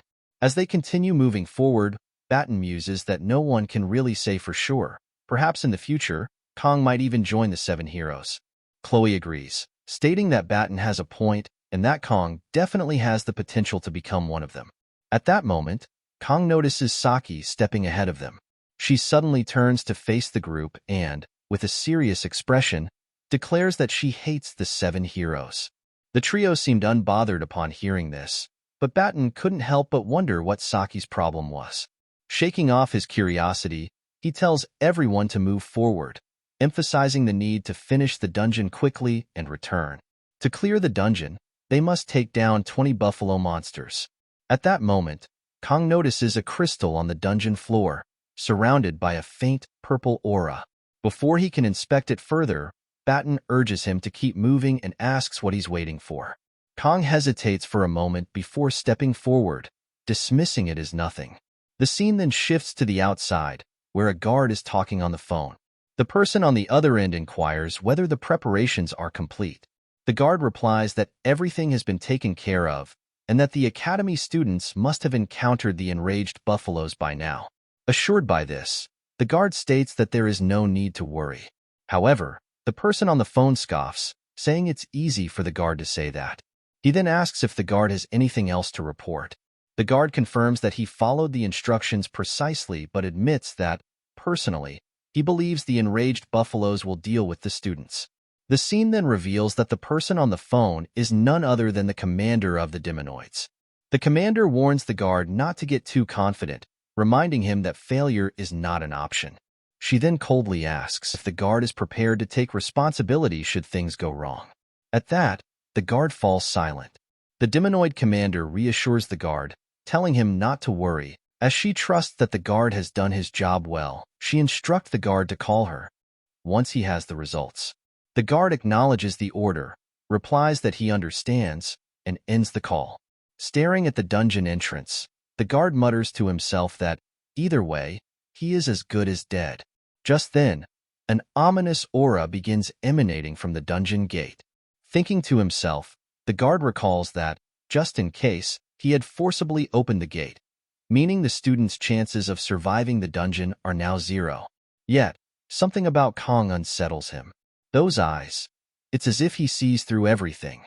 With that thought lingering in his mind, the guard decides to enter the dungeon and check for himself. The scene then shifts inside the dungeon.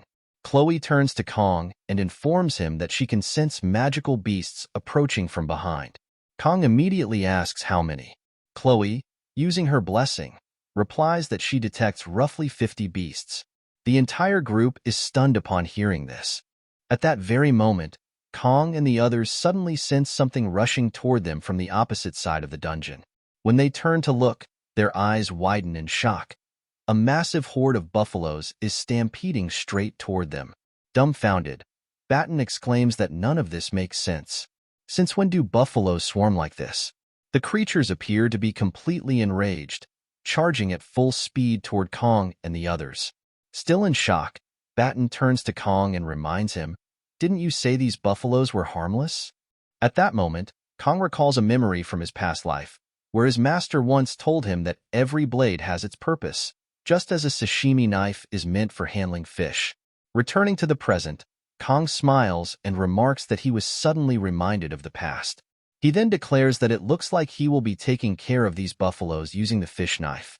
Turning to Chloe, Kong instructs her to distract the herd of buffaloes. However, he warns her not to charge straight in. Instead, she should move left and right to disrupt their formation. He emphasizes that she doesn't need to attack. Her only task is to draw the buffalo's attention. Chloe nods and replies that she understands. Next, Kong turns to Batten and asks if he's ready. Grinning, Batten confidently responds, "I was born ready." Meanwhile, Saki struggles to understand why Kong remains so calm, considering they are about to face 50 buffalo monsters. Kong then gives her instructions, telling her to hold the front and stop anything that gets too close. Saki acknowledges the order, replying with a firm okay. Still puzzled, Saki turns to Batten and asks why Kong seems so composed. Batten, with a knowing smile, simply tells her not to be surprised. However, Saki remains confused, unable to grasp what Kong is planning. The scene then shifts to Kong, who thinks to himself that he shouldn't overthink it. That's why our boy came prepared. No matter what stands in front of him, no matter how many enemies there are, Kong will take them all down.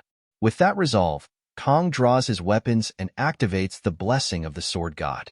As one of the buffaloes charges toward him, ready to attack, Kong doesn't hesitate. He surges forward as well, swiftly throwing his daggers toward the oncoming beast. Meanwhile, Saki remains in shock, still unable to comprehend how Kong plans to handle all those buffaloes alone. Saki was stunned to see Kong effortlessly defeat dozens of buffalo monsters in a split second. Meanwhile, Chloe, using her feline's blessing and a spell named Schrodinger's cat, took down 3 buffalo monsters with a single strike. Our boy charged forward, handling the buffalo monsters that came before him one by one. Kong quickly disposed of them, but suddenly, a group of buffalo monsters charged together at him. Caught off guard, Kong couldn't strike back in time. The buffaloes pounced on him, leaving no room for escape. Saki and Batten were shocked. Saki tried to shoot an arrow to help Kong, but she realized there was no clear opening with so many buffalo monsters swarming him. Just as she was about to despair, she was stunned again. Kong had already taken care of all the buffalo monsters on his own. She couldn't believe how powerful Kong truly was. Wasting no time, our boy began collecting the horns of the buffalo monsters.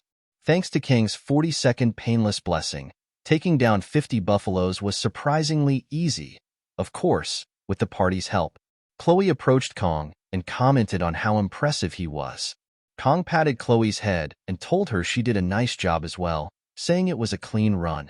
Chloe, excitedly, thanked him. Seeing Saki's expression, Batten teased her, reminding her that he'd told her not to be surprised. Frustrated, Saki said it was impossible not to freak out over what had just happened.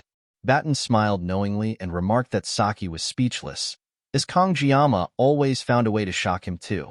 Saki started to wonder about Kang's true identity. Batten admitted he had no idea either. As they moved forward, Batten informed Kong that the dungeon's clear condition was 20 buffaloes, and he was sure Kong had taken down twice that number just to show off. Kong shrugged, replying that he hadn't done much during midterms anyway. At that moment, Batten was about to question Kong about when he fought the demonoid mermaid but stopped himself because Saki was with them. The party continued forward, chatting and eating the snacks Saki had brought.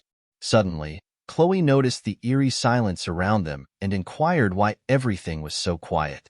Saki, looking ahead, saw a pillar-like structure and mentioned that she might know why. Just then, the gate chains began to break, releasing a dark aura. The group was shocked to see a gate before them. Kong recognized the place instantly. The scene shifted to a security guard who had entered the dungeon to check on Kong and his party. The guard was shocked to see that Kang's party had managed to defeat all the berserk buffalo monsters. As the guard observed them, he thought back to a few days prior. A woman had approached him, claiming to be a Awakens instructor. It was Demon Commander Aker. Aker had made him an offer. She would clear his debts if he did one thing for her. The guard had asked what she wanted. Aker told him to tame the buffalo monsters, then use a demon stone to send them into a frenzy and release them when Kong Jiyama showed up with his party. She also ordered him to open the dungeon gate. The guard hesitated, concerned that the students might not survive. Aker coldly replied that she didn't care, and if he refused, she would find someone else. Desperate, the guard took the demon stone, agreeing to help her. Aker, satisfied, told him he had made a sharp decision and reminded him to answer every unknown number. After she left, the guard had been excited, thinking he could finally be free of his debt. Back in the present, the guard watched Kong and his party with frustration. They had survived the buffalo onslaught, but the guard was certain they wouldn't make it through the dungeon, not with the stone gate open. The scene shifted back to our boy and his party, standing before the open gate. They couldn't believe what they were seeing. Kong thought to himself that it was no wonder everything had seemed so easy. They had walked right into a trap. The guard's glare had felt off to him earlier, and now Kong was frustrated that he hadn't trusted his instincts. The stone gate of this dungeon only opened with the giant demon stone, a mid-game quest item. The fragments Kong had seen earlier were pieces of the mana stone, and he hadn't expected the stone gate to be left open. Kong considered that if everything went according to the game, there would be a reward, but surviving came first. Kong could sense the presence of the boss monster. As he stared at the gate, he noticed a single red line carved into the supposedly indestructible stone. He realized that he had already used up all 40 seconds of the painless blessing, but Murasame should be able to hold out a little longer. His plan was to go through the gate and get out before it shattered completely. Suddenly, the stone gate began to open wider. Kong and the others stood frozen, shocked and confused. From within the gate, a massive creature emerged. Batten stared in disbelief, questioning if the monster before them was really a buffalo. Kong couldn't believe it either. The boss monster had broken through the stone gate. It was an A-grade demon, Minotauros, also known as the Buffalo King. The reward for defeating this dungeon's boss was the Blessing of Transition, a powerful item that transferred and amplified the owner's blessing to a chosen target. But it was a single-use item. Kong knew that this fight would be on a completely different level. The Buffalo King stood tall, radiating murderous intent. As the Buffalo King roared, Kong knew one thing for sure. There was no turning back now. The scene shifts inside the stone gate, where two buffalo-like monsters scan their surroundings, with the main boss monster standing between them. Chloe is startled to discover that there are monsters inside the stone gate, while our boy struggles to believe that even those two buffalo monsters are something Kong cannot handle alone. Kong realizes that even if our boy manages to break through the gate and escape, the moment the boss buffalo monster awakens, it will be nearly impossible for everyone to get out unharmed. He understands that this situation is vastly different from the midterm exam. There was no prior information about the mermaid then, but our boy has faced the Minotaur in gameplay before. If our boy were in peak condition, Kong could have handled all three buffalo monsters on his own. However, at this moment, Kong has already exhausted all 40 seconds of Pame's immunity blessing and must act as efficiently and effectively as possible to succeed. Our boy then grips the Murasame tightly as Kong turns to Batten and asks if he can still use the pain-reducing blessing. Batten responds that he can. Kong follows up, inquiring how long Batten can maintain the blessing. Batten states that the maximum duration is about 2 minutes. Our boy replies that it's enough and instructs Batten to keep applying the blessing while Kong engages the boss buffalo monster. Kong knows that if he loses focus even for a second, he could be seriously injured, or worse, killed. Batten reassures Kong, saying that since it's him, he'll do his best. Kong then turns to Saki and Chloe, instructing them to handle the wounded buffalo monsters on the side. However, he warns them not to get involved with the boss monster, as it is far too dangerous. Saki appears genuinely impressed by Kang's composure and leadership. Kong tells everyone to get ready and follow the same strategy they used earlier when facing the horde of buffalo monsters. As the buffalo monsters charge forward, our boy activates the blessing of the sword god. However, Kang's entire body is suddenly overcome with excruciating pain. Fortunately, thanks to Batten's pain-reducing blessing, Kong is able to move and endure the agony. He steadies himself, mentally reinforcing that he can do this. Then, as the boss buffalo monster charges toward our boy, Kong wastes no time and rushes forward to meet it head-on. The monster swings its massive axe toward our boy, and Kong manages to dodge the strike just in time, causing the boss buffalo monster's attack to land on the wall, shattering it upon impact. Kong thinks to himself that the blessing of the sword god is agonizingly painful, but he endures it and retaliates, slashing at the boss buffalo monster with his sword. However, the monster swiftly blocks the attack with its axe. Wasting no time, the boss buffalo monster counters, but our boy evades the strike and attempts to create some distance. To Kang's surprise, the boss buffalo monster suddenly kicks him from behind. Our boy barely manages to block the kick with his knife, preventing a direct hit. At that moment, our boy realizes that all the senses he had been unable to feel under the pain immunity blessing have now awakened. Instead of feeling overwhelmed, Kong experiences an unexpected sense of freedom. The boss buffalo monster then swings its axe at Kong from the front, but Kong dodges by moving closer to the monster. However, the boss monster anticipates this maneuver and abruptly redirects its axe toward our boy. As the axe is about to strike, our boy reacts instantly, ducking just in time to avoid the blow. The boss buffalo monster's strike smashes into the dungeon walls. Seizing the opportunity in an instant, our boy swiftly moves behind the boss buffalo monster. However, relying on its sharp instincts, the monster quickly turns around and delivers a powerful strike at the spot where our boy had just been standing. The impact sends dust billowing through the air, covering the entire area. As the dust settles, the boss buffalo monster is stunned to see Kong sitting right on the blade of its axe. On the other hand, Saki watches in disbelief. She can't comprehend how Kong is moving like that, as those movements seem beyond human capability. At that moment, one of the buffalo monsters charges at Saki, but she gracefully dodges the attack with ease. As she evades, she analyzes the battle in her mind, considering the precise use of muscles, posture, striking angles, and positioning of energy. A combat sense that disrupts the enemy's center of gravity with minimal movement. Yet, in reality, the gap between theory and actual combat is immense. Even in this life-or-death situation, Kong remains unwavering. His presence on the battlefield reminds her of the legendary sword emperor, Siegfried. Seizing an opportunity, Saki draws her bow and releases a precise arrow, striking the buffalo monster with perfect accuracy and taking it down in a single shot.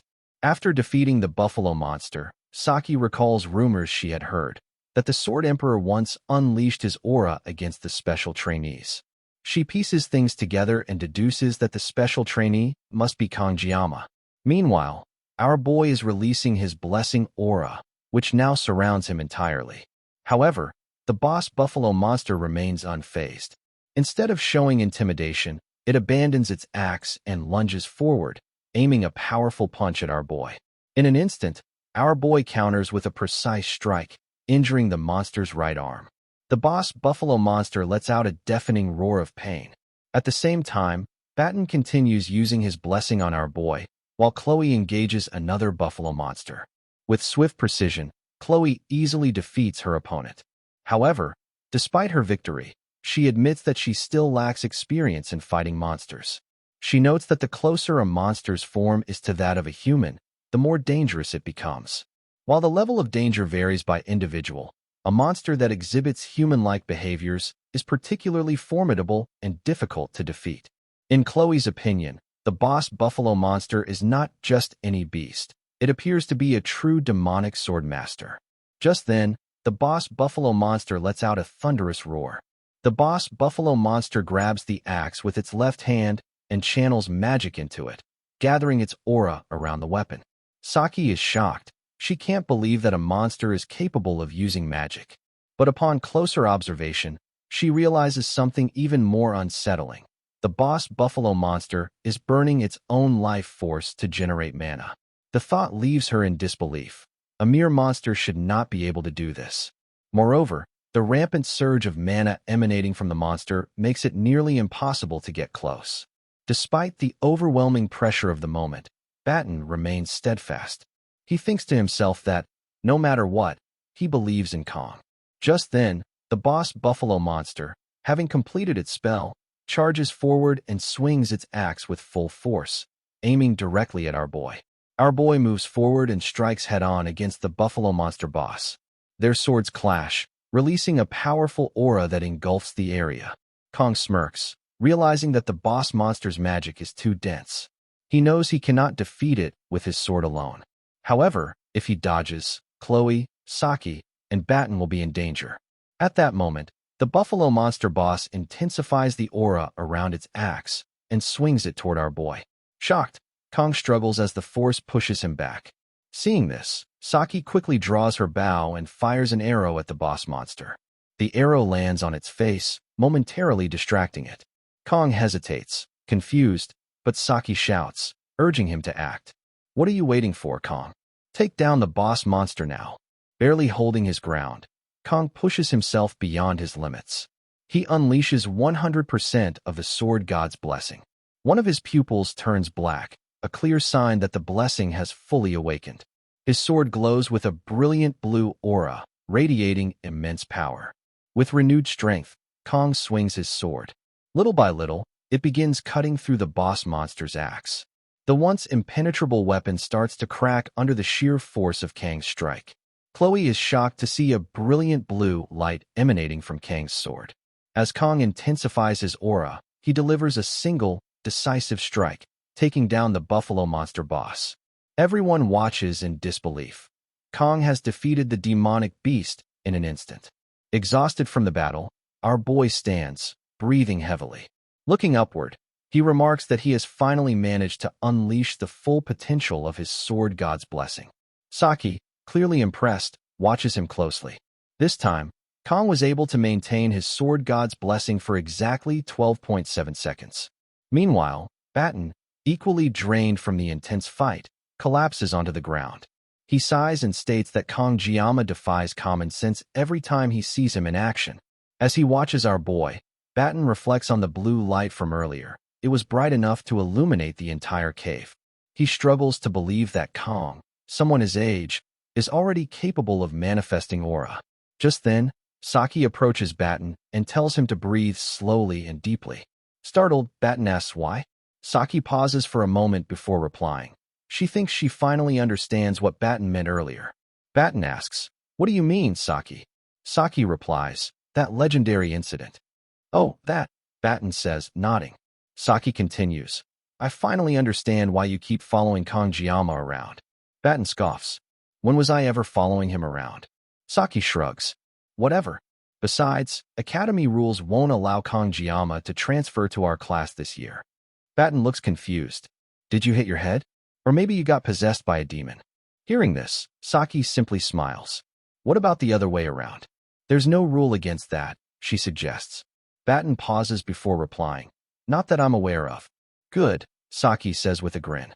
"Because somehow, I feel like tagging along with our boy too." Meanwhile, we shift to our boy, who reflects on the battle. Even with Batten's blessing, rest is unavoidable.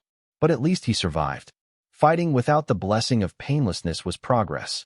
Just then, Chloe comes running toward Kong and embraces him tightly. Tears stream down her face as she asks, "Are you all right? Are you hurt anywhere?" Our boy, still recovering, says, "Wait a little. I'm still injured." Hearing this, Chloe quickly steps back, concern still evident in her eyes. Blushing, Chloe apologizes to Kong. At that moment, a system window appears in front of Kong, congratulating him on acquiring a new blessing. Seeing this, our boy thinks to himself that this blessing was originally meant for Leo. Its rank is Spirit rank, the rarest in this world. A blessing that only reveals its full potential when combined with another. The details of Kang's new blessing appear. Blessing of Transition. This ability allows Kong to transfer an own blessing to a living being or an object. However, direct physical contact with the target is required. Our boy realizes that this blessing of transition is essential for mastering the dual-natured Balmong. Determined, Kong decides to make the best use of this rare ability. Just then, the stone gate creaks open, and someone enters. Kong turns to Chloe and reminds her of the favor he asked earlier. Of course, Chloe replies without hesitation. The figure stepping inside is the security guard from before. However, before he can react, Chloe wastes no time. She swiftly strikes, injuring his leg. The guard stumbles, attempting to move, but Chloe glares at him and warns, "Stay still, or there will be consequences." Shocked, Batten asks, "What is happening?" Our boy calmly replies, "I asked Chloe to do me a favor earlier." The injured guard, wincing in pain, glares at Kong. "Are you insane? Why did you attack me? What did I even do?" Kong responds coldly, "That's exactly what I'm trying to figure out." He then turns to Saki and Batten. The rampaging buffalo monsters earlier and the sudden opening of the stone gate. It all leads back to this guard. Saki, her confidence unwavering, crosses her arms. It does seem suspicious. There weren't any surveillance cameras inside the dungeon, yet this guard just happened to show up at the perfect moment. Batten, still confused, furrows his brows. But why would this guard target us? Saki scoffs. Idiot. That's what we're trying to find out. Her expression hardens as she steps toward the guard. Who's behind this? There's no way you orchestrated all of this alone. The guard remains silent, refusing to answer. Saki narrows her eyes. If you won't talk, I'll make sure you do. At that moment, our boy steps forward, his voice calm yet firm. If you don't tell us about your boss, there will be consequences. Fear flickers across the guard's face. Trembling, he finally gives in. All right, I'll talk. He takes a deep breath before revealing. A Awakens Academy instructor approached the guard a few days ago, offering to clear his debts. Hearing this, Batten clenches his fists in anger, but Saki quickly intervenes. Calm down, Batten, she says before turning back to the guard. What did this instructor look like? The guard hesitates before replying. She was a tall woman with purple hair and eyes. Saki's expression sharpens. She turns to Kong. If I had to guess, the instructor he's talking about is probably my class's assistant instructor. I never forget faces, and her eyes were particularly sharp. She stood out. Batten's eyes widen. Wait, doesn't that mean she was behind the midterms incident too? Saki, now surprised, furrows her brows. Midterms incident? What happened back then? Kong responds, his tone serious. During the midterm exam, my team and I ran into a demonoid mermaid. Saki's eyes widen in shock. Wait, Leon ended up in the hospital because he fought a demon? Batten finally sees a chance to speak. Exactly. And let's get one thing straight. Kong Jiama was the one who defeated the demonoid mermaid, not Leon. Kong, unfazed, simply nods. I've gathered all the information I need. Kong reveals that he had been recording the guard all along. Saki, clearly impressed, our boy then states, a dungeon that was never supposed to open, just happened to open. And the timing was perfect, to eliminate someone. The guard, shocked, stares at Kong. What do you mean by that? Ignoring him, our boy turns to Chloe. You're the assassin here. It's your call. Chloe nods. Understood. Wasting no time, she activates her blessing and swiftly takes down the guard with a single strike. As they leave the dungeon, Kang's thoughts linger. The elders and instructors of Awakens Academy, they're the ones targeting me. His expression hardens. If those elders want me gone, they should come at our boy directly. And when they do, I'll eliminate them all. Our boy, Kong, presents the Cow King's horn, the horn of the Minotaur, the boss of the Buffalo Hidden Dungeon. This rare material guarantees success when enhancing weapons below A rank. As Kong approaches the blacksmith to upgrade his weapon, the blacksmith is stunned to see the Cow King's horn in his possession. He can hardly believe that Kong has acquired such a high-grade material. Despite Kong being a student at Awakens Academy, it seems almost impossible for a student to defeat an A-rank boss monster. Shocked, the blacksmith asks if this is truly an A-rank material and whether Kong took down the monster alone. Kong clarifies that he defeated the monster with his team. How could he possibly defeat an A-rank boss monster by himself? Kong then places Musarame on the table, revealing that his knife is in terrible condition. He states that since the weapon is already damaged, he might as well have it repaired while enhancing it. The blacksmith, now visibly irritated, demands to know what Kong did to his weapon to cause such extensive wear. With a serious expression, Kong responds, questioning what the blacksmith means by messing it up like this. Feeling uneasy, the blacksmith forces a nervous smile and hesitantly remarks that Kong could have taken better care of his weapon. As the blacksmith worried that Kong might get hurt, Kong reassured him by reminding him of his promise to do everything as agreed. Trusting the blacksmith, Kong left his weapon in his care. As our boy turned to leave, the blacksmith was visibly frustrated, his anger directed at Kong. Internally, he thought to himself that this time, he would make the knife even shorter. Suddenly, Kong stopped, surprising the blacksmith. Our boy turned around and casually told the blacksmith to sell the leftover materials for himself.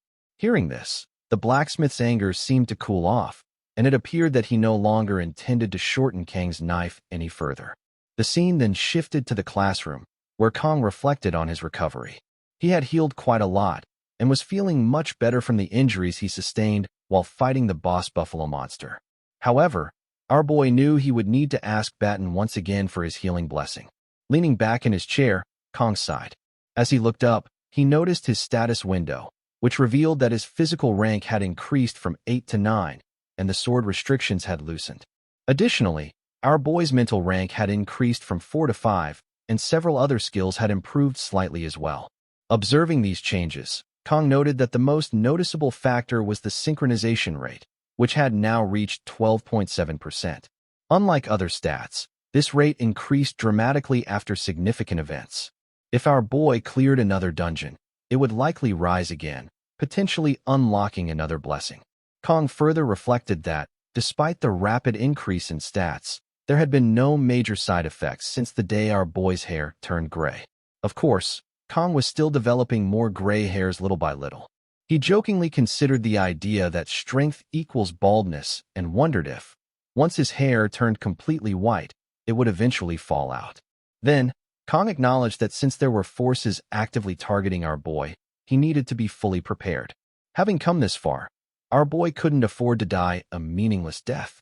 He also needed to study how to properly use the blessing of transfer, as the gap between those with blessings and those without was vast. Kong felt a little sorry for Leon, but since Leon was the protagonist, his skill window would inevitably overflow with blessings anyway. There was still a lot to do. First, our boy needed to focus on recovering his body. Then, Kong received a gift, which appeared to be from Chloe. For the first time, Kong had formed his own party and successfully cleared a dungeon. Having his life targeted had now become a daily occurrence for our boy, but it wasn't all bad. He had gained 2 classmates he could genuinely call friends, Batten and Chloe. Neither of them played a significant role in the main story, and Kong wasn't even sure if Chloe considered him a friend. Looking at the chocolate he received, our boy recalled that Chloe had been hospitalized with a fever after the dungeon raid. Kong decided that he should visit her when he had time. At that moment, the instructor entered the room alongside Siegfried, instructing all students to return to their seats. Kong wondered how long the Sword Emperor was going to keep them waiting. Just then, Kang's phone buzzed with a message from an unknown number, asking, "What are you doing?" Our boy assumed it was a wrong number. However, the next message instructed Kong to look to the front. As our boy lifted his gaze, he was shocked to see Saki standing there with Siegfried. Then, Instructor Lee addressed the class, announcing that, as of today, Saki Ryoso had been officially assigned to their class. The students were stunned by the news, but Instructor Lee quickly silenced them. He expressed his hope that everyone would get along with Saki, and then concluded by instructing the students to change and assemble at the training hall within 30 minutes. As Siegfried and Instructor Lee left the room, the students still couldn't believe that Saki Ryoso was now part of their class. What shocked them the most was that Saki had personally requested the reassignment. As Saki walked toward her seat, our boy couldn't help but wonder, is she really coming toward me? Among this year's cadets, known as the Generation of Miracles, Saki ranked 4th. She was a brilliant mind who had topped the written exam, with combat skills to match. A true embodiment of both brains and brawn, she had mastered the Kyushu style. On top of that, Saki was the daughter of Daki Kojima, one of the 7-star heroes, also known as the Absolute Bow. According to the setting, Saki Kojima holds the title of Absolute Bow and also serves as the Prime Minister of Japan. Essentially, Saki is like a princess of Japan. Even in this world, Japan remains a superpower, so it's no surprise that people are reacting as if they're meeting a celebrity. Our boy couldn't help but think that Saki shouldn't be here. This was going to be really annoying. As Saki walked through the classroom, she noticed Kong. Our boy silently hoped that she wouldn't come toward him.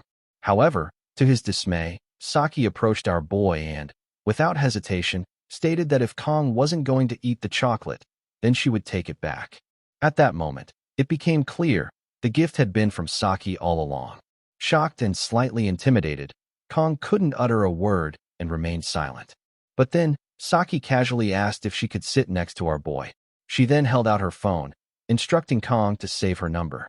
Internally, our boy sighed, thinking to himself, why are my bad feelings never wrong? The scene then shifted to a dungeon, where an investigation was underway. An officer named Leo questioned a guard, asking what the individuals had said before entering the dungeon. The guard responded that they had expressed concern for the cadets and had insisted on going in. Leo continued his questioning, asking if there was anything unusual about the individuals before they entered the dungeon. The guard paused for a moment and then replied that, now that he thought about it, they had looked a little pale. Hearing this, Leo nodded and stated that he understood. He then dismissed the guard, as he needed to inspect the scene. Before the guard left, Leo thanked him for his cooperation. The scene then shifted to the outside of the dungeon, where another officer approached Leo and asked, "Isn't death in a dungeon just a common accident?" Leo responded, "Yes, but no matter the dungeon accident, there is always a body left behind." But this time, Leo still couldn't shake the feeling. When he had entered the dungeon for the search, he had been utterly shocked. A mountain of defeated buffalo monsters lay before him. The cadets from Awakens Academy had been there, but this level of destruction was far beyond what mere cadets should have been capable of. While the cadets had returned safely, the staff member who had gone in out of concern was never found, as if they had never existed in the first place. The other officer then asked, "Could they be inside the stone gate?" Leo hesitated before replying, "I can't say for sure, but it's unlikely. The stone gate has never opened before." He then further stated, "And I can't exactly interrogate the cadets from Awakens Academy who were here." The other officer nodded and stated, "That's right. Awakens Academy is an elite school filled with nobles." He then wondered aloud whether the higher-ups would ever issue a warrant. As the officer left for a bathroom break, Leo remained behind, deep in thought. "This is driving me crazy," he mused to himself. At that moment, the other officer was suddenly pushed to the ground by an unknown assailant. Leo was shocked by the sudden attack. As he turned to look, his eyes widened. Standing before him was a demon in human form, wielding magic. In that instant, Leo realized the horrifying truth. This was no ordinary person, but a human who had made a pact with demons. A half-human, half-demon. Before Leo could react, the demon struck with lightning speed, taking him down in a single blow. These beings, half-human, half-demon hybrids, were known as villains. As Saki eats the chocolate, she becomes visibly happy, which draws the attention of the other students around her. Our boy notices them staring while Kong, seated nearby, looks confused, clearly wondering what Saki is doing here. Saki turns to our boy and asks why Kong didn't eat the chocolate, especially after she went through the trouble of sharing it. She expresses her disappointment at Kong ignoring her act of kindness.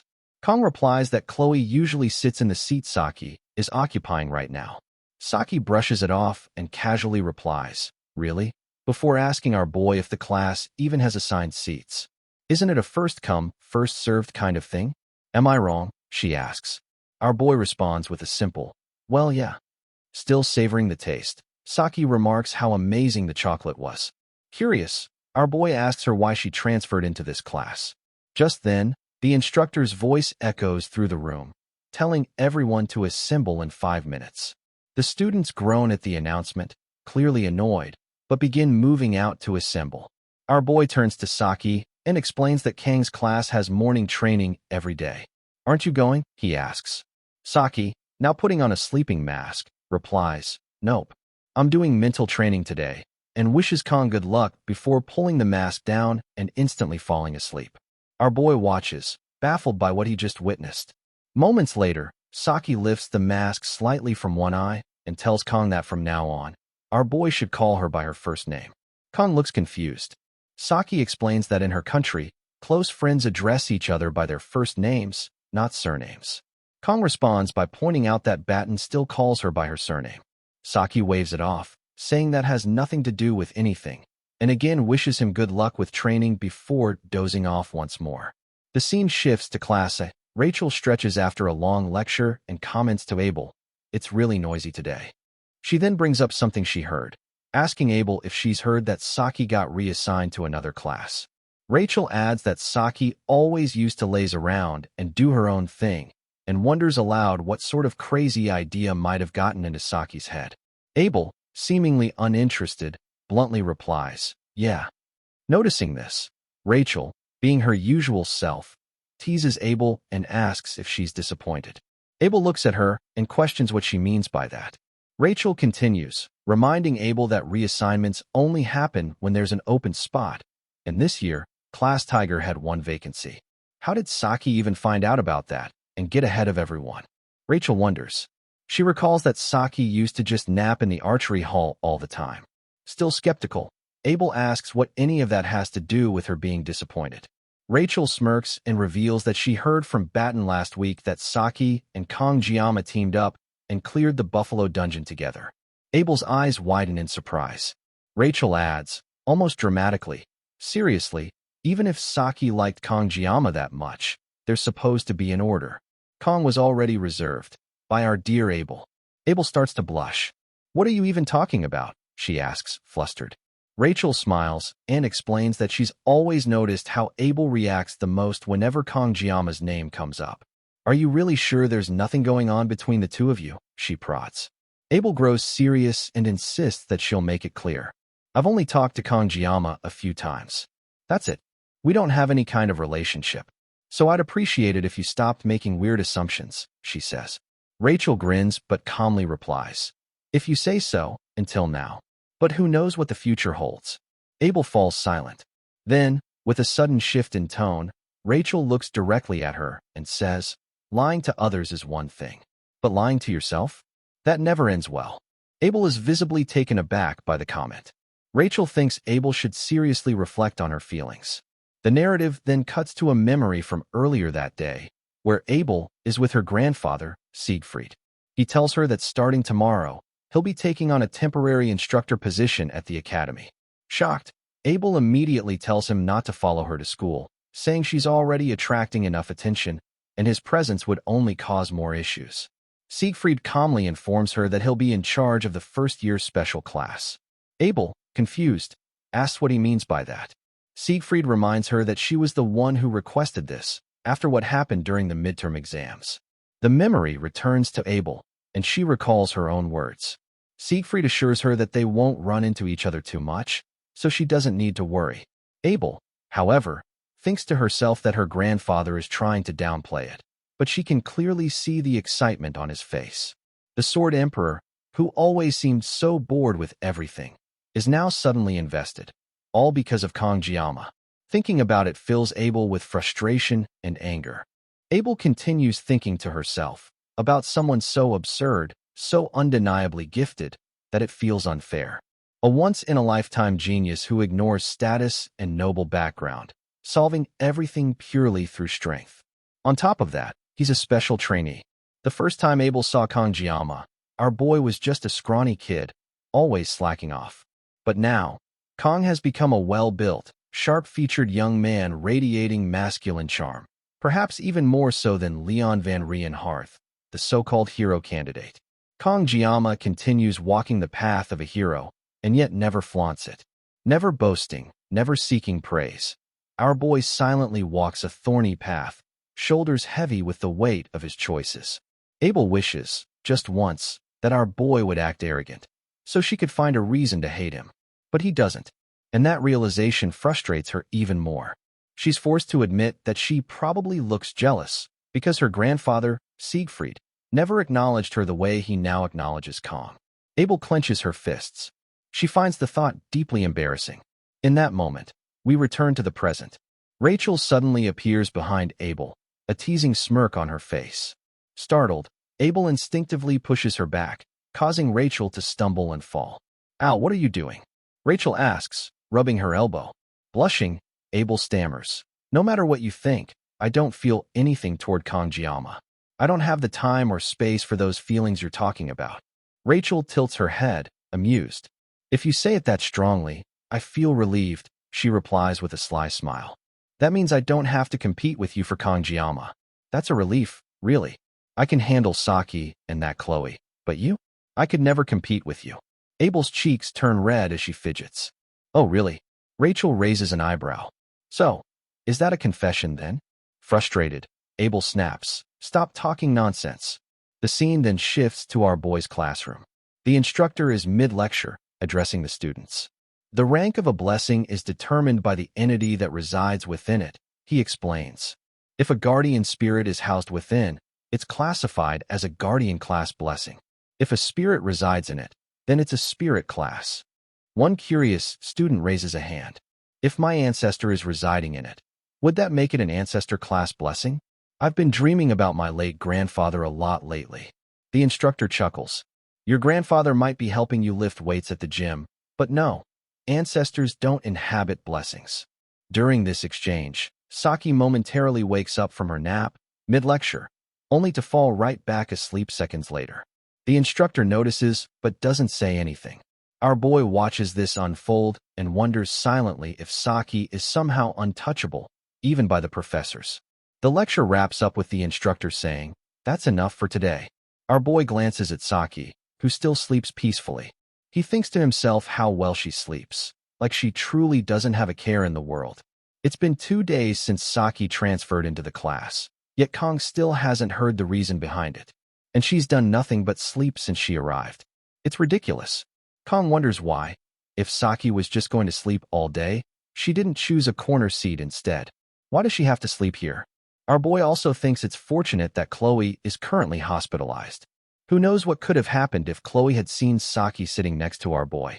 Still, he can't deny the truth. Saki handled all the post-dungeon cleanup. Thanks to her, everything wrapped up without any major issues.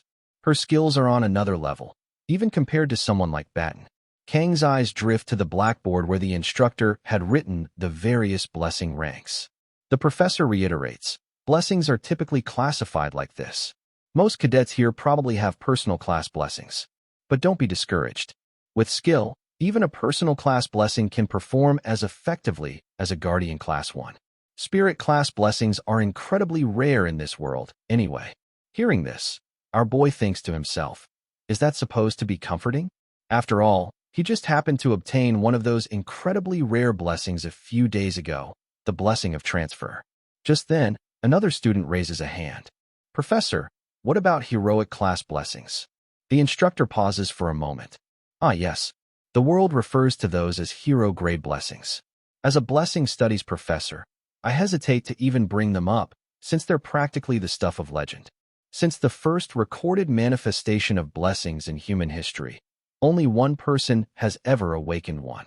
He clears his throat and concludes, that person was the founding hero, Baylor Joaquin. Everyone in the class gets excited, their faces filled with awe upon hearing this. The instructor continues, of course, in modern times, there is one more. But before he can finish his sentence, the bell rings. He sighs and says, we'll continue this in the next lecture. Just as the instructor is about to leave the room, our boy raises his hand and calls out, Professor, I have a question. The instructor pauses. Yes? What is it? Kong asks. Do you know anything about this phrase? May the blessing of the gods be with you? The instructor freezes for a moment. Saki, who had been sleeping peacefully, stirs awake upon hearing the question.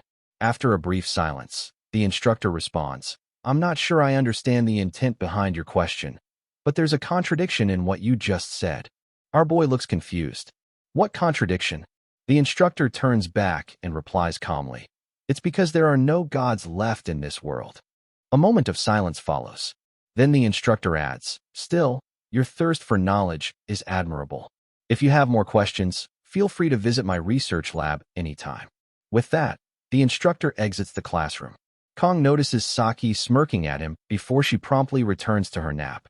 Seeing this, our boy thinks he might as well take a nap too. He rests his head on the desk, eyes slowly closing. But the moment Kong drifts off, he awakens somewhere else, surrounded by broken train parts floating through the air. Suddenly, a glowing window appears. GM is requesting a conversation with our boy. Another window pops up. Will Kong accept? Kong was shocked and couldn't understand what was going on. Then, a window appeared, stating that the GM was interfering with the world line. Seeing this, our boy wondered what world line even meant. Everything was so unfamiliar to our boy. Kong then noticed that the things surrounding him had started to move, before calming down again. Another message appeared, stating that the opponent's level was too high, Kang's level was too low, and our boy still did not meet the requirements. A new message followed. Does Kong still want to proceed? Kong thought to himself, this didn't feel like a dream. Maybe this was the reason our boy had fallen into this world. Perhaps he could find a clue about the blessing of the sword god that had been granted to him. Resolving to continue, Kong chose to proceed. A new message appeared. GM has confirmed Kang's intent. GM is using suppression force to make contact. beginning dull adjustment and transformation of world line. Suddenly, the surroundings started to break apart. Seeing this, Kong thought to himself, it was similar to the day our boy awakened the blessing of the sword god at the academy entrance. Whatever Kong had seen that day, he had to find out what it truly was. Kong moved forward, and little by little, our boy kept pressing on. But then, suddenly, someone called out to our boy, telling him to wake up.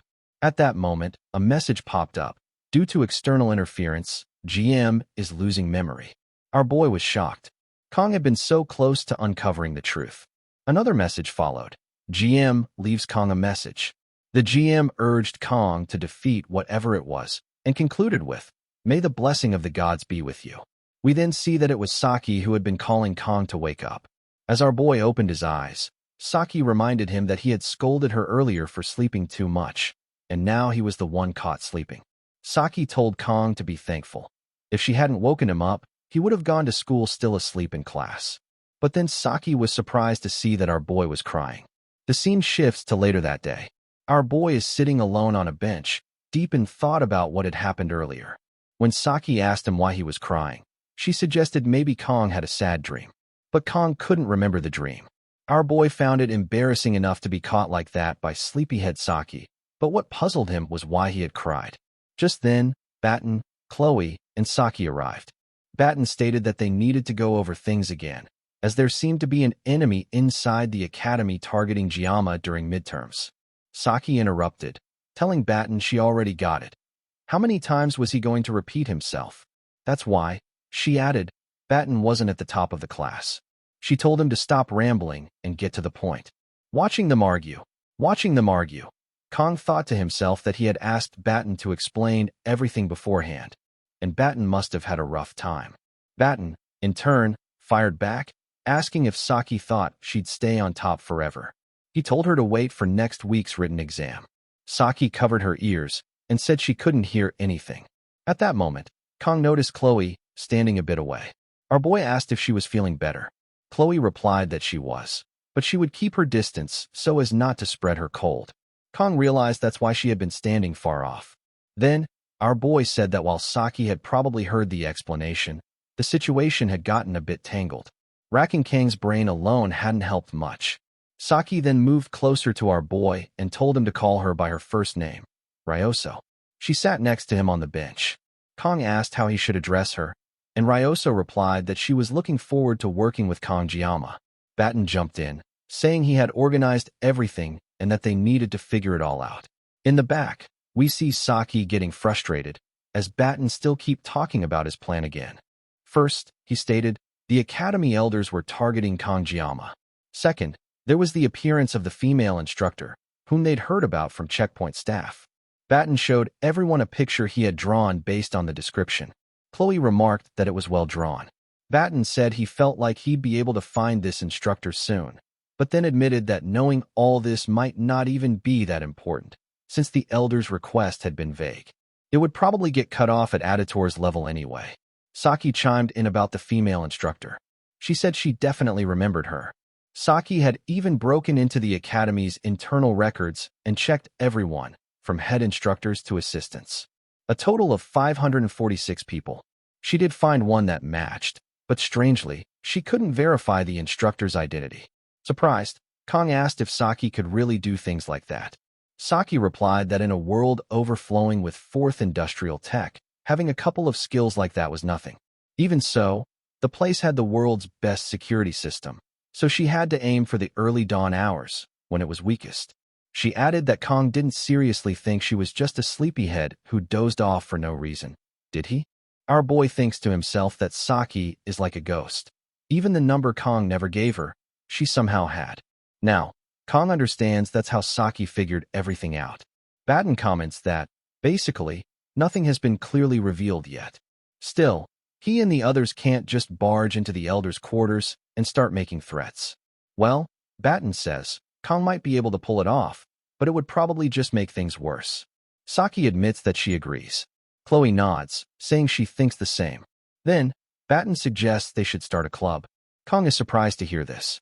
Saki explains that at Awakens Academy, clubs not only have free movement, but also receive funding.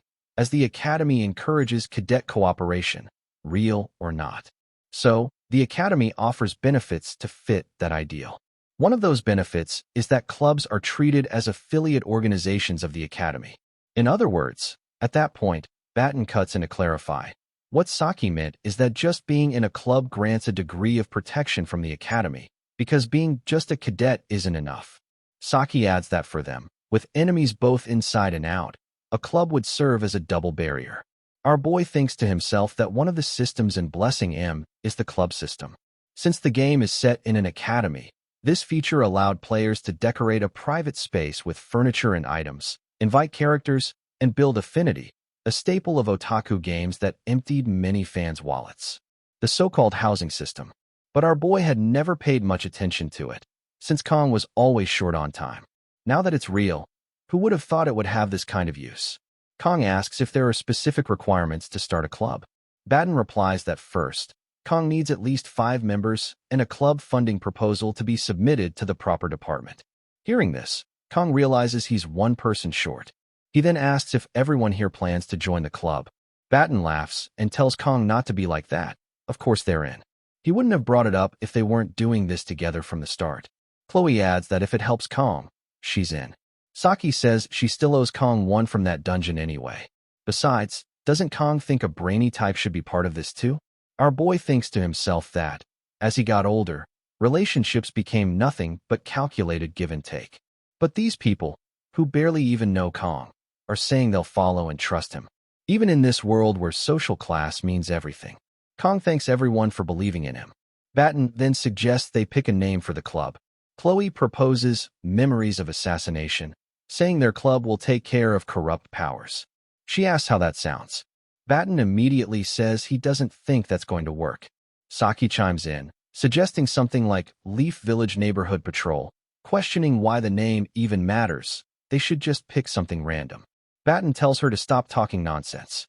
They all begin brainstorming names for their new club. Kong suggests something like the Travel Club, as they could clear dungeons and explore beyond the academy. Then he asks if that's a bad idea. Batten says he's in favor. Chloe and Saki agree as well. Saki mentions that they now need to find a faculty advisor. With the written test coming next week, they should prepare early. Batten agrees. Without an advisor, they can't establish the club. Kong still wonders if Travel Club is really a good name. Saki says honestly, this is the biggest problem because the club advisor must be a professor or higher. Chloe suggests they try asking the Blessing Studies professor, since that professor is known to be both popular and kind. Batten replies that Professor Damien is too busy, so he doesn't think it'll work. Honestly, though, there's no one else quite like Professor Damien. Saki states that out of over 500 academy staff, only about 30 are professors, and only around 10 teach first years. They say they encourage club activities, but the system is full of contradictions. Then Saki turns to Kong and asks if our boy has anyone in mind. Kong replies that the advisor just needs to be professor level or above, right? Saki nods, saying yes, but reminds him that there's almost no one above professors within the academy. Our boy picks up his phone and says, but there is someone. Everyone turns to look, and they're all shocked when they see Kang's phone screen. In that moment, they immediately understand who that someone is Kong is talking about. The scene shifts to the administrative office, where a staff member informs Kong that, in order to establish a club, the head of said club must apply in person. Kong calmly replies that he is the head. The young woman looks him up and down, clearly unimpressed, and remarks, "You? Really?"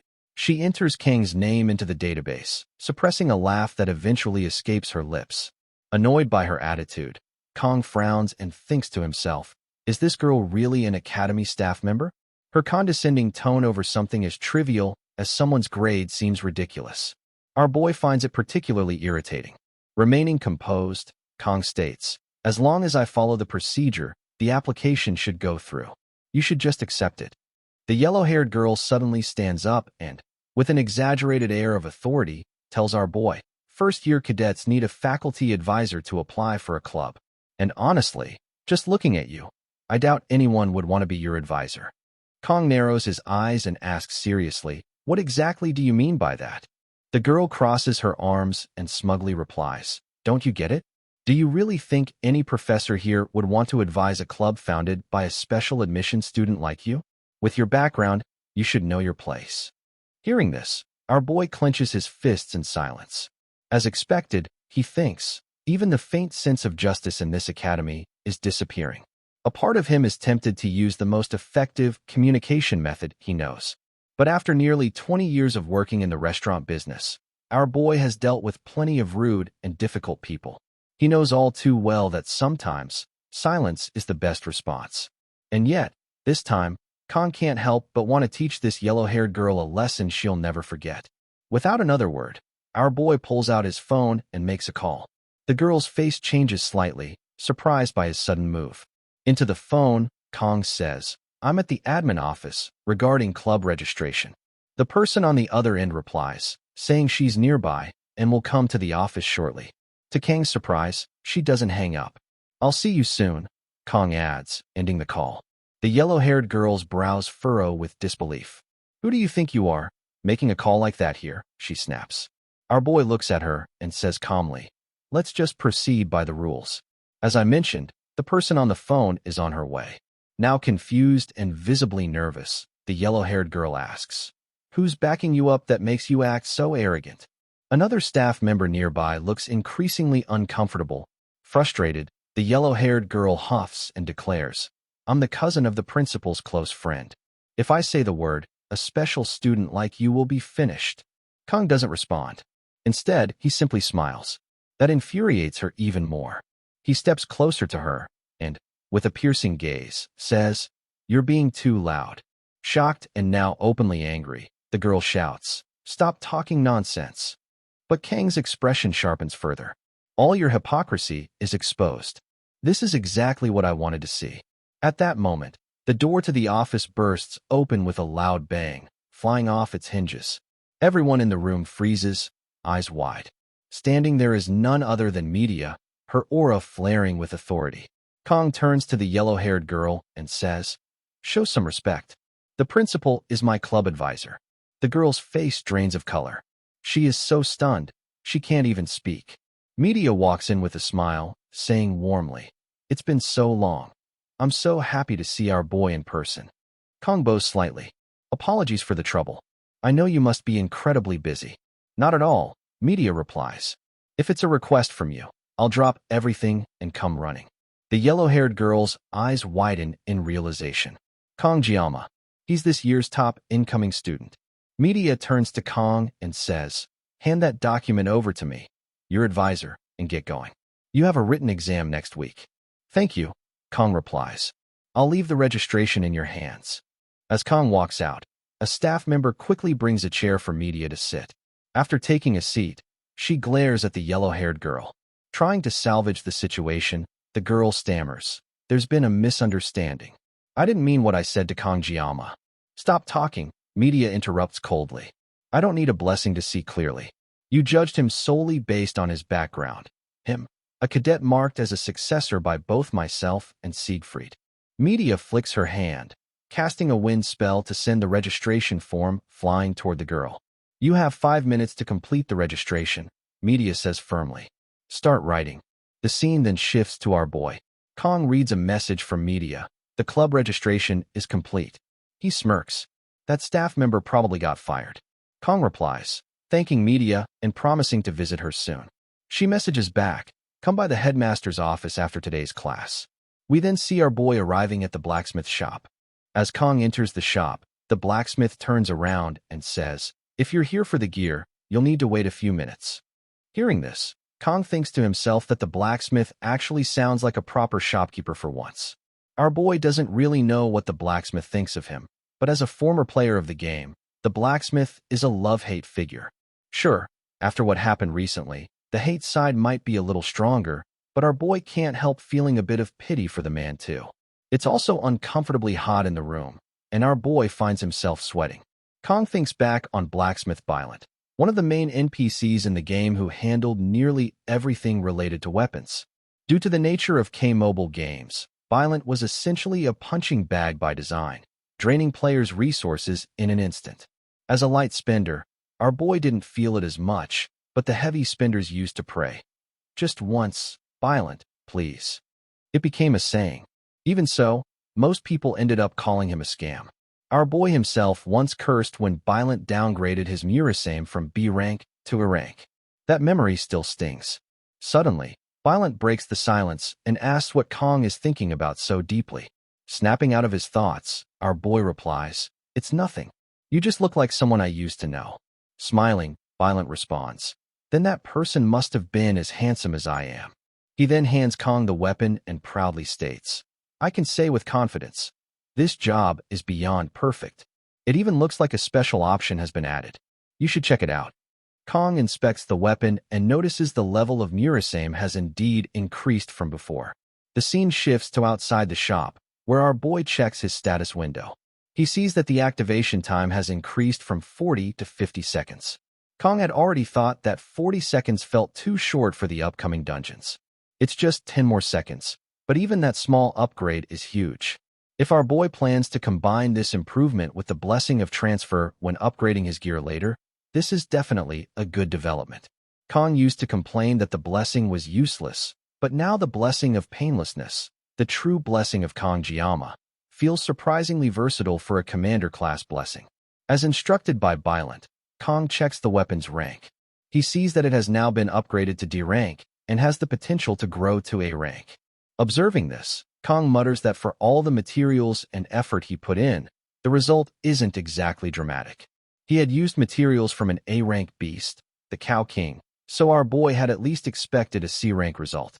Still, thinking ahead to the future when he'll be infusing Murasame with aura, it's good news that its hardness has increased by 2 levels. It won't crumble on impact anymore. Then another window appears in front of our boy. It states that a new feature has been added. As Kong hovers over it, he feels a twinge of unease. "I've got a bad feeling about this," he mutters, clicking the window. A notification pops up. Due to the successful enhancement and the weapon's growth, up to 3 special abilities can now be granted. These abilities can only be activated using mana stones and will trigger randomly. King's eyes widen in surprise. He hadn't expected that. He begins to wonder about the mana stones, and then recalls that he handed over most of his remaining materials to Blacksmith Violent. The scene then shifts to a dimly lit room. One of the Academy's elders is lying on the floor, staring at a picture of his late father. The elder's father, Lyman von Bienhark, was one of the legendary 7-star heroes, known as the Mad Tiger. However, Lyman died 40 years ago during the 6th Legion's subjugation of Baumon. The public hailed him as a noble hero. But immediately following Lyman's death, the Bienhark family came under relentless attack from factions eager to dismantle it. To survive, the elder was forced to carry hatred in his heart. Assassination plots from his own relatives became routine. Eventually, he turned them against one another and had them wiped out. Through this brutal process, the elder managed to restore the family's shaken power. In the absence of his father, he had protected the name and legacy of Bienhark. At the age of 30, he became one of the elders of Awakens Academy. He accepted it as his destiny, to guide foolish humanity and uphold the absolute supremacy of the Chosen. In order to control the ignorant masses, a common enemy was needed. Fortunately for the elders, humanity already had a great and terrifying enemy in the demons. This justified the elders' rule and allowed them to tighten their grip on power. But variables always appear without warning. Leon von Reinhardt, the hero born with the power to defeat the Demon King, was one such variable, the one chosen by the heavens. Of course, the gap in power between humans and demons is vast, and the Elder knows that Leon's chances of defeating the Demon King are practically zero. Even so, legends persist. The founding hero who sealed the First Legion's commander, Lekin, Valor Joaquin. That myth lives on as a dangerous precedent. Such a thing must never happen again. The Elder then remembers the day a humanoid demon entered his room. At first, he assumed she was an instructor. But the moment their eyes met, he knew exactly who stood in the light and who stood in the shadows. She had made a pact with a Legion commander-class demon. She had forsaken her humanity for magic. Half human, half demon, such beings were known only by one title, villain. The Elder mutters to himself, dealing with Leon alone is already enough of a headache. And now that kid named Kong is stirring things up. Even Auditor is hesitant, saying the reason isn't clear enough to act yet. Sighing, the elder sits up. Is my butler here? Yes, Elder Clady von Bienhark, the butler replies from the shadows. Then summon the Undertaker squad, Clady says coldly. We have work to do. Then the scene shifts to the classroom, where Kong is jotting something down in his notebook. In his mind, our boy is preoccupied with thoughts about mana stones. Ever since he got one, everything had changed drastically. The fact that Kong has 3 open slots to embed mana stones feels like hitting the jackpot. If this were a game, our boy thinks, these stones would be rare materials dropped after defeating dungeon bosses, usually obtained from magical beasts ranked A or higher. It sounds cool, but those beasts are no different from demons in terms of danger. Our boy glances at Saki, who appears to be in a deep sleep. Kong assumes she pulled another all-nighter. It's already been a week since our boy cleared the Water Buffalo dungeon with his clubmates, and now he knows that mana stones are the key to unlocking the stone gate, where the Cow King appears. That particular stone had come from Behemoth Gigant. Somehow, someone managed to defeat Gigant and obtain its mana stone. In the game, even one stomp from Gigant could shake the entire area. Still, Gigant pales in comparison to monsters introduced in later updates. Tainted Knight, Basilisk, S-Class, Manticore, S-Class Beast, Lich King, Draug, all S-Class threats. These monsters are on par with natural disasters. Our boy wonders if risking his life just to strengthen his equipment is really worth it. After all, that was supposed to be Leon's role, farming mana stones and hunting monsters. At that moment, Chloe walks in and asks, "Is this seat taken?" Our boy greets her with a good morning. She notices Saki and can't help but stare for a moment. Our boy comments that Chloe seems to have fully recovered, and she confirms with a smile, adding that it was actually Kong who was seriously hurt back then. She even remembers Kang's weapon glowing blue during that fight. Hearing this, our boy silently reaffirms that farming mana stones is definitely worth the risk. Ironically, Kong now craves power more than anything. Our boy has long discarded any desire for peace, stability, or safety. Yet, his primary goal remains unchanged: survival. But survival is harder now because of the unpredictable variables that didn't exist when Kong was just a player. The storyline our boy once knew is starting to shift, like the entire world is conspiring against him. And somehow, it's already been a month since our boy entered this academy. Soon, the truth behind the Second Demonic War, which erupts 3 years from now, will come to light. In preparation, strengthening Kang's body and upgrading his gear aren't just choices anymore, they're necessities. Then Batten notices that Saki is sleeping again in class. Chloe remarks that if Saki is just going to sleep, she should do it somewhere else. We then see Batten attempting to startle her awake. But Saki, still asleep, lands a punch squarely on Batten's face. Back to Kong. Our boy thinks to himself that if things keep going like this, he doesn't know what the outcome of the war will be. Honestly, Kong doesn't fully trust Leon, the so-called protagonist. Even though that mermaid was a demon and allegedly the next hero, Leon was still defeated by her in a single strike. Frustrated, Kong mutters that he's seriously annoyed. Just then, our boy is surprised to see Batten standing there and asks when he arrived. Batten complains that Saki hit him. Saki wakes up and mumbles that Batten is still 10 years too early. Batten tells Kong he came to check on the club's progress. Our boy replies that the principal has already approved it. Now they just need to recruit one more member. Batten nods and says he understands. He then asks if Kong has heard that Leon's been doing really well lately. Apparently, Leon even cleared a high-ranked dungeon. Hearing that, our boy thinks that Leon is finally starting to act like a real protagonist. Saki then adds that Leon cleared an A-ranked dungeon just yesterday, and with a small party too. Meanwhile, their own party barely managed to handle a C-ranked dungeon. Batten teases Saki, saying she seems to know an awful lot about Leon, and then accuses her of liking him. Saki remains silent. Seeing her quiet, Batten insists he must be right. But Saki simply glances at Kong, then turns her head and says she's not interested anymore, before dozing off again. Batten, clearly confused, asks what she meant by that. On the other hand, our boy is still thinking to himself, Leon is indeed getting stronger. At this rate, Leon will probably get Balmung during the deserted island survival training later on. Truthfully, the fact that Sashimi, 0 notable traits, has survived this long is already a miracle. Our boy has a theory. Maybe he's acting as a lightning rod, diverting all the misfortunes that were originally meant for the protagonist. That thought makes him a little nervous. Batten then asks Chloe if she's feeling better now. Chloe nods and assures him she is. Coming back to Kang. Our boy thinks that doesn't mean he'll just accept it. If Kang's life is on the line, then our boy won't hesitate to swing his sword. Kang has neither the reason nor desire to play the perfect protagonist, because Kang is not the main character. The one truly living in this world is Kang Jiama, the sword demon. Then the scene shifts to a palace, where a maid is guiding 3 individuals through a hallway. One of the men excitedly tells his boss that they did it. They got summoned by one of the elders from Awakens Academy, and now's the time to seize the opportunity. The boss immediately tells him to stop spouting nonsense, or she'll teach him a lesson. Hearing this, the man nervously tells her to calm down and stop being so cold. Then the brown-haired guy comments that the blue-haired guy must be new, since their boss really hates the Academy's higher-ups. The blue-haired guy asks, if that's the case, then why did they accept this job? The brown-haired man replies it's because the pay is enormous. The blue-haired guy nods, admitting that's true. It's just business, after all. 100 million won up front, and double the bonus after the job is done. At that moment, their boss tells both of them to shut up. Scared, they instantly go quiet. As they approach the room, the maid turns to Clady and announces that she has brought them.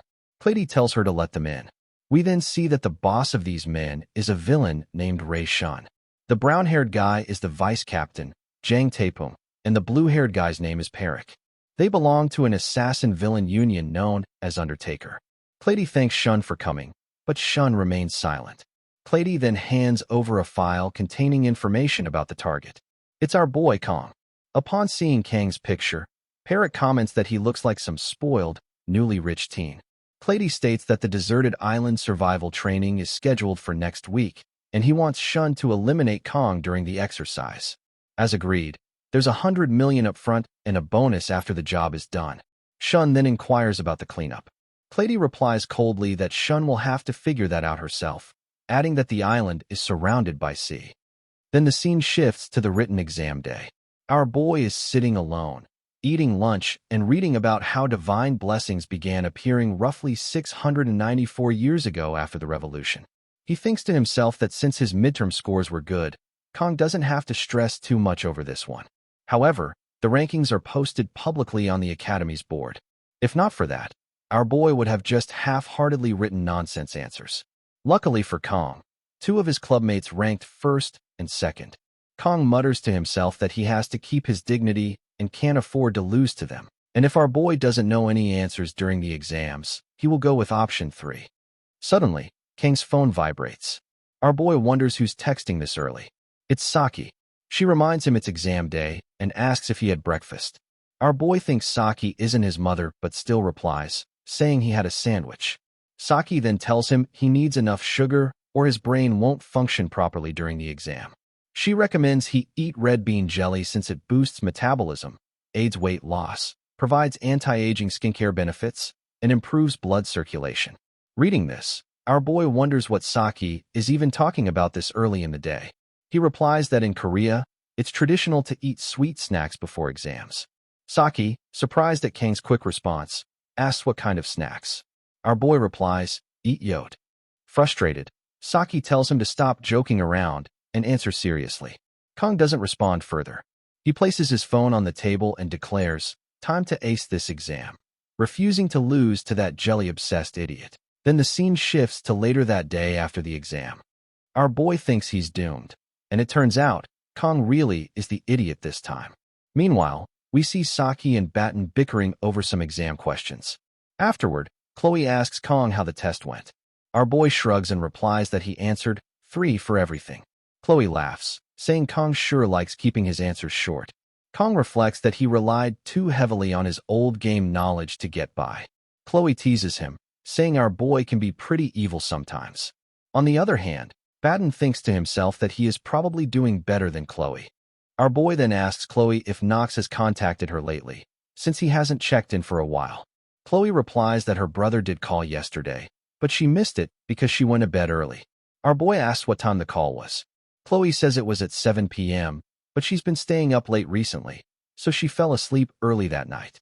Hearing this, our boy quietly suspects that Chloe dodged Knox's call on purpose. Kong also considers the fact that auditor members' contact info is confidential. So unless Knox shows up himself, our boy can't exactly press Chloe for answers. Still, Kong assumes Knox must have his reasons.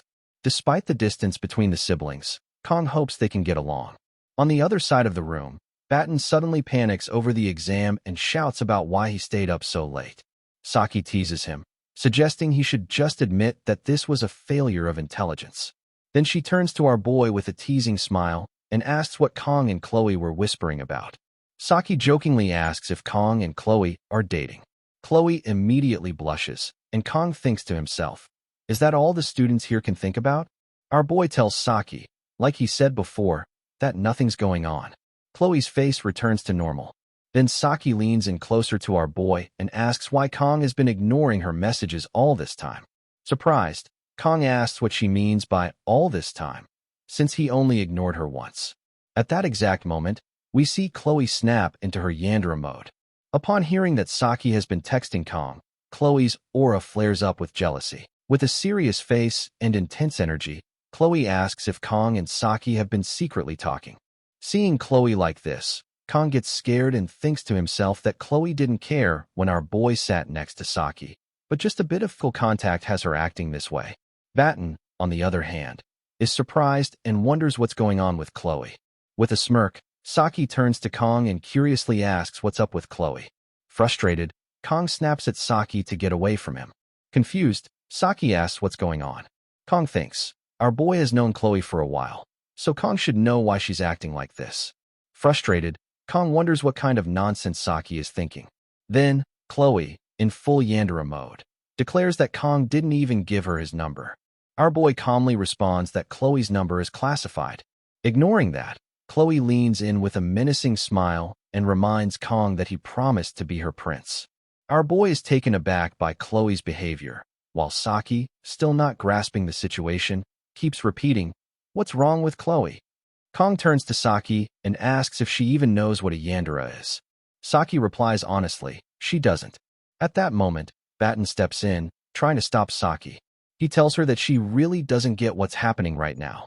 Annoyed, Saki yells at Batten for pushing her and says she'll teach him a lesson. Batten, frustrated, thinks that Saki just doesn't understand the danger she's in. Suddenly, Chloe pulls out a knife. Seeing this, Kong thinks, this is way different than last time. What should I do? Our boy regrets slacking off on watching Yandere study videos lately. He's forgotten everything.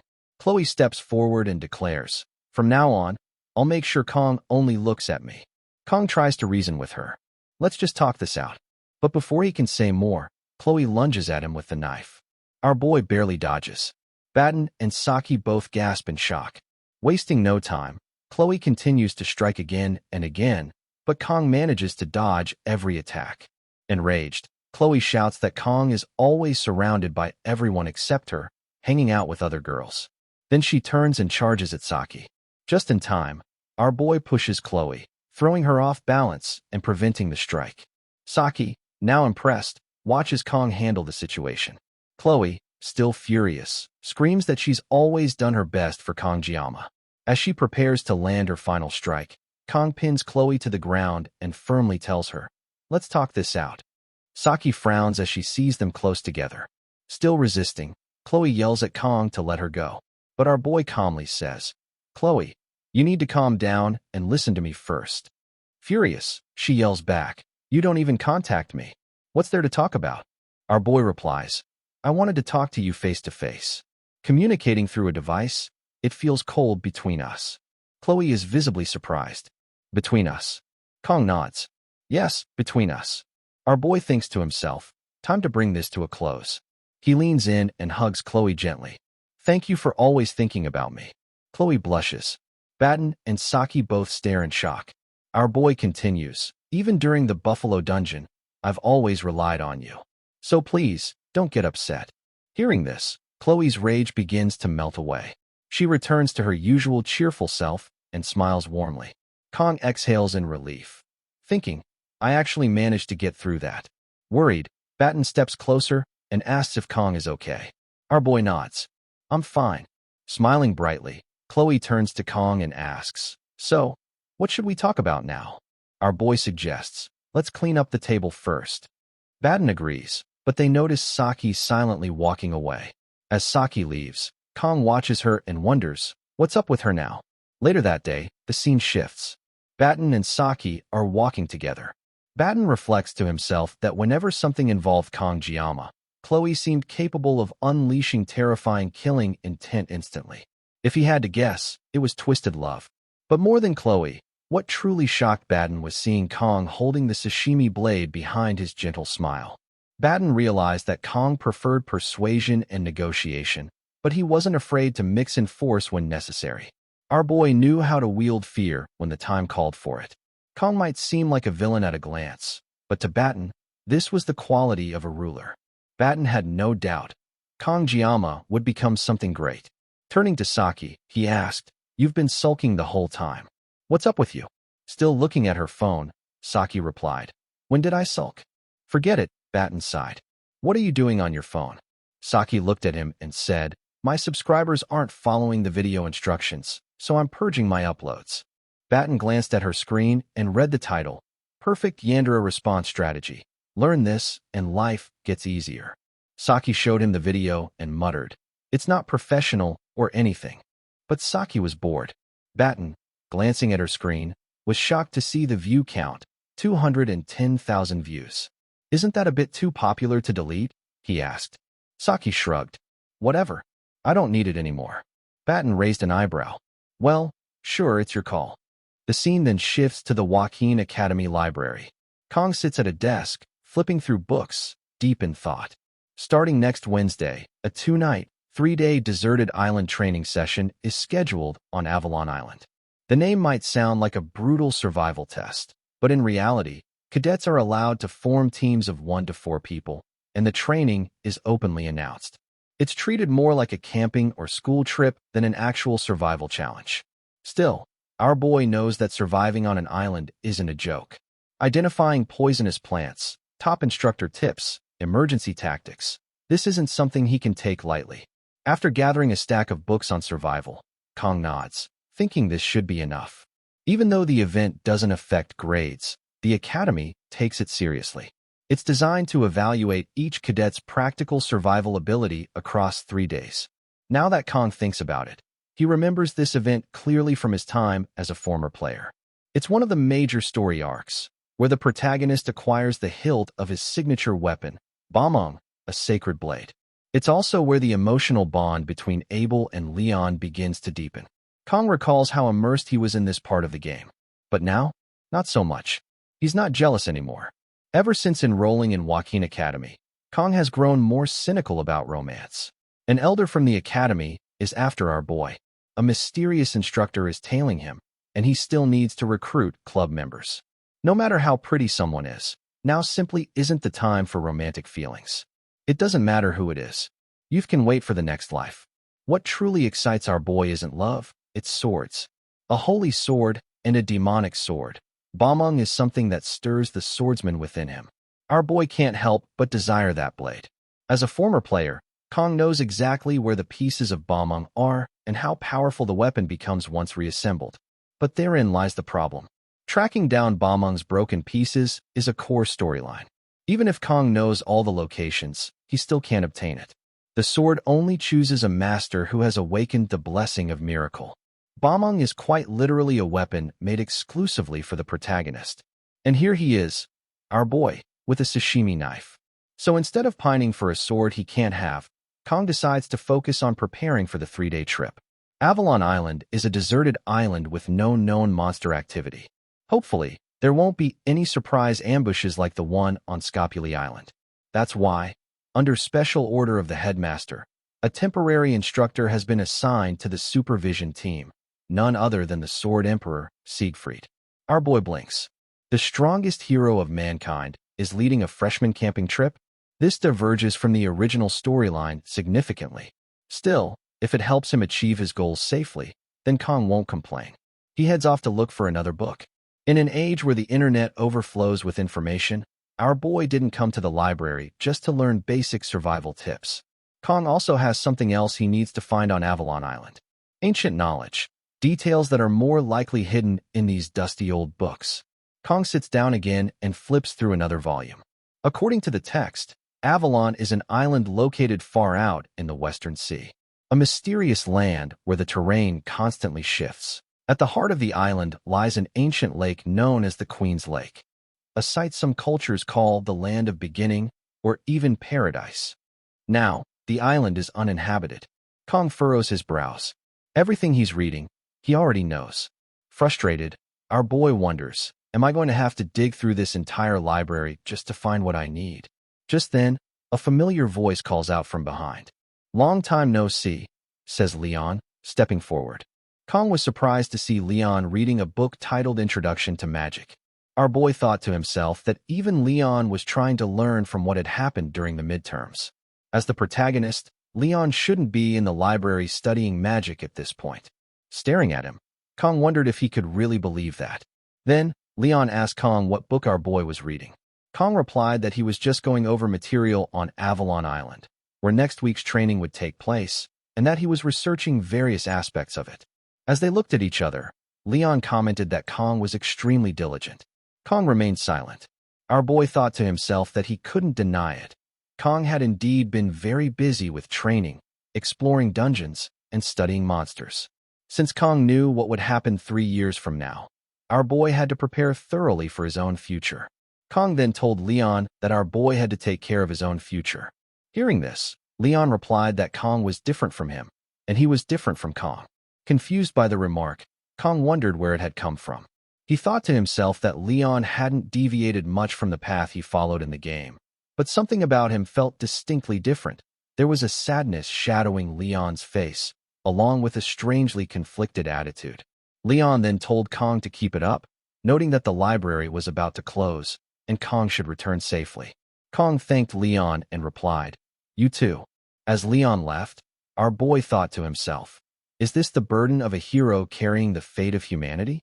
It seemed as if light and darkness both weighed down on Leon's shoulders like lead. But Kong quickly turned back to his book, determined to find what he was looking for before the library closed. The scene shifted to the training grounds on the deserted island, where all the students had gathered for survival training. Rachel and Abel spotted Saki, and Rachel commented that it had been hard to catch Saki lately. They hadn't seen each other in a while. Saki, who was with Chloe, greeted them with a simple hi. Standing face to face, Abel asked if Saki was all set for the training. Saki replied that she would just do what she always did and asked Abel the same. Watching them talk, Rachel couldn't help but smile. She then teasingly remarked that Saki had managed to sneak into the advanced class behind her back, and that school life must be quite fun for her. Saki explained that everything had been done through proper procedures and that she didn't feel the need to inform them. Looking at Abel, Rachel murmured whether she really had to sit and watch Kong-jiama be stolen away. Abel told Rachel to stop talking nonsense, but Rachel insisted she was telling the truth. Saki had gone to the Buffalo Dungeon with Kong, did club activities with him, and now she'd be around him for the 3-day training trip as well. Saki clarified that Kong had said he wanted to do this particular training alone. Chloe agreed, adding that Kong mentioned he had things he wanted to try solo, so he would be acting independently. Rachel lit up upon hearing this and pointed out that this meant no one had been officially paired up with Kong-jiama for the trip. Saki raised an eyebrow and asked what Rachel was trying to say now. Abel, too, questioned what she was planning. Rachel responded by saying Kong had said he wanted to go alone, but he never said not to follow him, right? Saki was impressed by Rachel's logic. Rachel continued, saying she believed all 4 of them were thinking the same thing, even if no one had said it aloud. That's why she proposed a fair and square challenge, calling it the Rachel game. The trio was taken aback by the announcement. Rachel explained that, as everyone knew, Avalon Island's terrain and environment constantly shifted. Even with a warp gate, students would arrive at random locations. She, Abel, Saki, and Chloe would each have to find their own way to team up, and simply meeting up would be a challenge, part of the training's intended difficulty. Being herself, Saki told Rachel to get to the point. Rachel declared that during the 3-day survival training, whoever found our boy Kong first would get him. The others would have to back off, meaning that the winner would get exclusive rights to Kong-jiama. The trio was shocked by the idea. Rachel asked excitedly what they thought. Chloe said she liked it and announced that she would win this time. Saki also said it sounded fun and decided to prove it by sending a verification photo. Rachel grinned and told her to show how much she had grown. Meanwhile, Abel blushed at the mention of exclusive rights and then thought about her grandfather.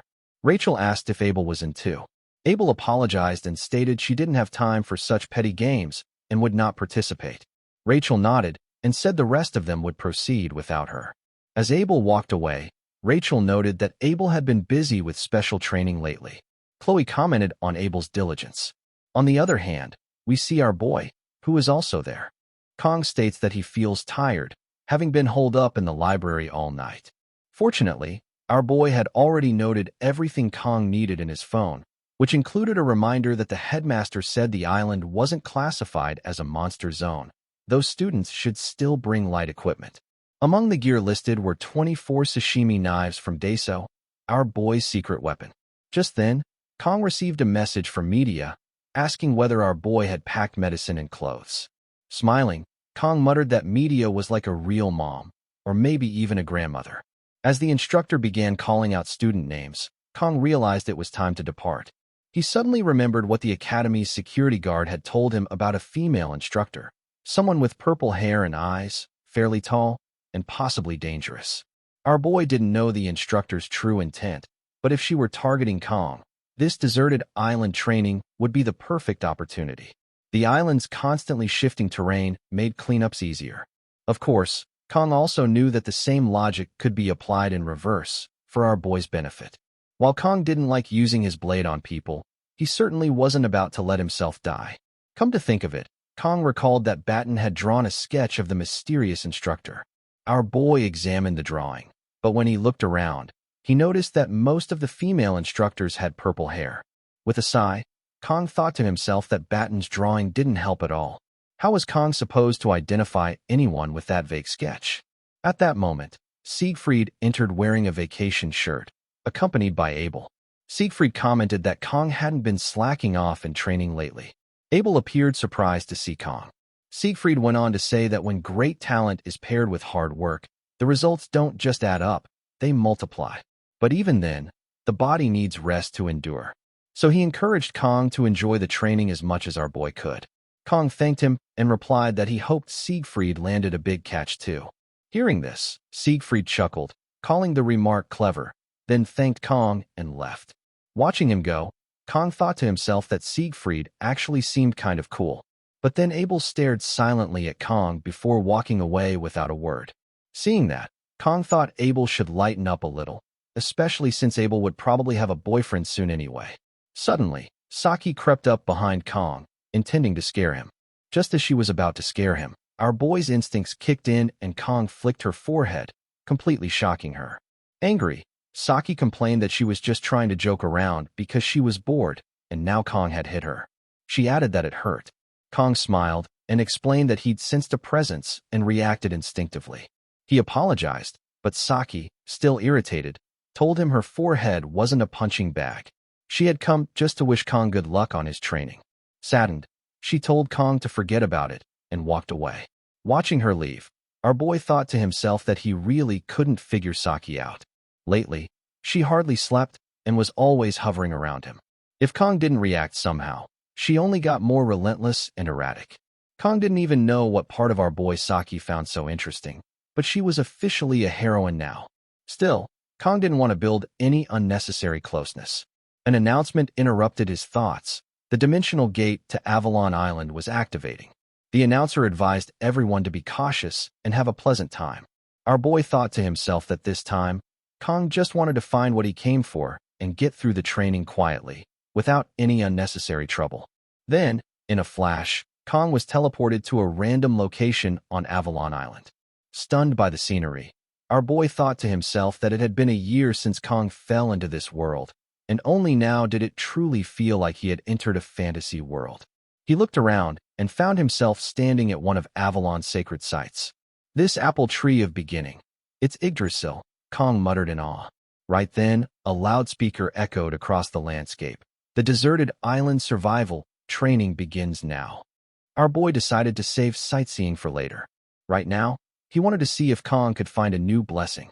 Kong examines the map of Avalon Island that he copied from the library, and on it, our boy has marked the location of the Blessing of Regeneration, a rare power that can be obtained somewhere on the island. As Kong compares the map with his memories from the game, he recalls that the blessing was near a peculiar rock formation, and its location is close to the central lake of the island, right where the world tree stands. That means Kong needs to head toward the lake, navigating through rocky terrain and dense forest. Fortunately, Kong still has 3 days left. The Academy didn't send students here just for fun. This isn't a picnic. They were given a mission to find orbs scattered across the island, a treasure hunt of sorts. The more orbs a student collects, the higher their score. Some orbs can even be used as enhancement materials. So, Kong figures he might as well collect them along the way. According to the instructions in the book he read, Kong decides to first gather some survival gear. Then our boy pulls out his secret weapon, a machete, a clearing tool he bought from a supermarket's hiking section. Kong notes that the machete was a bit of a splurge, bought specifically for this training mission, and tells himself that he should get used to it. After all, Kong wants to save the 50-second blessing of painlessness for a more desperate situation. He swings the machete a few times to test it out. The grip feels solid, but something still feels slightly awkward. Kong decides that if things go south, he'll just rely on the sashimi knife instead. Just then, a rabbit jumps out from the bushes. Seeing it, Kong thinks it's a good opportunity to get used to the new weapon and maybe secure some food at the same time. But as he looks more closely, Kong is stunned. The rabbit is massive. Still, our boy mutters to himself that he once took down the Cow King, so this rabbit is nothing in comparison. Kong charges forward, attempting to activate his blessing of God, but to his shock, the blessing fails to activate. Meanwhile, the scene shifts to Abel, who is also encountering a rabbit. Unlike Kong, Abel finds the creature incredibly cute and hesitates to attack it. She wonders where its mother is and why the rabbit is alone. As Abel leans down to pet it, the rabbit's demeanor suddenly changes, and it bites her finger before darting off. Furious, Abel dashes after it, yelling, "Get back here!" Though she initially intended to let the rabbit go because of its adorable appearance, Abel now refuses to back down. She sees it as a perfect opportunity to test her training results. "A rabbit like this is nothing," she declares, but to her surprise, the rabbit suddenly accelerates, a smirk appearing on its face. Abel realizes she had underestimated it. The rabbit had been hiding its true abilities, much like Kong Jiama. Still, Abel is confident. "No matter how fast you are, before the blade of Nibelung, I will not lose," she says, reminding herself that she is the granddaughter of the Sword Emperor. She strikes at the rabbit, believing this time she's caught it. But once again, the rabbit dodges effortlessly. Suddenly, the ground beneath Abel vanishes, and she falls into the water below. As she sinks into the depths, she catches one last glimpse of the rabbit and finds her thoughts drifting to Kong Jiama. Back on the other side of the forest, our boy is locked in a fierce struggle against the giant rabbit. Exhausted, Kong mutters that despite all his training, without his blessing, he's practically useless. He reflects that compared to his past life, he thought his current physique was decent, but clearly, he was wrong. Completely drained, Kong slumps to the ground, deciding it's better to conserve energy than chase a rabbit he can't catch. He gives up and tells the rabbit to just leave. To his surprise, the rabbit smirks and mocks him, saying Kong is too weak. That insult hits a nerve. Enraged, Kong hurls the machete aside, swiftly draws the sashimi knife, and activates his blessing of the sword god. Meanwhile, in another part of the forest, Rachel is sprinting through the woods, using her blessing for agility. She lands after a leap and looks around, realizing that she's been going in circles. "This is bad," she mutters, still calling it the Rachel game, though it's clear she's lost. Unsure of what to do next, she laughs nervously. Then, she spots a bird flying overhead. Its black feathers remind her of Kong Jiama's hair. Inspired, Rachel decides to follow the direction the crow is flying, convinced it's a sign. "If I run that way, I'll definitely meet Kong Jiama," she tells herself. She realizes thinking too much is a waste of time, and that action is better. With renewed determination, Rachel dashes off in the direction the bird was flying, her thoughts focused on reuniting with Kong. Rachel shouts with determination, declaring that she is going to see Kangjiyama now. The scene then shifts to Saki, who suddenly pauses, thinking she just heard Rachel's voice echoing in the distance. Saki decides to check her belongings: jelly snacks, a blanket, a cardigan, and her weapons. Everything is packed and ready. But Kangjiyama isn't here. Saki reminds herself that she agreed to participate in this so-called Rachel game, and she absolutely refuses to lose. She finds herself somewhere along Avalon Island's shore and knows she must now set her destination based on the island's unique terrain. The only constant landmark on the island is the world boundary, and knowing Kangjiyama's personality, Saki assumes he would choose a secluded location, most likely deep within the central forest. It's going to be a hassle, but Saki has no choice. She decides that she has to go. Deep down, she kind of wants to see Kong too, and more than that, she doesn't want to lose him. When Saki finally sees our boy, she plans to pay him back for that forehead flick, and she declares aloud that Kong should just wait for her. The scene shifts to nighttime deep in the forest, where Chloe is seen striking down wolf monsters with a single blow. Smiling confidently, Chloe whispers to herself that Kong should wait for her. At least on this island, she intends to find Kong before anyone else does, so that he will only look at her. As Chloe rushes forward, she suddenly senses a nearby presence. Her eyes light up as she realizes it's a human presence. Her heart races as she assumes it must be Kangjiyama. Meanwhile, the focus returns to our boy, who has just managed to capture his food and is now cooking it by a small fire. Suddenly, Kong senses a presence approaching. Alarmed, he notes that it doesn't feel like a beast. It's clearly someone, and possibly someone targeting our boy. Kong instantly shifts into alert mode. He knows he can't afford to let his guard down. The presence continues moving closer, unrelenting. Kong grips his weapon tightly. He's been saving his blessing for the right moment, and now he's ready to use it.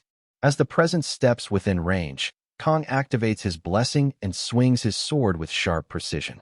Then, the scene cuts to Chloe, who leaps out from behind the bushes, shouting Kong. But to her utter surprise, the presence she sensed was actually Rachel's. Both girls freeze in place, equally stunned. Then, at the exact same moment, they shout angrily, "Why is it you again?" Back with our boy, Kong had just been about to strike the approaching figure, only to realize at the last second that it's Saki. Shocked, Kong watches as Saki stumbles and falls to the ground, startled. As she realizes she has found Kong, her cheeks turn bright red. Blushing deeply, Saki begins taking pictures while Kong cooks the food, proudly declaring her victory the moment she landed on the island. As Abel catches sight of the warm-looking fur draped beside Kong and the delicious aroma rising from the food he had just finished cooking, her stomach gives a quiet grumble. She hadn't eaten much all day, but even now, Abel forces herself to suppress the hunger. Yet, a sigh escapes her lips. Even here, in this unfamiliar place, Abel feels like she's losing to our boy once again. The realization brings a flush of embarrassment to her face, and the cold doesn't help. Seeing her shiver slightly, Kong wordlessly offers her the fur coat. "Cover yourself with this," he says softly. "It'll help you feel a bit warmer." Abel hesitates for a moment, then takes it, her cheeks growing redder. She thinks to herself that she must be losing her mind. Why didn't she just turn back when she had the chance? But the smell of the food had been too tempting, and now she feels foolish for coming here. As the warmth of the fur slowly seeps into her chilled body, Abel murmurs a quiet, "Thank you," to Kong. Just then, a sharp pain shoots through her ankle, making her wince. She wonders if she might have twisted it earlier while walking around. Before she can inspect it herself, Kong notices her discomfort and kneels beside her, examining her ankle closely. Blushing and flustered, Abel pulls back slightly. What are you doing?" she stammers. Our boy calmly replies, "If we leave it like this, it might get infected while you're out here." With gentle hands, he removes his tie and uses it to wrap her injury. Abel looks down, both embarrassed and grateful, whispering another thank you as an awkward silence settles between them. After a few moments, Kong breaks the quiet. "Why were you wandering around here alone?" he asks. Abel freezes.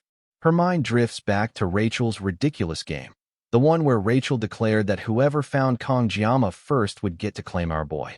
Blushing, Abel replies, "There were things I wanted to do. Being alone made it easier." Kong glances at her and nods slowly. "You're a lot like me, he says. Abel smiles faintly, remembering when she told Rachel that she was sitting this game out. Despite that, she suddenly pulls out her phone and snaps a picture of her and Kong together. Without overthinking, she sends it to the group chat with Rachel and the others. Moments later, her phone buzzes furiously. Both Saki and Rachel fire back with furious texts. "Didn't you say you weren't playing the game?"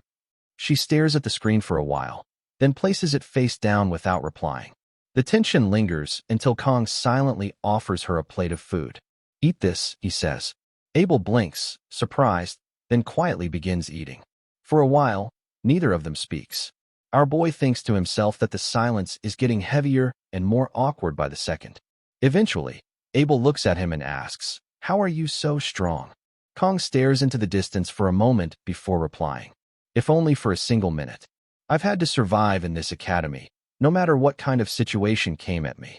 He pauses, then adds with a faint smirk, "Maybe it's because I had an amazing teacher." Abel's curiosity is piqued. "Your teacher? Who taught you to use a sword?" she asks. She reflects silently, recalling that Abel spent 17 years learning under her grandfather. It was a short life in the grand scheme of things, but one fully dedicated to the blade. Abel used to believe she understood swords better than anyone, but Kang's style was something entirely unfamiliar. "What exactly did you learn?" she asks, her voice quieter now. "And what's your family name?" Our boy leans back and responds thoughtfully.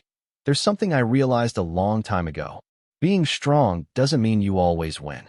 The ones who never give up, who endure and survive to the end, those are the real strong ones." Abel stares at him in silence, then chuckles. "You sound like an old man right now," she teases. She laughs a bit more before apologizing. "Sorry, that was such a cliché. I couldn't help it. You just really reminded me of my grandfather for a second." Her laughter fades, and Kang's expression subtly changes. There's a flicker of hurt in his eyes, but he says nothing. Then Abel adds, "This kind of reminds me of when we talked on the bench. It's been so long since then." Kong doesn't reply immediately, but instead offers her more food. "Eat first," he says gently. She accepts the plate again, and this time, as she chews, she realizes just how good the food tastes. Warm, comforting. The scene fades into the next morning. Abel slowly wakes up, blinking against the morning light. She sits up and looks around, but Kong is nowhere to be seen. Everything he brought with him is gone. Her brows knit together. Where did he go? She wonders aloud. As she moves to sit up fully, a blush creeps onto her face as she remembers the way Kong helped her with her injury the night before. Then, unexpectedly, tears well in her eyes and start rolling down her cheeks. Surprised, "Why am I crying?" she whispers to herself. It was the first time, perhaps in her entire life, that someone had shown her kindness without expecting anything in return. Abel had always faced hardship alone. Even when confronted by overwhelming obstacles, she endured. Even when she wanted to cry, she didn't.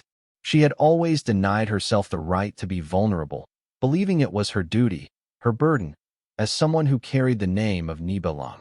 Through her quiet sobs, Abel murmurs, "Why did Kongjiyama go this far for me?" Until now, she had envied and even resented people who offered help without strings attached. But last night felt different. There are still 2 days left, she tells herself. Her hand closes around the hilt of her sword. And for me, nothing changes. If Abel simply sits and cries, then what's the point? Abel quickly decides that she should return the favor, shouldn't she? With renewed determination, she pulls the fur coat tighter around herself and moves forward. The scene shifts to our boy, deep within the forest, trekking through thick undergrowth and uneven terrain. Kong remarks to himself that while it had been chilly during the night, the sun now blazes down, making it uncomfortably hot. He wipes the sweat off his brow and thinks that Abel is probably awake by now. He had found Abel really pretty, though not in a romantic sense. Not yet, but for some reason, it always felt like Abel didn't like him very much. Kong shrugs off the thought. That's just the type of character Abel is supposed to be. The aloof noble lady, cold and distant, yet noble and proud. Still, after that unexpected encounter with her last night, Kong had chosen to show some kindness. Not because our boy had any feelings for Abel, but because she had looked so pitiful in that moment, and Kong just didn't have it in him to ignore someone in pain. Besides, showing a bit of compassion once wasn't going to drastically change the storyline. The overall plot might veer slightly off course, but compared to the scale of everything else, this wasn't exactly a game-breaking deviation. As Kong pushes forward and emerges from the thick woodland, he realizes he has exited the forest area. From the top of the hill, he gazes down at the view, the sun high in the sky. He begins his descent. Today is the day when Abel and Leon are supposed to begin developing feelings for each other. Our boy's face tightens slightly at the thought, a trace of annoyance visible in his expression. Kong mutters to himself, "She's not really going to give the blanket to Leon, is she?" It's at this moment that our boy gets a small, bitter taste of reality, something he hadn't been prepared for. Maybe he shouldn't have brought that blanket in the first place. With a sigh, Kong shakes his head and tells himself to stop wasting time on these pointless thoughts. There are more important things to focus on, like finding the blessing before sunset. Specifically, the blessing of regeneration, a spirit-level blessing, one rank below the renowned blessing of transfer. It dramatically enhances regenerative abilities, making recovery from injuries significantly faster. However, it's worth noting that the blessing of transfer, Kang's own unique gift, has no such limitation, as it applies only to the user, making the regeneration boost even more effective. Even the fragile Sashimi blade, known for its delicate structure, should recover partially thanks to this enhancement. At a glance, the blessing might seem incredibly useful, but Kong knows better. It won't heal every wound or make someone invincible. In the original game, this blessing was treated as a hidden piece. It didn't even contribute to Leon's growth, as he was destined to grow monstrously powerful regardless. Still, for someone like Kong, the benefits were too good to pass up. Our boy moves deeper into the clearing, scanning the area. The terrain looks eerily different from the game graphics. The landmarks are familiar but warped, like a dream remembered imperfectly. He keeps walking. Then, suddenly, Kong stops. A smile spreads across his face. He's found it, the blessing of regeneration. However, just beyond it, something catches his eye. A faint glimmer, something shining in the fading light. According to Kang's memory, the blessing was supposed to be hidden. Yet here it is, sitting in plain view beside a massive orb, gleaming like treasure in an ancient tomb. That orb wasn't supposed to be here. It's a bonus. Kong came only for the blessing and ended up discovering the orb as well. For a moment, our boy feels genuinely lucky. Finally, he mutters, "Luck is on my side." Until now, it felt like the world had been stingy with fortune. Kong moves closer, deciding to examine the orb first. His curiosity is too strong to resist, but he also wants to grab the blessing before it gets too dark. Just as he's about to reach for the orb, it suddenly rolls off its resting place and falls down a slope. Kang's eyes widen in surprise, and before he can move, a familiar voice cuts through the silence. "I didn't expect anyone to come this deep into the forest," says Leon, stepping into view with that same calm confidence. Most of the students are still busy sightseeing around the world tree. Leon pauses, his gaze narrowing slightly. "But you came all the way here just for the orb?" Our boy stiffens slightly, eyes locking with Leon's. He hadn't expected to run into him here. Leon walks forward, his tone shifting. "Or maybe you had another reason to come all this way." Kong remains calm, but serious. "I saw the orb from a distance and came to investigate, nothing more." Leon raises an eyebrow and slowly draws his sword, its blade shimmering with a blue aura. "Then I guess I have no choice," he says. With a flash of steel, Leon lifts his weapon and declares, "If you want the orb, you'll have to defeat me first." Our boy immediately recognizes the weapon Leon is wielding, the Twilight Blade. The day Leon was born, half the world seemed to smile upon him, as if destiny itself had chosen him for greatness. Later, Leon stumbled upon the hero's emblem, a symbol of his inevitable rise. Yet, amidst this unfolding tale, Kong Jiama found himself bewildered. By now, Leon should be with Abel. Today was supposed to mark a significant turning point in the story. So why was Leon here, swinging his sword, rather than fulfilling that destined moment? Our boy pondered this inconsistency, his mind racing.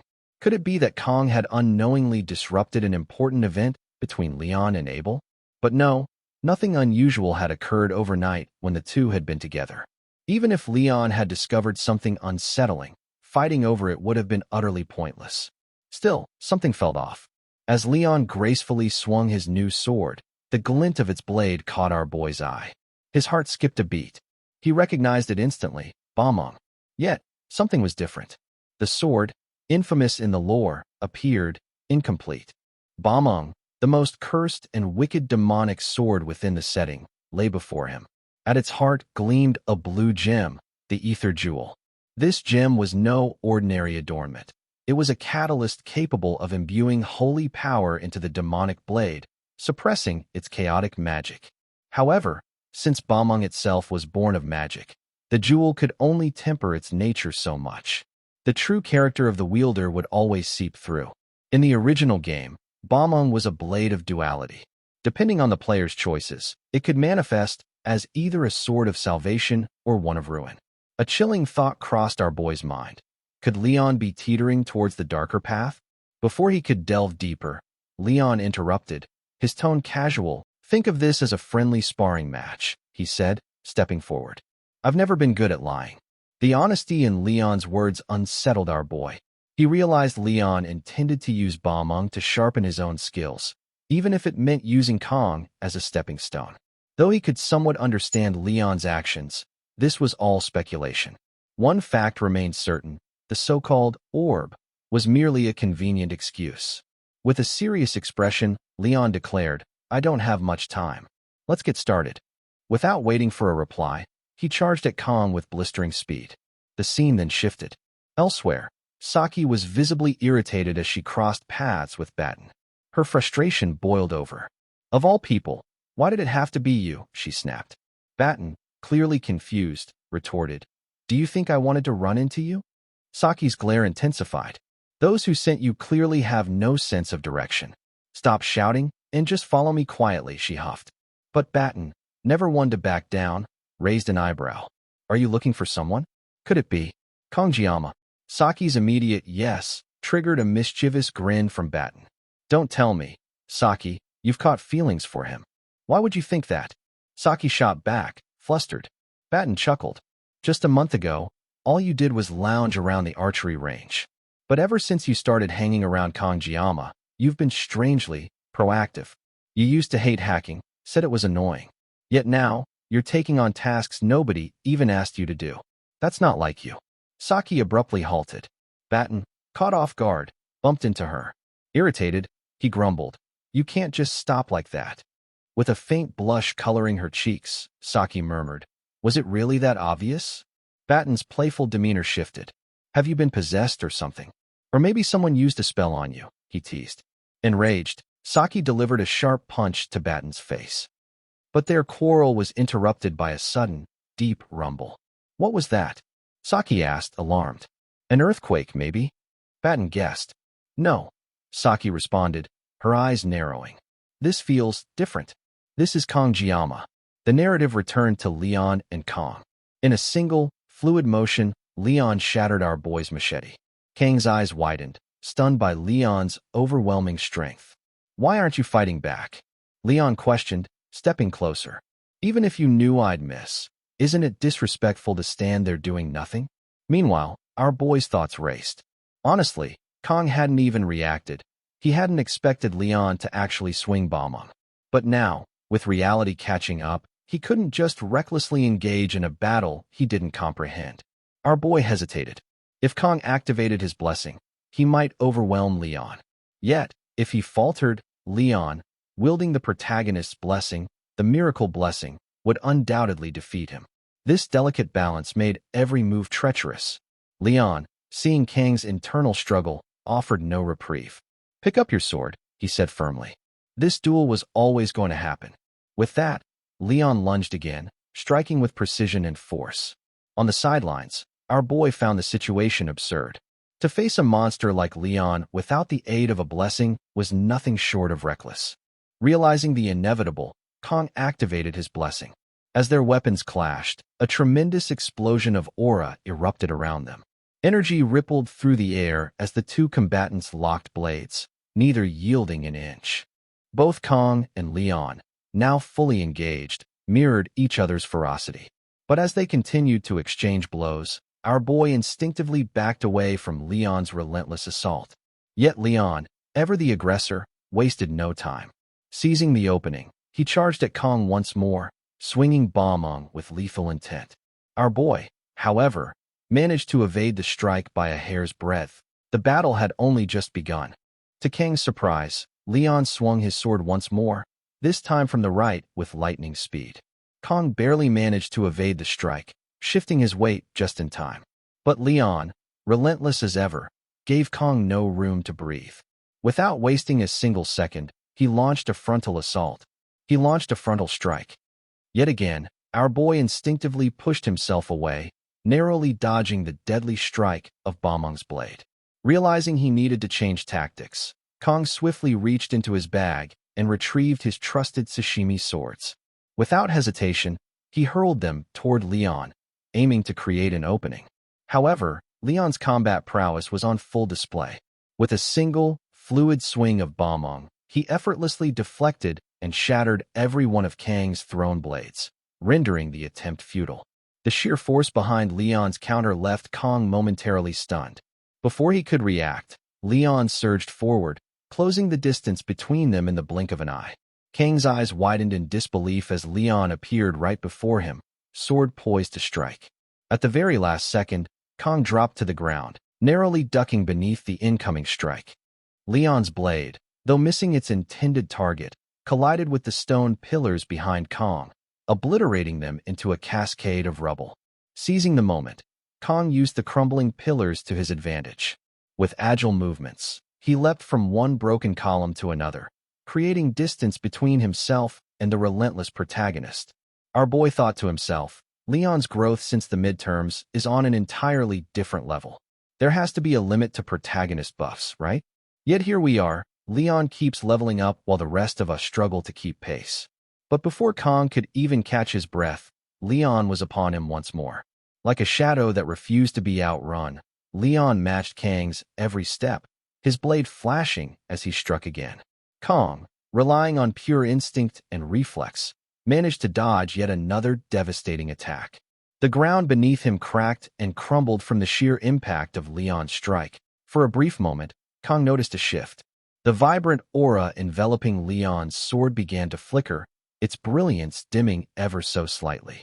It was a sign Leon was finally tiring. Recognizing this opportunity, our boy steeled himself.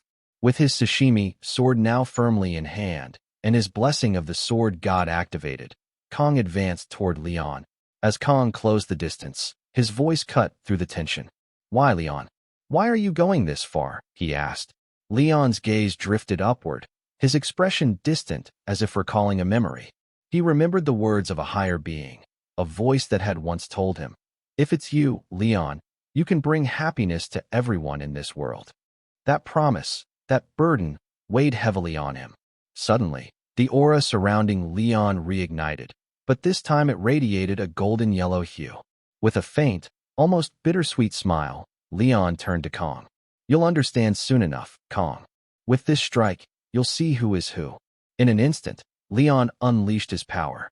The entire area was engulfed in his golden aura, the light suffocating and overwhelming. He charged forward, his sword gleaming with righteous fury, aiming to land a decisive blow on Kong. But our boy was ready. Channeling the full might of his blessing of the sword god, Kong met Leon head-on.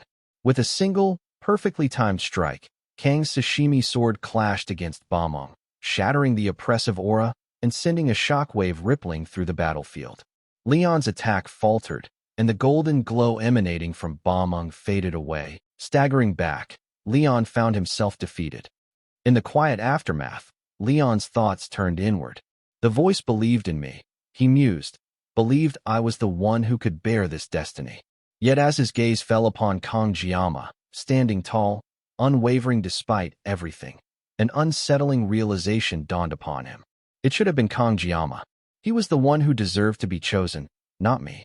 After defeating Leon, Kong turned around, only to be surprised by the sight, or rather, the absence, of Leon. The space where Leon had stood just moments ago was now empty. Kong frowned, his thoughts swirling. That was an unexpected duel, he mused, reflecting on how Leon had approached him. He suspected Leon had used the duel as a means to challenge himself, to grow as a hero and sharpen his strength. But Kong wasn't one to simply play along with someone else's intentions. I'm not about to lose to anyone, Kong thought, determination flaring. Leon hadn't even attacked in a way that made it easy for Kong to finish things quickly. One wrong move, and Kong could have sustained a serious injury. He had tried his best to avoid harming Leon, which resulted in him constantly dodging and evading.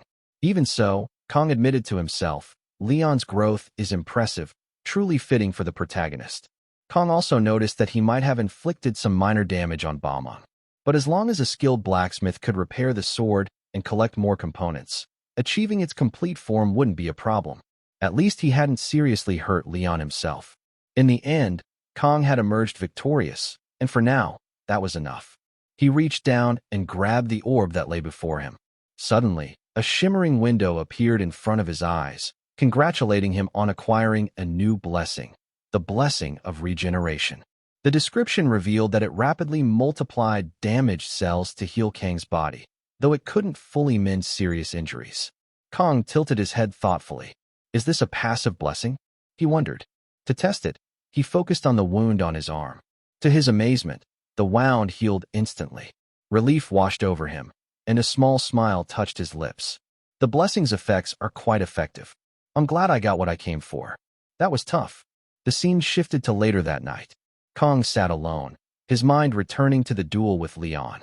Was it really because of Abel? He pondered. When Leon had said that the duel was bound to happen sooner or later, the intensity of the moment had left Kong unable to question it. What did Leon mean by that? His thoughts darkened as he considered Leon's place in this world. But before that, the real mystery was Kong himself. After all, it was Kong who had been thrown into this world in the first place. He resolved to keep moving forward, to do what he needed to do. Even in his previous life, Kong had possessed a fiery, unyielding personality. Though he had restrained himself lately, his sense of justice had never wavered.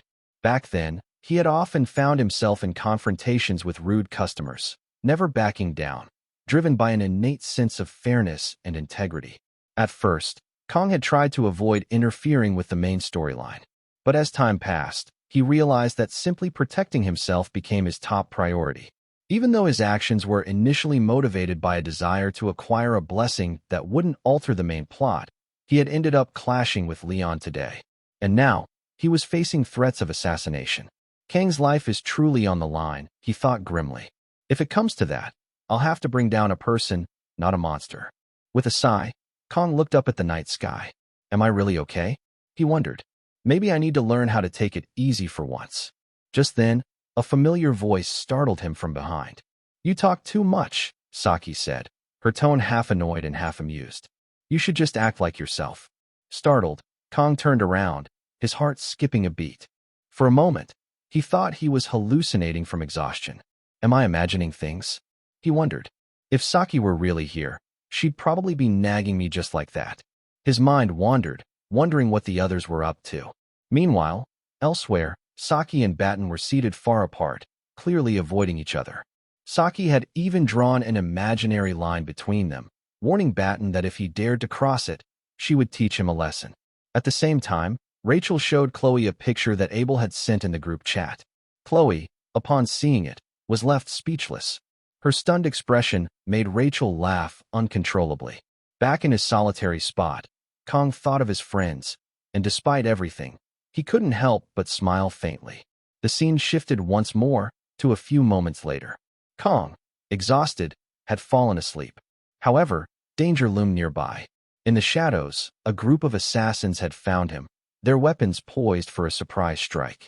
As Kong lay there, oblivious to the danger, the assassins hurled their blades toward him.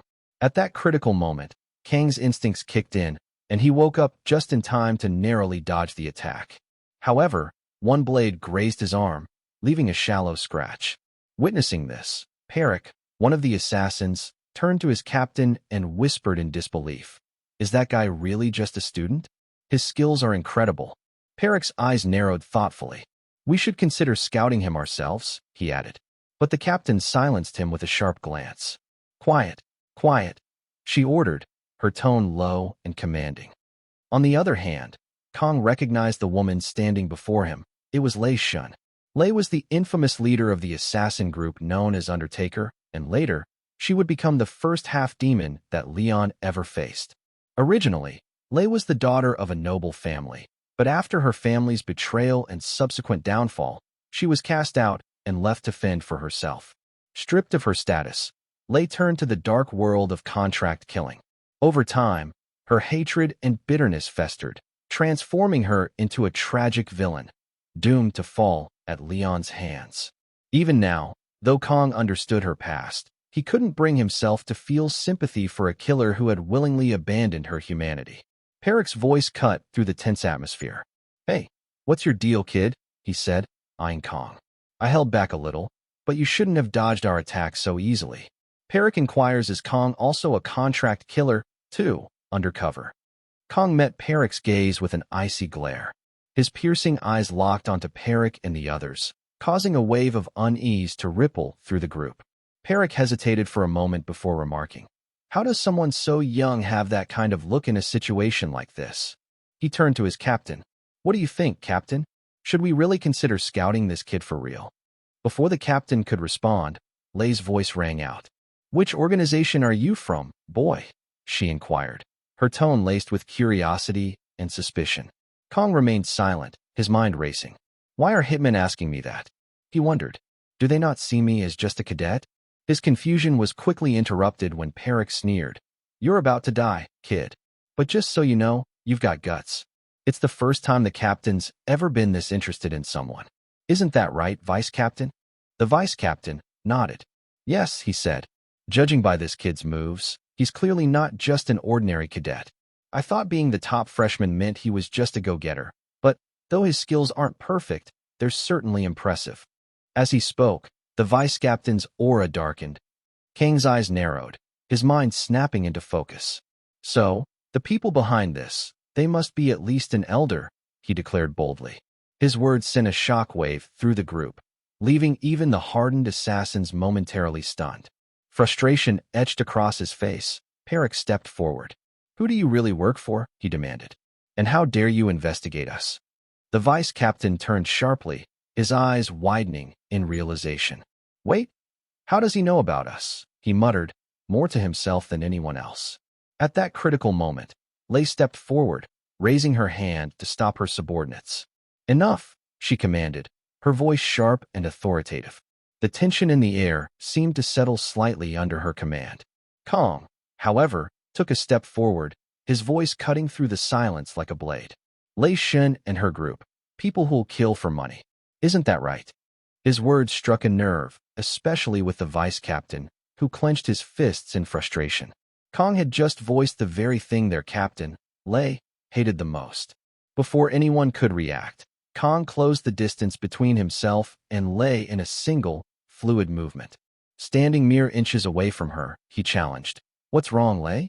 You don't like being called an assassin by a scholarship cadet like me, just because you used to be a noble?"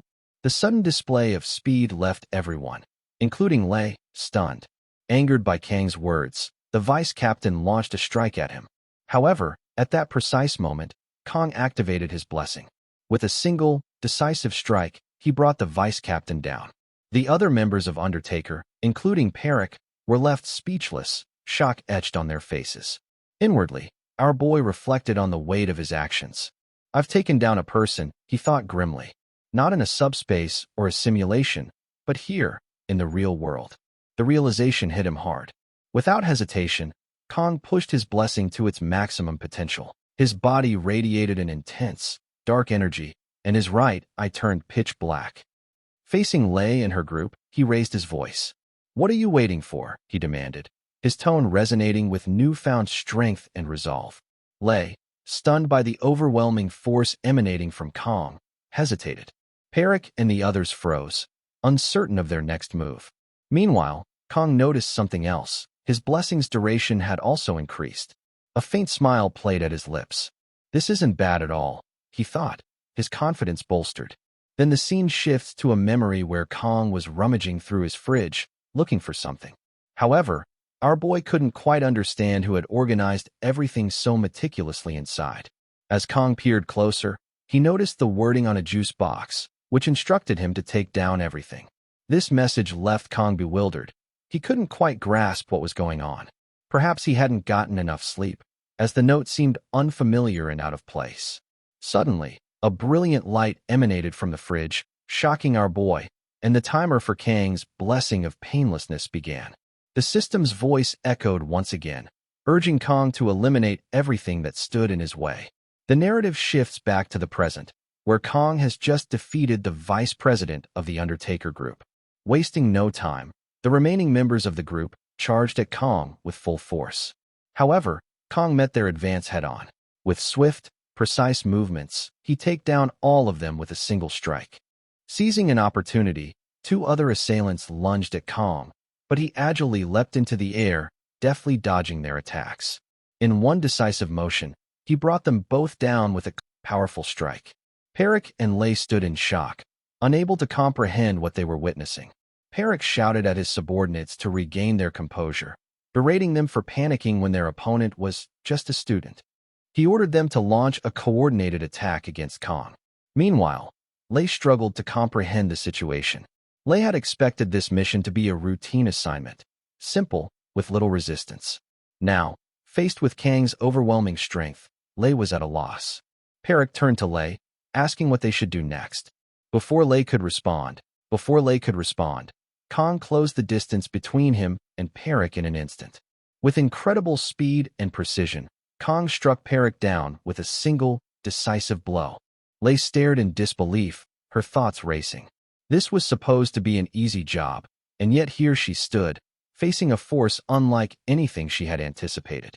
She recalled how the elder had promised 100 million and a bonus if she succeeded.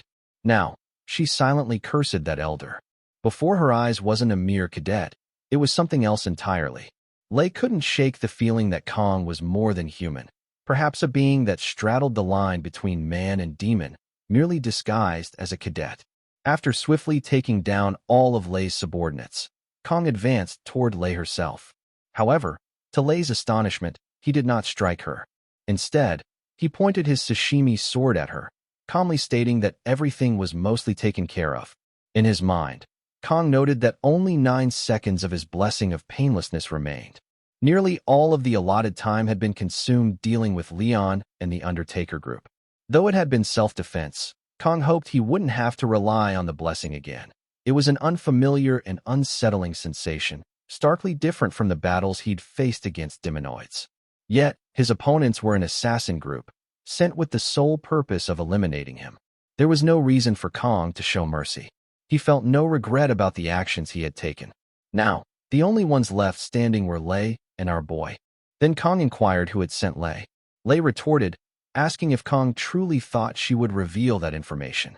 Kang mused silently that this might be his chance to finally uncover who was after him, and the most effective way to make Lei confess would be to crush her with overwhelming fear. If he were to take her down without learning the full story, he knew he would regret it. Turning back to Lei, Kang said coldly, "Are you stupid or just brave?" Lei, confused, asked what Kang meant by that. Kang explained, "Look at what happened to your subordinates. Why don't you just start talking while I'm still feeling generous?" Frustrated, Lei called Kang a demon. "Now I understand why that person put a bounty on you. I should have realized when all your personal records were erased. Even your parents and relatives, gone. That elder dared to hire the Undertaker group to take down a villain disguised as a cadet." Kang froze, utterly shocked. He didn't understand what Lei meant by that. All his family records erased? His parents? Desperately, he tried to recall his parents' faces, but to his horror, the memories were gone. His mind was blank. Overwhelmed by anger, Kang demanded, "What did you just say?" Lei hesitated, confused. "What do you mean?" Kang, seething with rage, drew his sashimi sword and stated in a voice trembling with fury, "Did you just say that all my relatives and parents have been erased?" Originally, Kang had intended to extract the name of the person who had hired Lei to kill him, and then let her go peacefully. But now, he had something far more pressing to demand, and this was no longer a negotiation. "For the record," Kang said darkly, "this isn't a request. It's a threat." Terrified by the sudden shift in Kang's demeanor, Lei was about to respond when an overwhelming surge of magical pressure descended upon them both. Neither Kang nor Lei could comprehend what was happening. Kang felt his breath catch, wondering What is this pressure all of a sudden? But just as quickly as it had come, the pressure dissipated. Something strange began to happen to Lei. Kong watched, stunned, as Lei's body started to transform. Before he could react, the scene shifted to Siegfried, who was fishing peacefully by a quiet pond. It had been some time, and Siegfried had yet to catch a single fish. However, after a few moments, he managed to catch several in quick succession. Suddenly, he sensed a surge of magical power and the unmistakable oppressive pressure emanating from the forest nearby. His eyes narrowed. "A demon commander," he muttered, realizing the significance of what he was sensing. The scene returned to Kong, where a massive burst of energy erupted from Lei. As the dust settled, Kong stood frozen, staring in disbelief. Lei had completely transformed. With a twisted smile, she declared, "This is it. 700 years since I last walked the human world." Kang's shock deepened. 700 years. The magnitude of the magical power radiating from her made even the mermaid demonoid he had faced before seem insignificant. Right now, before his eyes, Lei had fully transformed into her true identity, the 5th Legion commander of the Demon King's army. The demon tilted her head and asked, "Is this not how humans greet one another?" It had been over 700 years since she last left the demon realm, and she admitted she no longer understood human customs. She turned to Kong and introduced herself with a faint smile. "My name is Ager," she said. "I am the commander of the Demon King's 5th Legion. It's a pleasure to meet you, Kong." Then, with curiosity gleaming in her eyes, Ager asked for Kang's name. However, our boy remained silent. Seeing his lack of response, Ager gave a soft laugh and remarked, "You're a cold one, aren't you? Not even willing to share your name." On the other hand, Kong was deep in thought, searching his memories for any detail about her. His greatest advantage in this unfamiliar world was his memory from playing the game Miracle Blessing M. He remembered Ager well. Among the Legion commanders, she wasn't known for her physical strength. In fact, her combat prowess was considered unremarkable.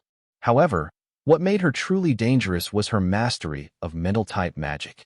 Kong recalled reading about her traits back when he still played the game, before he eventually quit. But one thing puzzled him. Why had Ager descended to the human world after 700 years? And more importantly, why had she chosen to possess Rayon as a host?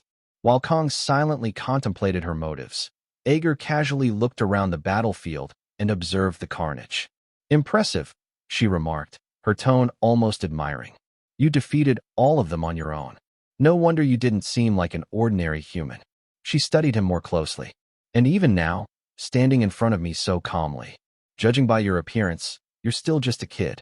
But I suppose you might grow into a fine warrior someday." With a small, unsettling grin, she continued, "So while we're here, why don't we make a contract?" Without warning, Ager released her control magic toward Kong. Shocked, Kong didn't understand what was happening. Ager smiled and said, "Consider this an honor. I'm giving you a special opportunity to become stronger." She stepped closer, her voice turning sharper, yet strangely persuasive.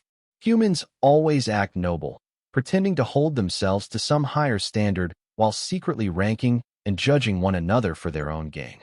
Isn't that right? In an instant, she closed the distance between them and whispered, "So why not dream a glorious dream with me, Kong?" It became clear that Kong was falling under Ager's mind spell. His thoughts grew foggy. Her words started to make sense, and he found himself thinking, maybe this isn't such a bad idea. If I accept her offer, I might survive longer. Riding with the Demon King's army would make reaching my goal so much easier. Ager's voice echoed in his mind. Yes, it would be a glorious dream. But just then, something inside Kong shifted. His divine blessing suddenly activated. A surge of clarity shattered the haze clouding his mind. Kang's eyes widened as he realized the truth. Ager wasn't just a Legion commander.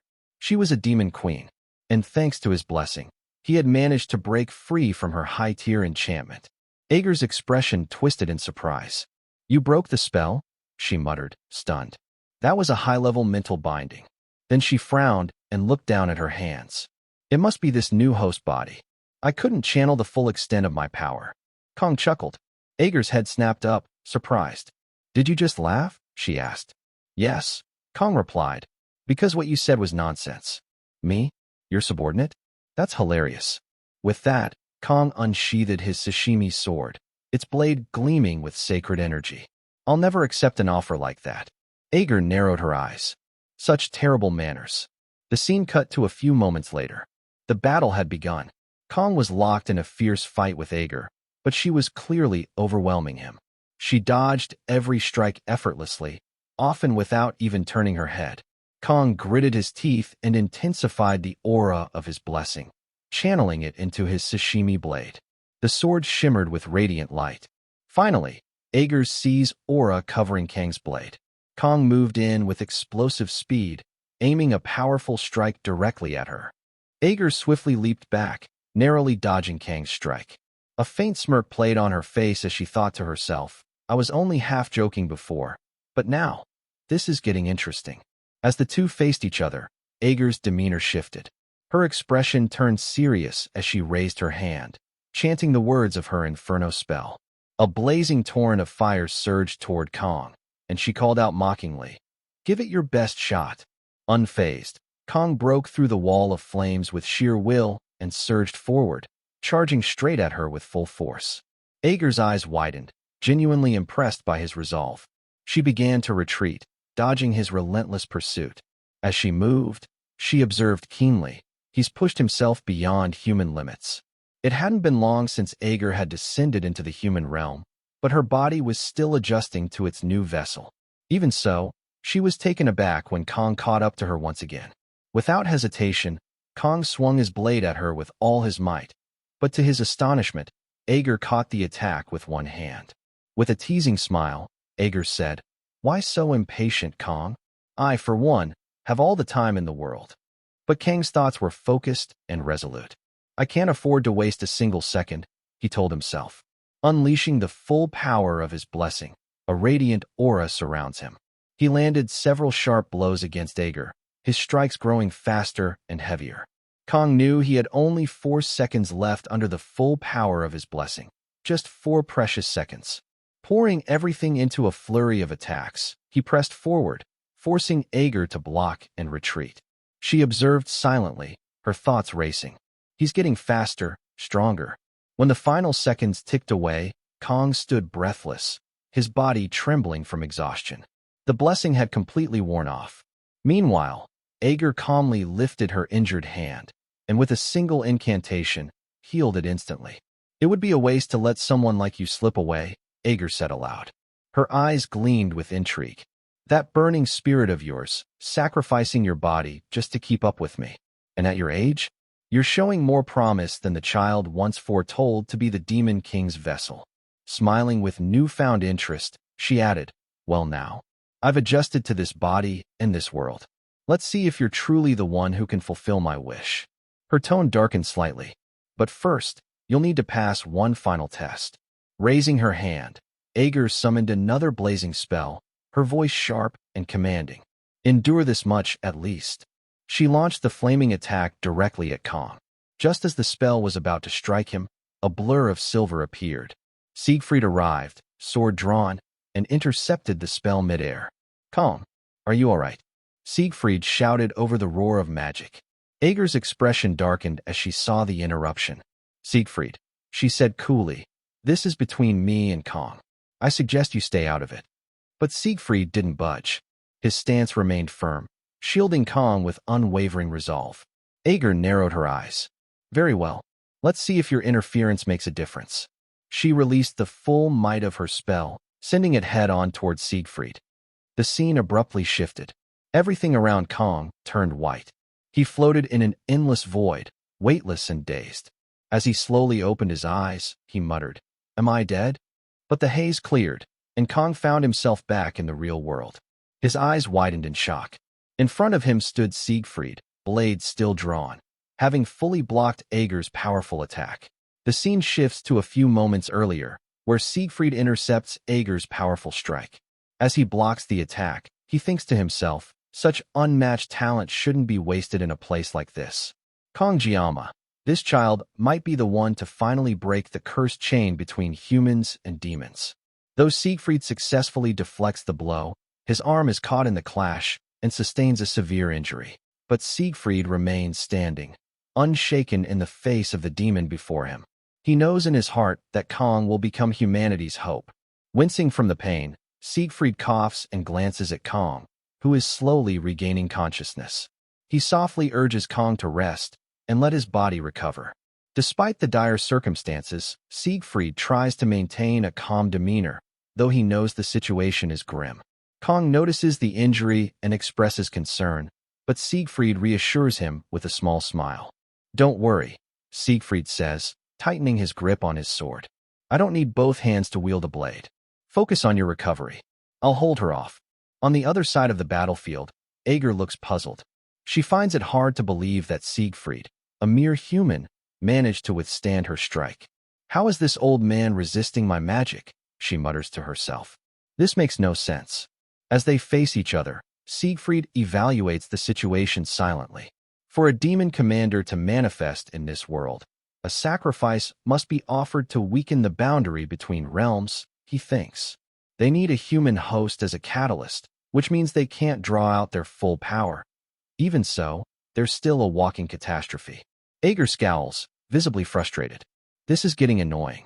I guess my new body and my demon self aren't syncing properly," she remarks, now understanding why it took her so long to defeat Kong. The fact that she's struggling against someone like Siegfried only adds to her irritation. She steps forward, her tone venomous. "I don't know what trick you pulled, old man, but you won't get away this time." With that, Ager lunges forward, but Siegfried suddenly releases a burst of aura, clashing with her head-on and landing a severe blow to her arm. Ager recoils in pain, shocked. What just happened?" she gasps, staring at her injured arm. Siegfried narrows his eyes. "You're afraid, aren't you, Ager?" she shouts angrily. "Stop talking nonsense." Furious, Ager raises her hand and casts a blazing fire spell aimed directly at him. Siegfried braces himself, his stance solid. "I don't know exactly why a demon commander crossed over into this realm," he says, eyes locked on the oncoming flames. "But I can see it clearly now, your fear." With precision, Siegfried deflects the fire spell effortlessly. Ager is taken aback. "Don't get too full of yourself," she snaps. "Just because you blocked a few of my spells doesn't mean anything." In the blink of an eye, Siegfried closes the distance between them and launches a full-force strike. Ager manages to narrowly dodge by leaping back. Panting, she stares at him with disbelief. Where did this man come from? She wonders. His aura is incredibly dense. Then, she sees it, Siegfried's eyes. Recognition flashes through her mind. He's a descendant of Eren. Realizing the gravity of her situation, Ager clenches her fists. Luck truly isn't on my side today, she thinks. Still, he's just a human, and a worn-out one at that. Preparing for another attack, Ager scoffs. Humans are so pitiful. Let's see if a battered descendant of Eren can dodge this. She raises her arms, and suddenly, countless fireballs begin to form in the sky above. Siegfried and Kong both look up in shock. What's the matter? Ager taunts, smirking. Too much for you. Without wasting a second, Siegfried dashes forward, dodging the incoming fireballs with remarkable agility. Kong watches, his heart pounding. But he knows he's barely conscious. I want to help, but even staying awake is the best I can do right now. If I lose control of my blessing again, I may never get it back. As fireballs rain from the sky, Siegfried continues weaving through them, taking down those in his path. His speed and grace defy his age. Watching his relentless advance, Ager mutters bitterly, not bad for an old man. Now, Siegfried stands right in front of her, unwavering. Siegfried charged forward at Ager, his eyes blazing with determination. Demons are undeniably stronger than humans, he declared, his voice firm despite the pain in his body. There's no question about that. In his youth, Siegfried had once resented the cruel truth of this world, resented the unscalable wall that no amount of effort seemed capable of overcoming. But only now, in the twilight of his life, had he come to understand something deeper. Watching Siegfried's relentless advance, Ager couldn't help but find his tenacity impressive. Even she, a demon commander, understood the value of experience. It couldn't be ignored, and Siegfried, though injured and aged, was steadily closing the distance between them. She studied his movements carefully, looking for any opening. That's when she noticed his severely injured arm, the weakness she needed. With a sly grin, She readied her magic. Come on, finish that grand little speech of yours, Aeger taunted, unleashing a wave of magic toward him. Infuriated by her mockery, Siegfried pressed on, weaving between her attacks with fierce determination. Even you know this, Aeger, he shouted. Humans evolve. We grow stronger, even in hopeless situations. That's what you demons truly fear. That's why you keep invading our realm. Because you're terrified of what we might become. Suddenly, Siegfried was right in front of her. He raised his sword, infused with his aura, and brought it down with tremendous force. Aeger initially looked surprised, but then a cold smirk spread across her face. With a flick of her wrist, she activated a hidden spell, and jagged spikes of black energy erupted from beneath the ground, halting Siegfried's momentum. He gasped, his movement blocked. Caught off guard and frustrated, Siegfried hesitated. What now? He thought. Aeger wasted no time. She darted forward and landed a direct magical strike to his abdomen. Siegfried staggered back, severely injured. Is that the best line you could come up with? Aeger sneered, laughing softly. Even after 700 years, you humans are still so cliché. Watching the brutal blow, Kang cried out from the distance. Siegfried, are you all right? Aeger's ears perked at Kang's voice. She turned and, with a teasing tone, addressed him. I almost forgot about you, Kang. Sorry for the delay. I still owe you the result of that little test we began earlier. Kang Jiama, run. Siegfried screamed, his voice raw and desperate. But Aeger ignored him. You passed, Kang, she said calmly, and then extended her hand, as she cast a mind control spell. You will now serve the will of the demons, she said coldly. Don't hate me for it. It's just the natural order. Siegfried's eyes widened in horror. Aeger, stop this. That boy is just a cadet, he yelled.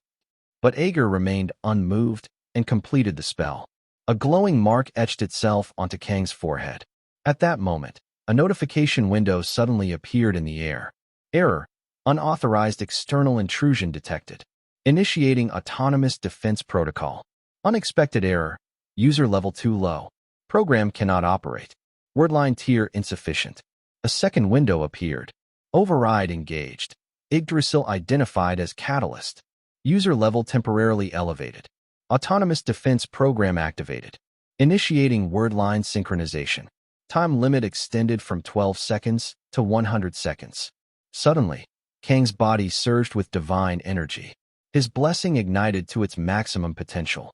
Siegfried, still gasping for air, began to stagger toward Aeger, trying to stop her before it was too late.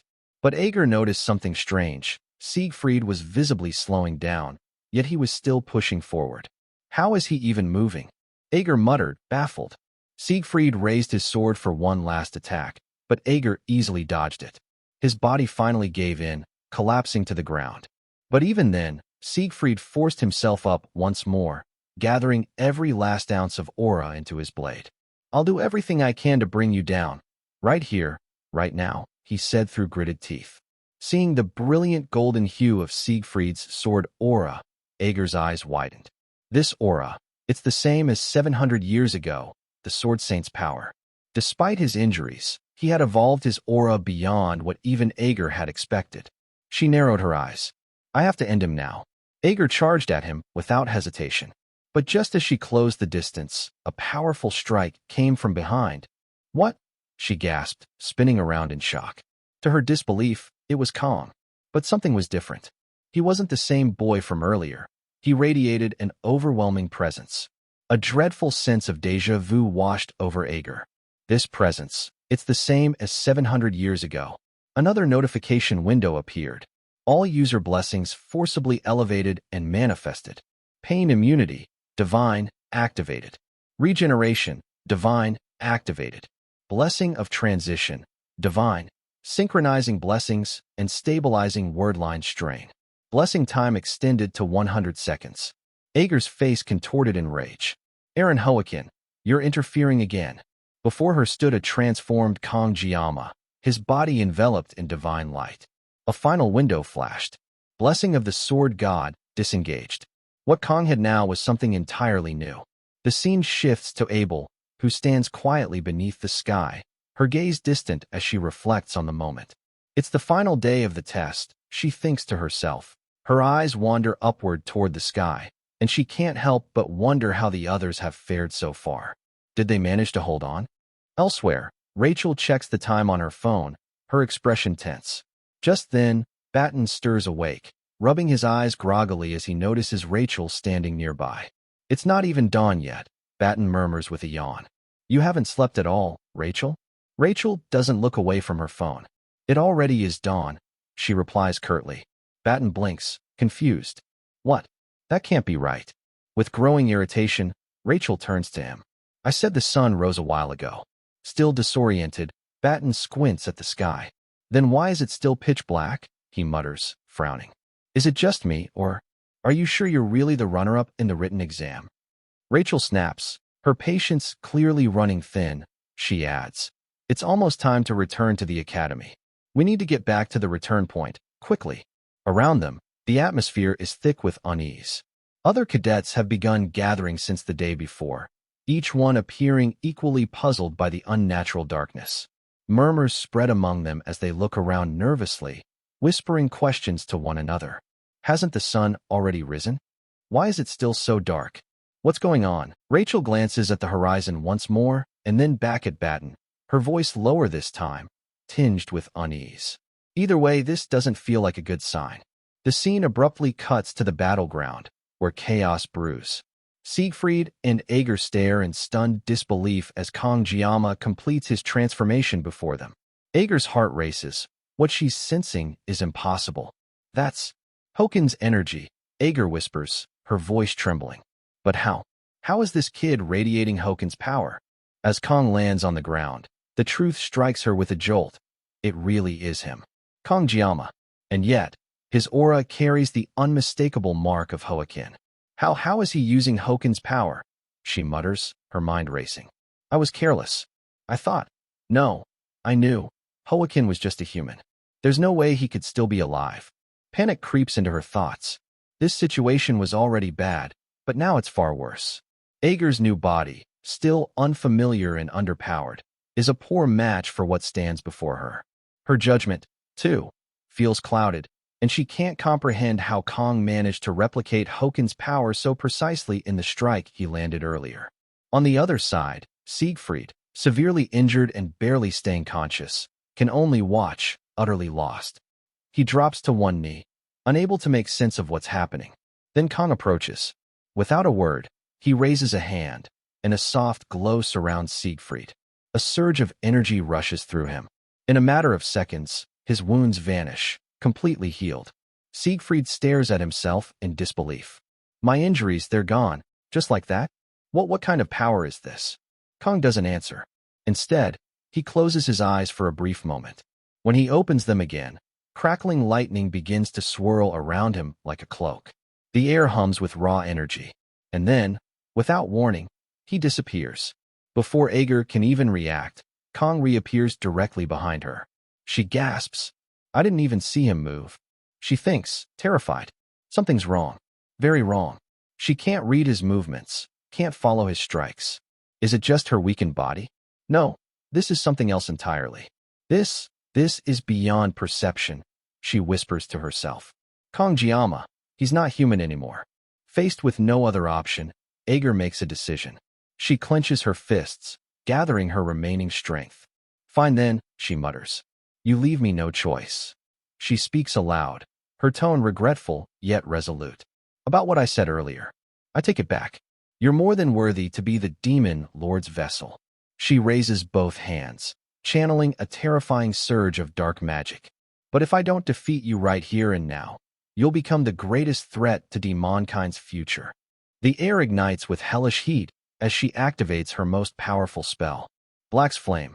A torrent of demonic fire explodes toward Kong. Even Siegfried, standing at a distance, can feel the immense heat. Ager's eyes narrow with grim determination. See you later, Kong Jiama. The spell roars toward its target, but Kong doesn't move. Siegfried gasps. Why isn't he dodging? Kong simply stands there, lightning flickering across his form, and then the flames reach him. At that critical moment, Kong Jiama activated a series of divine blessings. First came the blessing of flexibility, followed by the blessing of regeneration and the blessing of transference.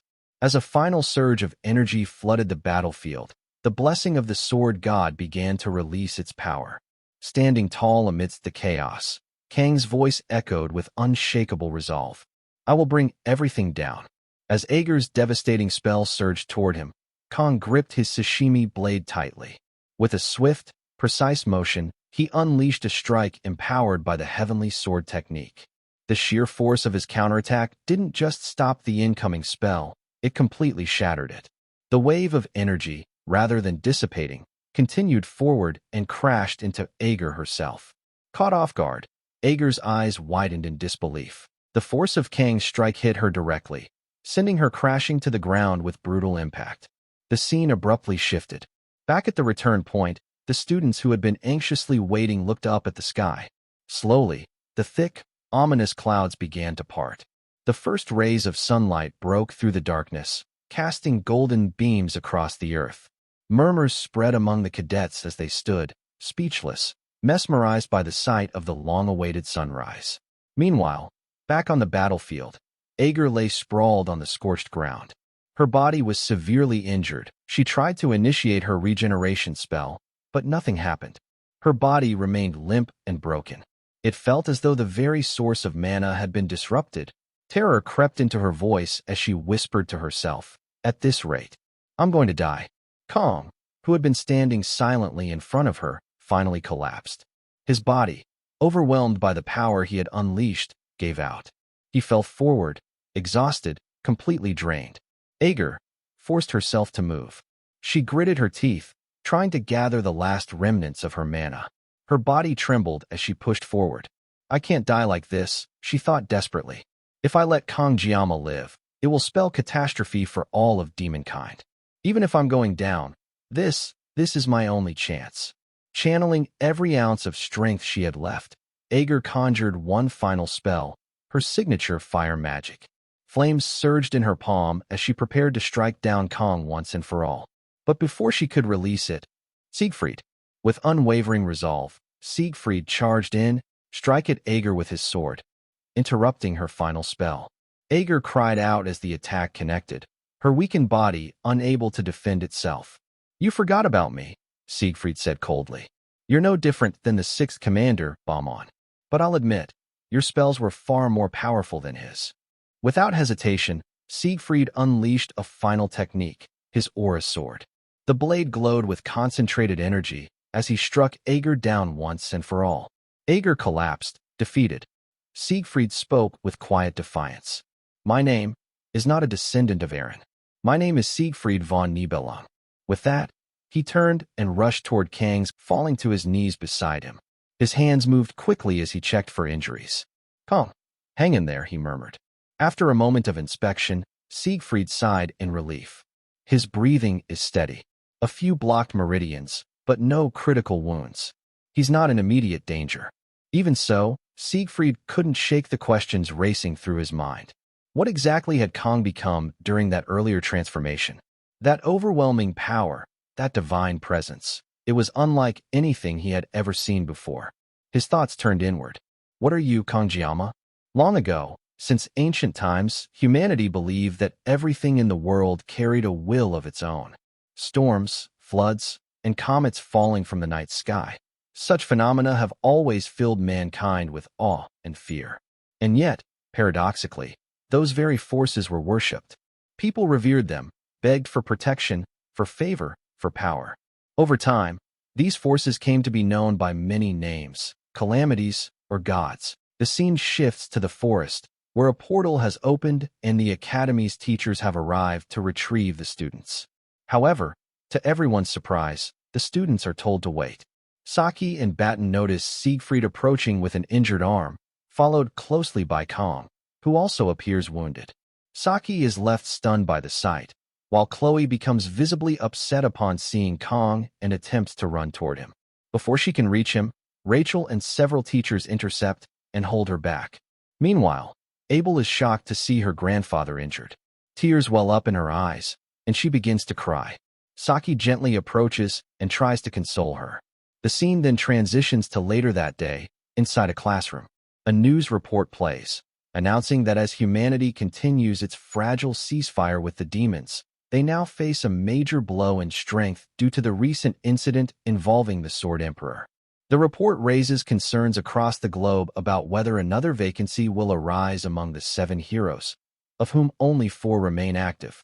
As Saki listens to the report, she silently hopes for news about Kangjiyama, but there is none. Maybe he's awake by now, she thinks. A group of students nearby begins talking about not having seen the special admission student lately.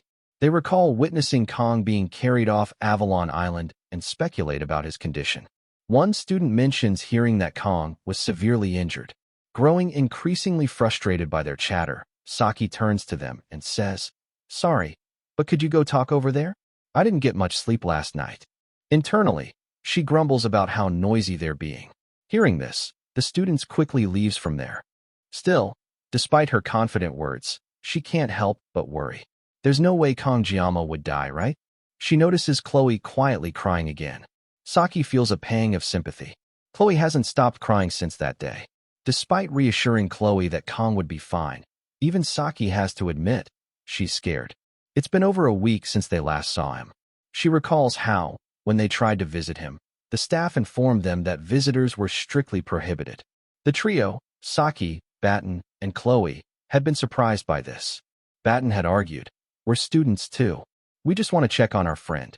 But the staff had firmly replied that the restriction was a direct order from the academy director. Chloe, unable to accept it, tried to push past, but Saki and Batten held her back. Saki now reflects on that moment. If the restriction is a special directive from the director, then it must be related to the Sword Emperor. She remembers the strange, ominous manna she sensed multiple times on Avalon Island, and how the strongest man in humanity ended up with a wounded arm. The only logical conclusion she can reach is that a demon or demonoid must have invaded, and the Sword Emperor had to personally intervene to stop it. She scoured the Academy forums for any information, but found nothing. Making matters worse, the director has announced that all updates will be reviewed and released through official channels only. All external communications have been suspended, and even reporters have been locked out of the loop. Feeling helpless, Saki opens her messaging app and begins to type a message to Kong, but deletes it before sending. The uncertainty is maddening. Her thoughts drift back to the last moment they shared, when Kong flicked her forehead teasingly. Now, she can only wonder anxiously when she'll see him again. The scene shifts once more, this time to the Star Class classroom. Rachel gently asks Abel if she's okay, but Abel doesn't respond. Rachel taps her on the shoulder and repeats the question. Snapping out of her thoughts, Abel apologizes and says she was just lost in thought. Abel remembers trying to ask her grandfather what happened on Avalon Island. Siegfried had only offered a vague response, apologizing and assuring her that she would learn the truth in time. He also mentioned that there was a reason why he, and only he, was personally taking care of Cadet Kangjiyama. Though she doesn't know the full story, Abel is convinced of one thing. Kong was injured while helping her grandfather. Elsewhere, the scene transitions again, this time to the elder of the academy, who is visibly frustrated. The mission had failed, and that failure carries consequences yet to unfold. The scene transitions to the media office, where media informs Siegfried that Kong was gravely injured and far from being in a normal condition. Siegfried responds, "But Kong has recovered now, hasn't he? In fact, he might even be healthier than before." Media nods and explains that every single medical staff member and healer had been mobilized for Kang's treatment, and that media had gone so far as to threaten them all, demanding they save Kong at any cost. After a brief pause, media attempts to shift the mood.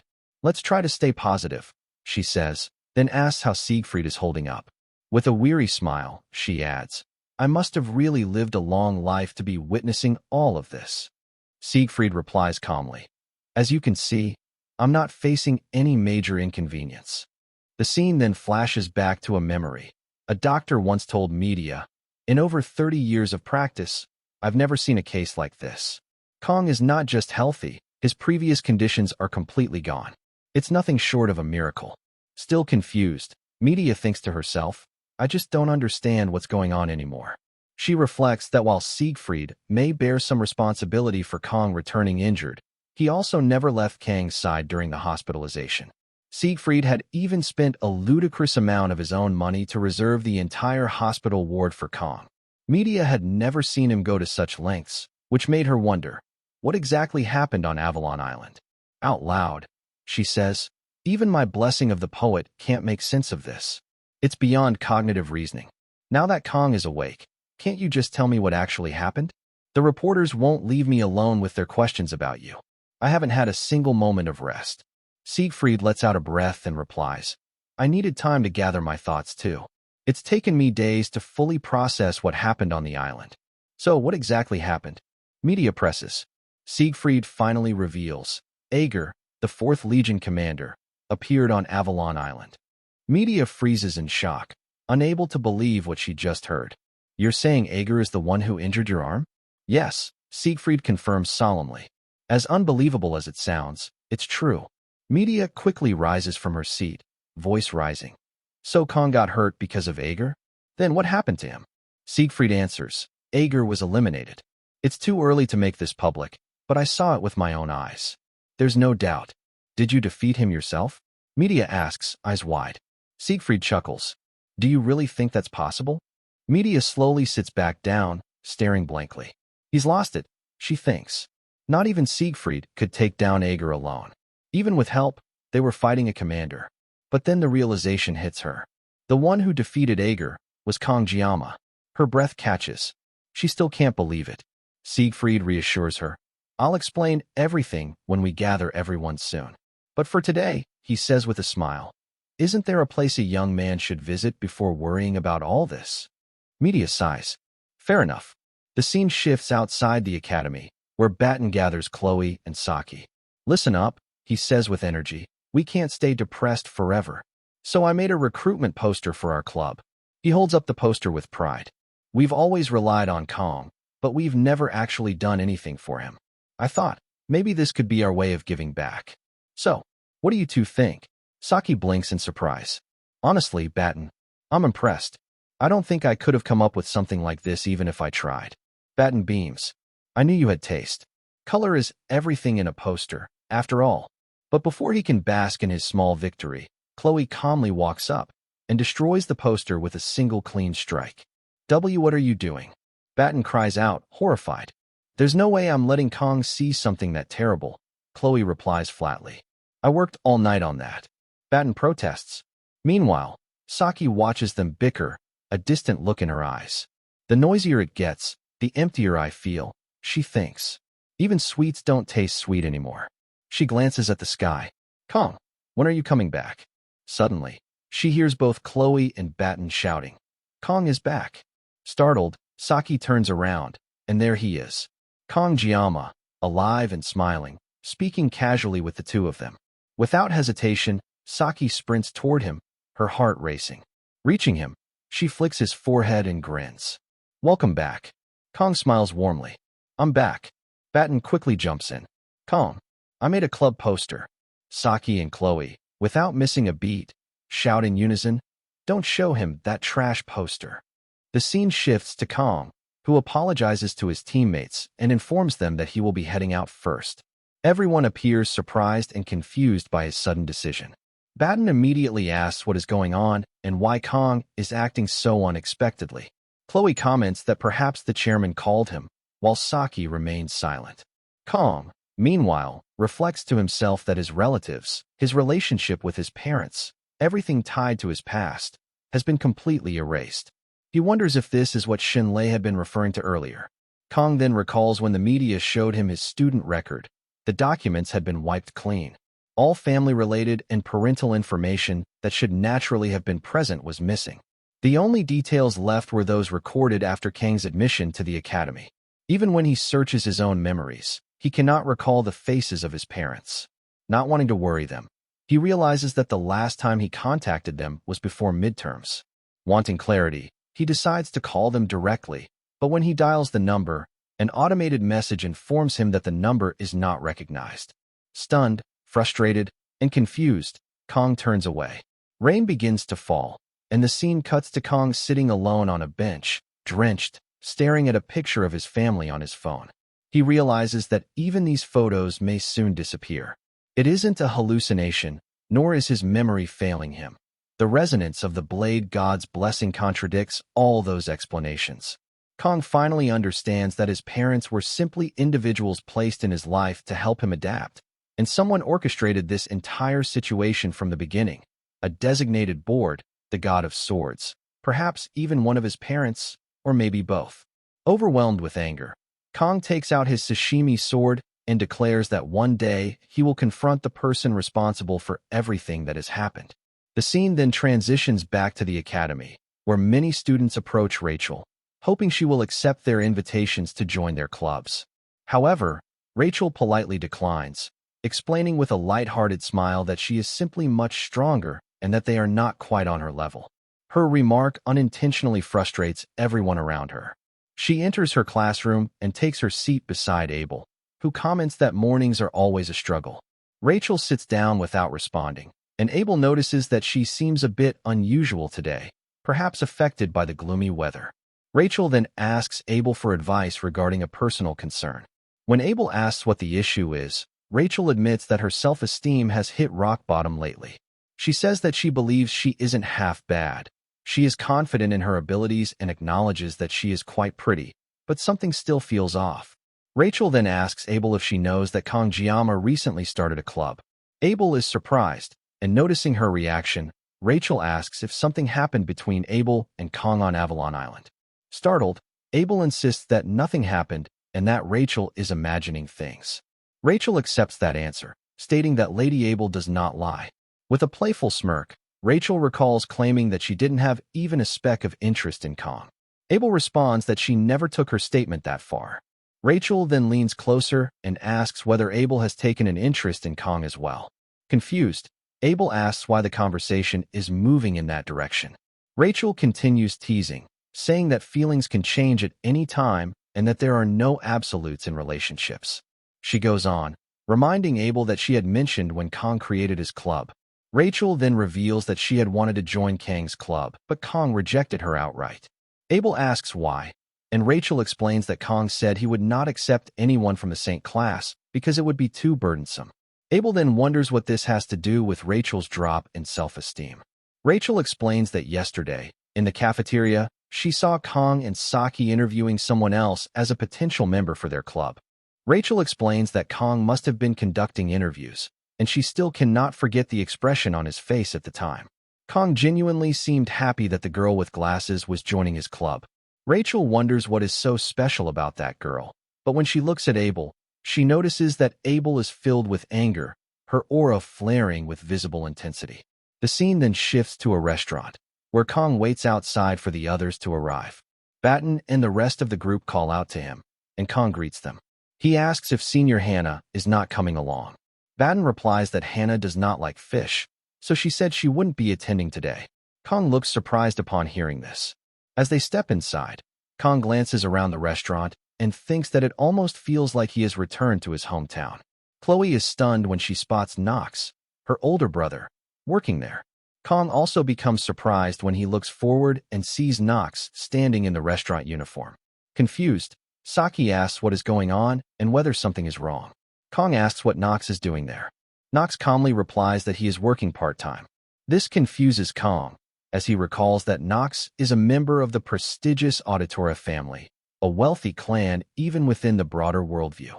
Kong then realizes that Knox may be hiding his identity and working undercover, and he wonders whether Knox might have received some sort of mission. At that moment, the restaurant owner becomes irritated and tells Knox to hurry up and take care of the customers. Knox immediately apologizes. Seeing the situation, Saki steps forward and tells Kong that they shouldn't disturb Knox and should take their seats instead. After sitting down, they look through the menu. Batten comments that the menu looks impressive and says he now understands why the restaurant is so crowded. Meanwhile, Kong notices that Chloe still looks worried. He gently tells her that Knox probably has his own circumstances and that since they came here together, they should just focus on enjoying their meal. Chloe replies softly, agreeing. Kong thinks to himself that the relationship between the siblings is indeed quite strained, and that Chloe had seemed to be looking forward to this gathering more than anyone else. Saki then points out the restaurant's special sushi dish and comments that it looks amazing. However, when Kong looks at the price, he expresses concern, saying that 400,000 won for a single set doesn't really seem like a reasonable price. Saki responds by reminding him that this is a rare get-together and asks whether Kong came just to pinch pennies, or if he wants to go to another place instead. Kong shakes his head and tells Rachel to forget it and stop talking about the price. He tells Rachel to order whatever she wants since they are paying anyway. Hearing this, Saki immediately calls for the waiter so she can place her order. As Kong watches Saki, he thinks to himself that Saki comes from a completely different class background than he does, and he still cannot get used to the class disparity between them. When the food arrives, Saki becomes excited because the ingredients look incredibly fresh and the dishes appear very delicious. But then she notices that Kong does not look pleased. She asks him why his expression seems so off and if he is not feeling well. Kong explains calmly that he feels a little awkward saying this, especially as the one eating. But although the ingredients are high quality, the chef's skills have diminished the dish. Everyone is surprised by his blunt assessment. Meanwhile, Knox internally panics, thinking that Kong has just said the one thing his boss hates to hear. At that moment, the restaurant owner approaches Kong and asks what he just said. Everyone becomes worried at the tension. Kong does not back down and repeats exactly what the owner heard. He clarifies that the owner's technique isn't necessarily bad, but it is not skilled enough to justify the high price point. Frustrated but still composed, the owner replies that if Kong says so, then he would like to learn something from him. If Kong is so confident in his abilities, the owner would like to see Kang's skills demonstrated personally. The people in the restaurant begin to whisper among themselves, wondering if a conflict is about to break out. Meanwhile, Kong thinks to himself that the owner has surprisingly sharp hearing. Considering how shaky the owner's Korean pronunciation is, Kong is impressed that he understood the comment so clearly. Kong then stands up, prompting a startled Saki to ask what he plans to do. The owner steps forward and remarks that a student from Jokin Academy seems quite confident. He introduces himself as Monsieur and explains that he has been a sushi chef for 12 years. He then proposes a deal. If Kong is better than him, Kong and his friends can eat for free. Hearing this, Kong calmly replies that there should be no backing out from the owner's words. Meanwhile, the owner thinks Kong is simply a young student trying to show off in front of his friends. He assumes Kong has no real experience and plans to teach him a lesson by giving him a flounder to work with. As the owner announces that they will be using flounder, Kong interrupts and states that the fish they should use is the red snapper sitting on the cutting board. The owner tries to stop him, telling him to wait, but Knox steps in and suggests that his boss observe first. The owner argues that allowing outsiders into the kitchen can cause serious problems, and he reminds Knox how expensive red snapper is. But Knox calmly tells him that although he usually wouldn't say this as a waiter, the owner can trust Kong. Kong walks toward the preparation table, takes off his coat, and thinks to himself that it has been a long time since he handled fish this seriously. The moment he picks up the knife, the blessing of the sword god activates as well, heightening his precision and awareness. After Kong finishes preparing and plating the fish, the owner sits down on the ground in shock, admitting complete defeat. Customers gather and marvel at the dish. Just by looking at it, they can tell it must be delicious. The owner then tells Kong that in his 12 years as a sushi chef, he has never seen sushi crafted like this. He sincerely asks Kong to take him as a disciple. Kong politely refuses, telling the owner to stand up, but the owner insists that Kong should not worry and that he truly wishes to learn from him. Kong again urges him to stand, saying that while he is unsure about taking a disciple, he can at least offer some helpful advice. Hearing this, the owner instantly jumps to his feet and prepares to take notes. Kong explains that the owner's skills are not bad, but he should improve how he uses his knife. Kong suggests that the owner try a knife designed for left-handed chefs. The owner is stunned, and Kong elaborates that in the owner's earlier dish, he could see that the owner uses too much strength in his right arm, which caused the fish's texture to become crushed. By switching knives, the owner's cuts and overall output would improve drastically. The owner quickly writes everything down. Kong adds that the rest is something the owner will understand naturally after a few more years of experience, so there is no need for Kong to say more. Hearing the detailed advice, the owner declares that Kong truly is a master. Kong then reminds the owner about their agreement. They get to eat for free. But since Kong also gave the owner professional advice, he jokes that perhaps the owner should be the one paying him now. The owner, now fully convinced, addresses Kong as master and tells him that whatever he needs, he should simply ask. Kong picks up the knife and tells the nearby customers that, with the owner's permission, he will serve them in the owner's place for free. The customers cheer and thank Kong enthusiastically. As Kong prepares the fish for the customers, he cannot help but smile. Seeing his expression, Chloe comments that she never knew Kong could make faces like that. Saki agrees, saying Kong seems genuinely happy. Batten suddenly stands up, and Saki quickly asks where he is going. Batten replies that they should help Kong too. After all, with the club president this excited, how can they just sit and watch? Saki joins in immediately and calls for Chloe as well. Chloe agrees, but before she can move, Knox approaches her and offers to teach her. Chloe smiles warmly and thanks him. After some time, Kong stands near a window to catch his breath. He thinks to himself that this was supposed to be a simple club gathering, but he couldn't resist stepping in. Still, 50 seconds was more than enough time for him to prepare 3 fish. After spending so much time fighting demonic beasts, the calm work of preparing fish feels incredibly refreshing. Kong wonders if, after graduating, he should consider running a sushi restaurant. At that moment, Knox walks toward him, and Kong asks whether Knox wasn't busy. Knox replies that the ingredients for today are all prepared, and the owner told him he would take care of the remaining tasks. With Kang's friends helping with serving the customers, Chloe encouraged Kong to go talk to Knox. Kong then asks why Knox suddenly decided to work part-time. Frustrated, Knox reminds him that Kong once said that if Knox experienced a real job, there might be something valuable he could learn from it. Kong nods and replies that he did say that. Knox asks if Kong seriously forgot, and Kong smiles, insisting that he did not forget at all. Kong adds that once Knox sets his mind on something, he really follows through. Knox quickly clarifies that it's not like he accepted Kang's advice because he agreed with him, but he has to admit that working a real job does teach you things. That is why he is curious about one question. How does Kong deal with difficult or annoying customers? The two of them continue talking for a few moments, with Knox asking various questions and Kong answering each one calmly. After a while, Knox comments that the more he speaks with Kong, the harder it is to believe that Kong is the same age as him. He even asks whether Kong might be lying about his age. Kong replies that Knox could have simply said he seemed experienced rather than implying he was older. He then asks if Knox has any more questions, but Knox suddenly becomes serious. He explains that revealing the Auditora family's internal matters to outsiders is normally considered a grave offense, which is why he had been trying to get Chloe to share the news. However, Chloe never answered her phone. Knox then informs Kong that the Auditora family has completed its background investigation on him and found nothing suspicious. Because of that, the elders' request to monitor Kong has been canceled. In fact, as a result of their findings, the Auditora family is now investigating the Council of Elders themselves. They intend to pursue justice properly, and an investigation team, expected to be the largest and most thorough in their history, has already been prepared. Knox has decided to be part of that team as well, and he simply wanted Kong to know. Kong thinks to himself that this means the Auditores will no longer be targeting him. If they are now focused on the Council of Elders, it will likely create a major uproar, but none of that concerns Kong directly.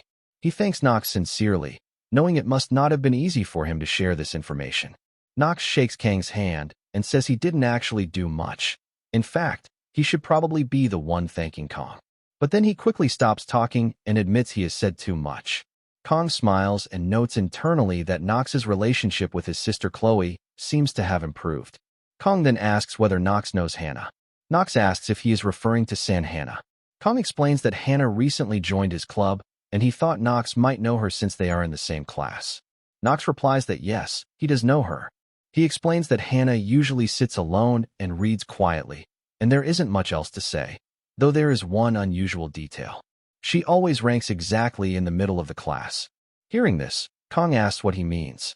Knox clarifies that whether it is theory or real combat, Hannah's performance is always perfectly average, positioned right in the middle, and it is incredibly difficult to maintain such consistency unless it is intentional. At that moment, the restaurant owner comes outside searching for Knox and notices that Master Kong is there as well. The owner tells Kong that he learned a great deal today and offers him a small gift, a knife. Kong responds with frustration. explaining that a knife is the most important tool for a chef and should not be handed over carelessly. The owner insists that the knife is not suited for him anyway, and he now understands that true chefs value skill far more than tools. Hearing this, Kong accepts the gesture and says that if that is the owner's intention, he will not refuse. The owner gratefully thanks him and again calls him master, prompting Kong to tell him to stop calling him that. As Kong examines the knife, he realizes it looks expensive and is crafted more like a weapon than a simple kitchen tool. This reminds him of his first teacher, who always used to say that true masters do not rely on their equipment, while still collecting the most luxurious knives. The owner asks whether Kong dislikes the knife, but Kong replies that he was simply thinking of a name for it. He then remembers that he carries the pride of the Seori Kong family line and decides to name the blade Everfrost. The scene then shifts to late at night. Inside a large building, many people have gathered together. A person wearing a cloak thanks everyone for coming despite their busy schedules. One of the attendees impatiently tells him to stop chatting and demands to know who called the meeting. The cloaked figure finally reveals his identity, stating that he is the professor. The man asks the professor why he called them there when he clearly knows they are all busy, and he questions whether the professor understands who he is dealing with. The professor suddenly starts laughing. Seeing the cloaked figure laugh, the man becomes even more irritated and demands to know why he is laughing. The professor calmly replies that the man seems far too confident in his newfound powers. Hearing this, the man becomes enraged and begins using his earth attribute magic. Observing this, the professor realizes that the man serves the fourth general, Permersh, since earth attribute magic is not very common. However, the man refuses to listen to anyone and shifts into his true form before charging in to strike the professor with full force. The others present attempt to stop him, but he ignores them completely. Just as he is about to land his attack, the professor smiles, and with a single precise strike, he takes the man down instantly. Everyone is left stunned by the overwhelming difference in ability. The professor then addresses the group, stating that this demonstration should be enough to prove his capability, and that this will suffice as his introduction. He asks if everyone is ready to move on, but the room remains silent. Meanwhile, Instructor Kim thinks to herself that this must be the second general, Quarn's, true strength. Then the professor calls for student Kim to step forward, but quickly corrects himself and calls her Instructor Kim instead, explaining that after teaching for so long, he still has the habit of calling people student. The professor tells the group that Instructor Kim will explain the details. Kim steps forward and says she will get straight to the point. Contrary to the rumors, her master did not die to the Sword Emperor. Kim glances toward the professor and then reveals that Agor was killed by a single student, and that student is Leon van Reinhardt, the next hero. The scene then shifts to Kong, who is writing in his notebook. Kong reflects on how things are becoming more serious. The Council of Elders, the embodiment of noble greed, even treated the Auditora family as simple pawns, since they ordered the elimination of a student without any proper justification. But because of the elders' mistakes, Kong has unexpectedly gained the Auditora as an ally. Kong remembers that this was one of the reasons groups trying to weaken Leon disappeared later in the game. The Council of Elders was caught scheming by the Auditora. Kong realizes he might be in a similar situation now. But then Kong wonders about himself. He is even more troublesome than Leon. Yet with the Auditora now investigating the council, he should learn the truth soon. His remaining concern is the mysterious female instructor. Kong recalls the information he obtained from speaking with Agor.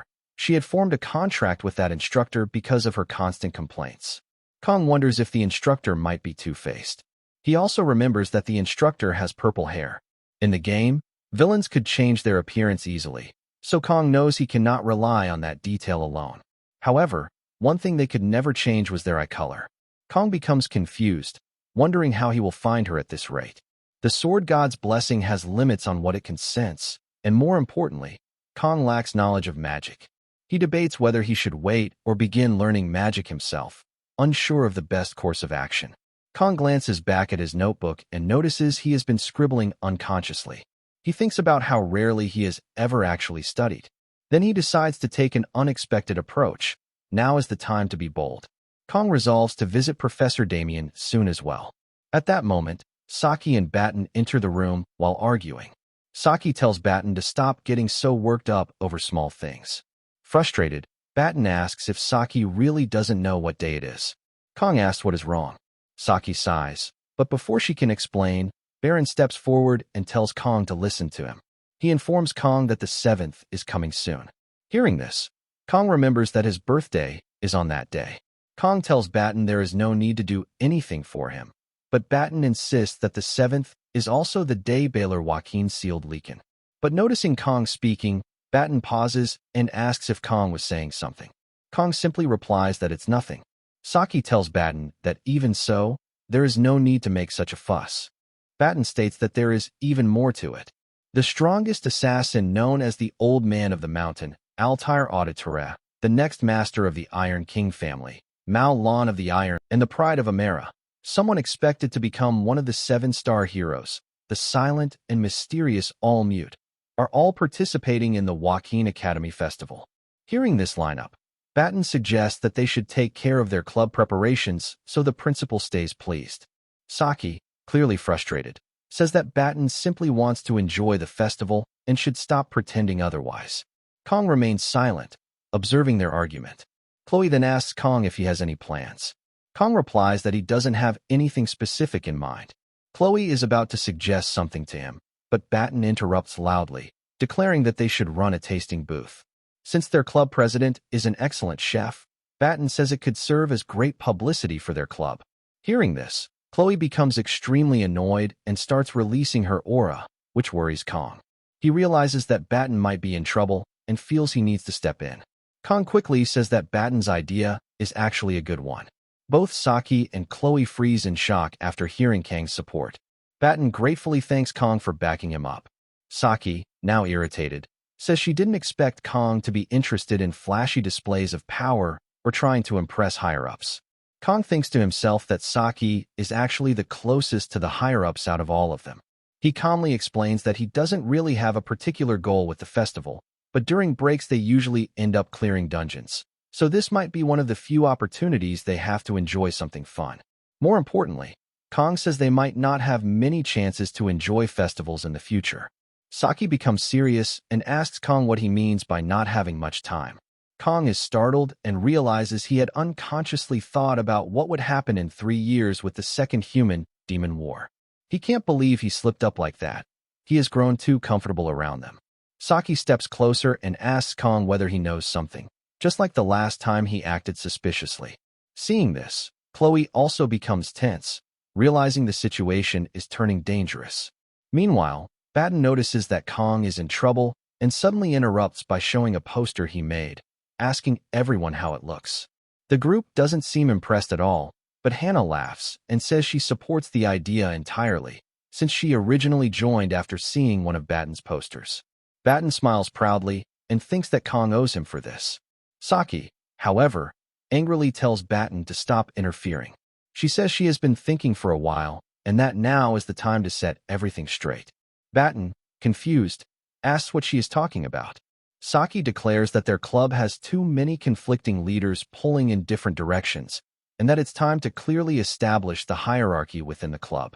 The scene shifts to a few moments later, where Saki and Batten are now preparing to spar. Batten says he is looking forward to it, and warns Saki not to regret it when she loses. Saki responds that if Batten wins, she will never go against him again and will follow his entire plan for the festival without complaint. The rest of the members gather to watch. Kong, surprised, wonders how things escalated so quickly.